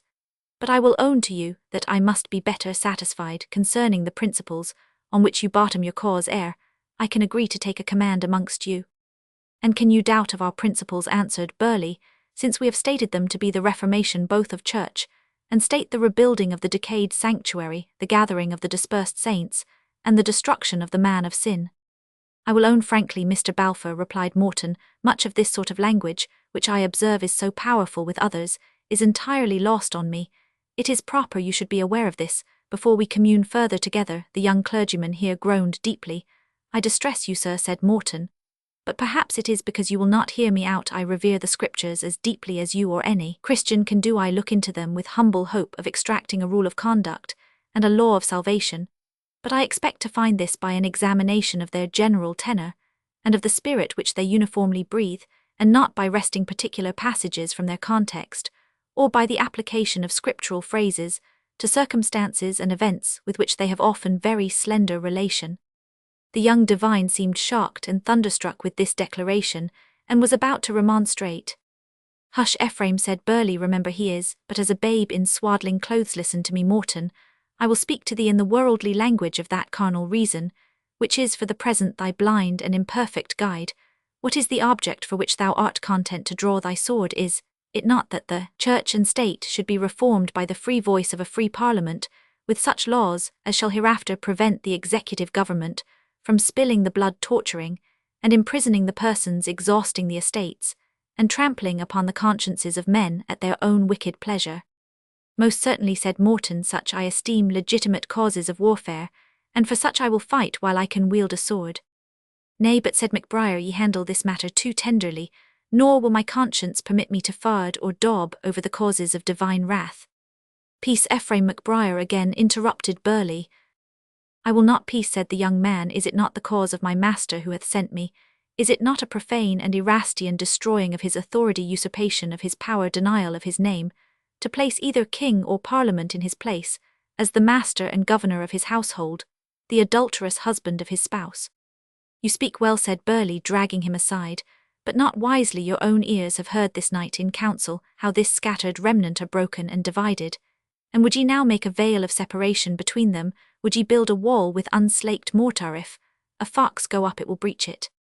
"I know," said the young clergyman in reply, "that thou art faithful, honest, and zealous even unto slaying, but believe me, this worldly craft, this temporizing with sin, and with infirmity, is in itself a falling away, and I fear me heaven will not honour us to do much more for his glory when we seek to carnal cunning, and to a fleshly arm the sanctified end must be wrought by sanctified means." "I tell thee," answered Balfour, "thy zeal is too rigid in this matter. We cannot yet do without the help of the Laodiceans, and the Erastians we must endure for a space. The indulged in the midst of the council, the sons of Zeruiah, are yet too strong for us." "I tell thee I like it not," said McBriar. "God can work deliverance by a few as well as by a multitude. The host of the faithful that was broken upon Pentland Hills paid but the fitting penalty of acknowledging the carnal interest of that tyrant and oppressor, Charles Stuart." "Well then," said Balfour, "thou knowest the healing resolution that the council have adopted to make a comprehending declaration that may suit the tender consciences of all who groan under the yoke of our present oppressors. Return to the council, if thou wilt, and get them to recall it, and send forth one upon narrower grounds. But abide not here to hinder my gaining over this youth, whom my soul travails for his name alone, will call forth hundreds to our banners." "Do as thou wilt then," said McBriar, "but I will not assist to mislead the youth, nor bring him into jeopardy of life unless upon such grounds as will ensure his eternal reward." The more artful Balfour then dismissed the impatient preacher and returned to his proselyte. That we may be enabled to dispense with detailing at length the arguments by which he urged Morton to join the insurgents, we shall take this opportunity to give a brief sketch of the person by whom they were used, and the motives which he had for interesting himself so deeply in the conversion of young Morton to his cause. John Balfour of Kinloch, or Burleigh, for he is designated both ways in the histories and proclamations of that melancholy period, was a gentleman of some fortune and of good family in the county of Fife, and had been a soldier from his youth upwards. In the younger part of his life he had been wild and licentious, but had early laid aside open profligacy, and embraced the strictest tenets of Calvinism. Unfortunately, habits of excess and intemperance were more easily rooted out of his dark saturnine and enterprising spirit than the vices of revenge and ambition, which continued, notwithstanding his religious professions, to exercise no small sway over his mind, daring in design, precipitate and violent in execution, and going to the very extremity of the most rigid recusancy. It was his ambition to place himself at the head of the Presbyterian interest. To attain this eminence among the Whigs, he had been active in attending their conventicles, and more than once had commanded them when they appeared in arms, and beaten off the forces sent to disperse them. At length the gratification of his own fierce enthusiasm, joined, as some say, with motives of private revenge, placed him at the head of that party who assassinated the Primate of Scotland as the author of the sufferings of the Presbyterians, the violent measures adopted by government to revenge this deed not on the perpetrators only, but on the whole professors of the religion to which they belonged, together with long previous sufferings, without any prospect of deliverance, except by force of arms, occasioned the insurrection which, as we have already seen, commenced by the defeat of Claverhouse in the bloody skirmish of Loudenhill. But Burleigh, notwithstanding the share he had in the victory, was far from finding himself at the summit which his ambition aimed at. This was partly owing to the various opinions entertained among the insurgents concerning the murder of Archbishop Sharp. The more violent among them did indeed approve of this act as a deed of justice, executed upon a persecutor of God's church through the immediate inspiration of the deity, but the greater part of the Presbyterians disowned the deed as a crime highly culpable, although they admitted that the Archbishop's punishment had by no means exceeded his deserts. The insurgents differed in another main point, which has been already touched upon. The more warm and extravagant fanatics, condemned as guilty of a pusillanimous abandonment of the rights of the Church, those preachers and congregations who were contented in any manner to exercise their religion through the permission of the ruling government. This, they said, was absolute Erastianism, or subjection of the Church of God to the regulations of an earthly government, and therefore, but 1 degree better than prelacy or popery again. The more moderate party were content to allow the king's title to the throne, and in secular affairs, to acknowledge his authority so long as it was exercised with due regard to the liberties of the subject, and in conformity to the laws of the realm. But the tenets of the Wilder sect, called from their leader Richard Cameron by the name of Cameronians, went the length of disowning the reigning monarch, and every one of his successors who should not acknowledge the solemn league and covenant the seeds of disunion, were therefore thickly sown in this ill-fated party. And Balfour, however enthusiastic and however much attached to the most violent of those tenets, which we have noticed saw nothing but ruin to the general cause if they were insisted on during this crisis, when unity was of so much consequence. Hence he disapproved, as we have seen, of the honest, downright, and ardent zeal of MacBride, and was extremely desirous to receive the assistance of the moderate party of Presbyterians in the immediate overthrow of the government, with the hope of being hereafter able to dictate to them what should be substituted in its place. He was on this account particularly anxious to secure the accession of Henry Morton to the cause of the insurgents.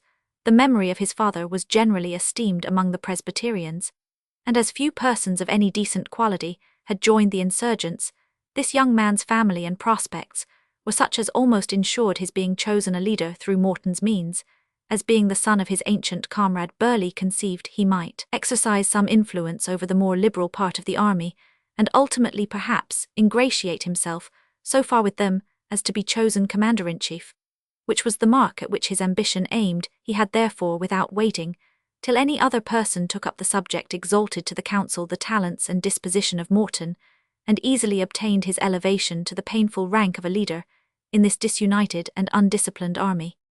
The arguments by which Balfour pressed Morton to accept of this dangerous promotion, as soon as he had gotten rid of his less wary and uncompromising companion MacBride, were sufficiently artful and urgent. He did not affect either to deny or to disguise that the sentiments which he himself entertained concerning church government went as far as those of the preacher who had just left them, but he argued that when the affairs of the nation were at such a desperate crisis, minute difference of opinion should not prevent those who in general wished well to their oppressed country from drawing their swords in its behalf. Many of the subjects of division, as for example that concerning the indulgence itself, arose, he observed, out of circumstances which would cease to exist provided their attempt to free the country should be successful, seeing that the presbytery, being in that case triumphant, would need to make no such compromise with the government, and consequently with the abolition of the indulgence all discussion of its legality would be at once ended. He insisted much and strongly upon the necessity of taking advantage of this favourable crisis, upon the certainty of their being joined by the force of the whole western shires, and upon the gross guilt which those would incur who, seeing the distress of the country and the increasing tyranny with which it was governed, should from fear or indifference withhold their active aid from the good cause. Morton wanted not these arguments to induce him to join in any insurrection which might appear to have a feasible prospect of freedom to the country. He doubted indeed greatly whether the present attempt was likely to be supported by the strength sufficient to ensure success, or by the wisdom and liberality of spirit necessary to make a good use of the advantages that might be gained upon the whole. However, considering the wrongs he had personally endured, and those which he had seen daily inflicted on his fellow subjects, meditating also upon the precarious and dangerous situation in which he already stood with relation to the government, he conceived himself in every point of view called upon to join the body of Presbyterians already in arms. But while he expressed to Burleigh his acquiescence in the vote, which had named him a leader among the insurgents, and a member of their council of war, it was not without a qualification. "I am willing," he said, "to contribute everything within my limited power to effect the emancipation of my country, but do not mistake me, I disapprove in the utmost degree of the action in which this rising seems to have originated, and no arguments should induce me to join it, if it is to be carried on by such measures as that with which it has commenced." Burleigh's blood rushed to his face, giving a ruddy and dark glow to his swarthy brow. "You mean," he said in a voice which he designed should not betray any emotion, "you mean the death of James Sharp?" "Frankly," answered Morton, "such is my meaning." "You imagine then," said Burleigh, "that the Almighty in times of difficulty does not raise up instruments to deliver his church from her oppressors. You are of opinion that the justice of an execution consists not in the extent of the sufferer's crime, or in his having merited punishment, or in the wholesome and salutary effect which that example is likely to produce upon other evildoers, but hold that it rests solely in the robe of the judge. The height of the bench and the voice of the doomster is not just punishment justly inflicted, whether on the scaffold or the moor, and where constituted judges from cowardice, or from having cast in their lot with transgressors, suffer them, not only to pass at liberty through the land, but to sit in the high places, and dye their garments in the blood of the saints. Is it not well done in any brave spirits, who shall draw their private swords in the public cause? I have no wish to judge this individual action, replied Morton, further than is necessary, to make you fully aware of my principles. I therefore repeat that the case you have supposed does not satisfy my judgment, that the Almighty in his mysterious providence may bring a bloody man to an end. Deservedly, bloody does not vindicate those who without authority of any kind take upon themselves to be the instruments of execution, and presume to call them the executors of divine vengeance. And were we not, so said Burleigh in a tone of fierce enthusiasm, was not every one who owned the interest of the covenanted Church of Scotland bound by that covenant to cut off the Judas who had sold the cause of God for 50,000 merks ire, had we met him by the way as he came down from London, and there smitten him with the edge of the sword we had done, but the duty of men faithful to our cause, and to our oaths recorded in heaven, was not the execution itself a proof of our warrant? Did not the Lord deliver him into our hands when we looked out, but for one of his inferior tools of persecution? Did we not pray to be resolved how we should act, and was it not borne in on our hearts, as if it had been written on them, with the point of a diamond, ye shall surely take him, and slay him? Was not the tragedy full half an hour in acting ere the sacrifice was completed, and that in an open heath, and within the patrols of their garrisons? And yet, who interrupted the great work?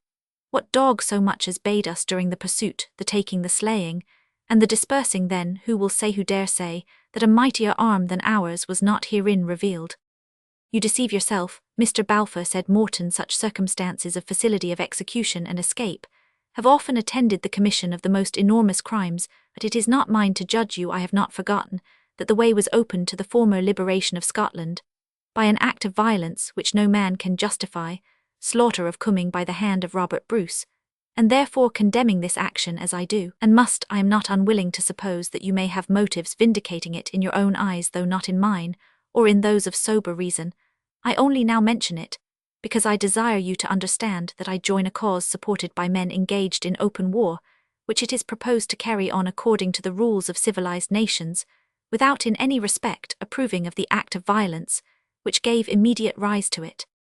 Balfour bit his lip, and with difficulty suppressed a violent answer. He perceived with disappointment that upon points of principle his young brother-in-arms possessed a clearness of judgment, and a firmness of mind, which afforded but little hope of his being able to exert that degree of influence over him which he had expected to possess. After a moment's pause, however, he said with coolness, my conduct is open to men and angels. The deed was not done in a corner. I am here in arms to avow it, and care not where or by whom I am called on to do so, whether in the council, the field of battle, the place of execution, or the day of the last great trial. I will not now discuss it further with one who is yet on the other side of the veil. But if you will cast in your lot with us, as a brother, come with me to the council, who are still sitting to arrange the future march of the army, and the means of improving our victory. Morton arose, and followed him in silence, not greatly delighted with his associate, and better satisfied with the general justice of the cause which he had espoused than either with the measures or the motives of many of those who were embarked in it.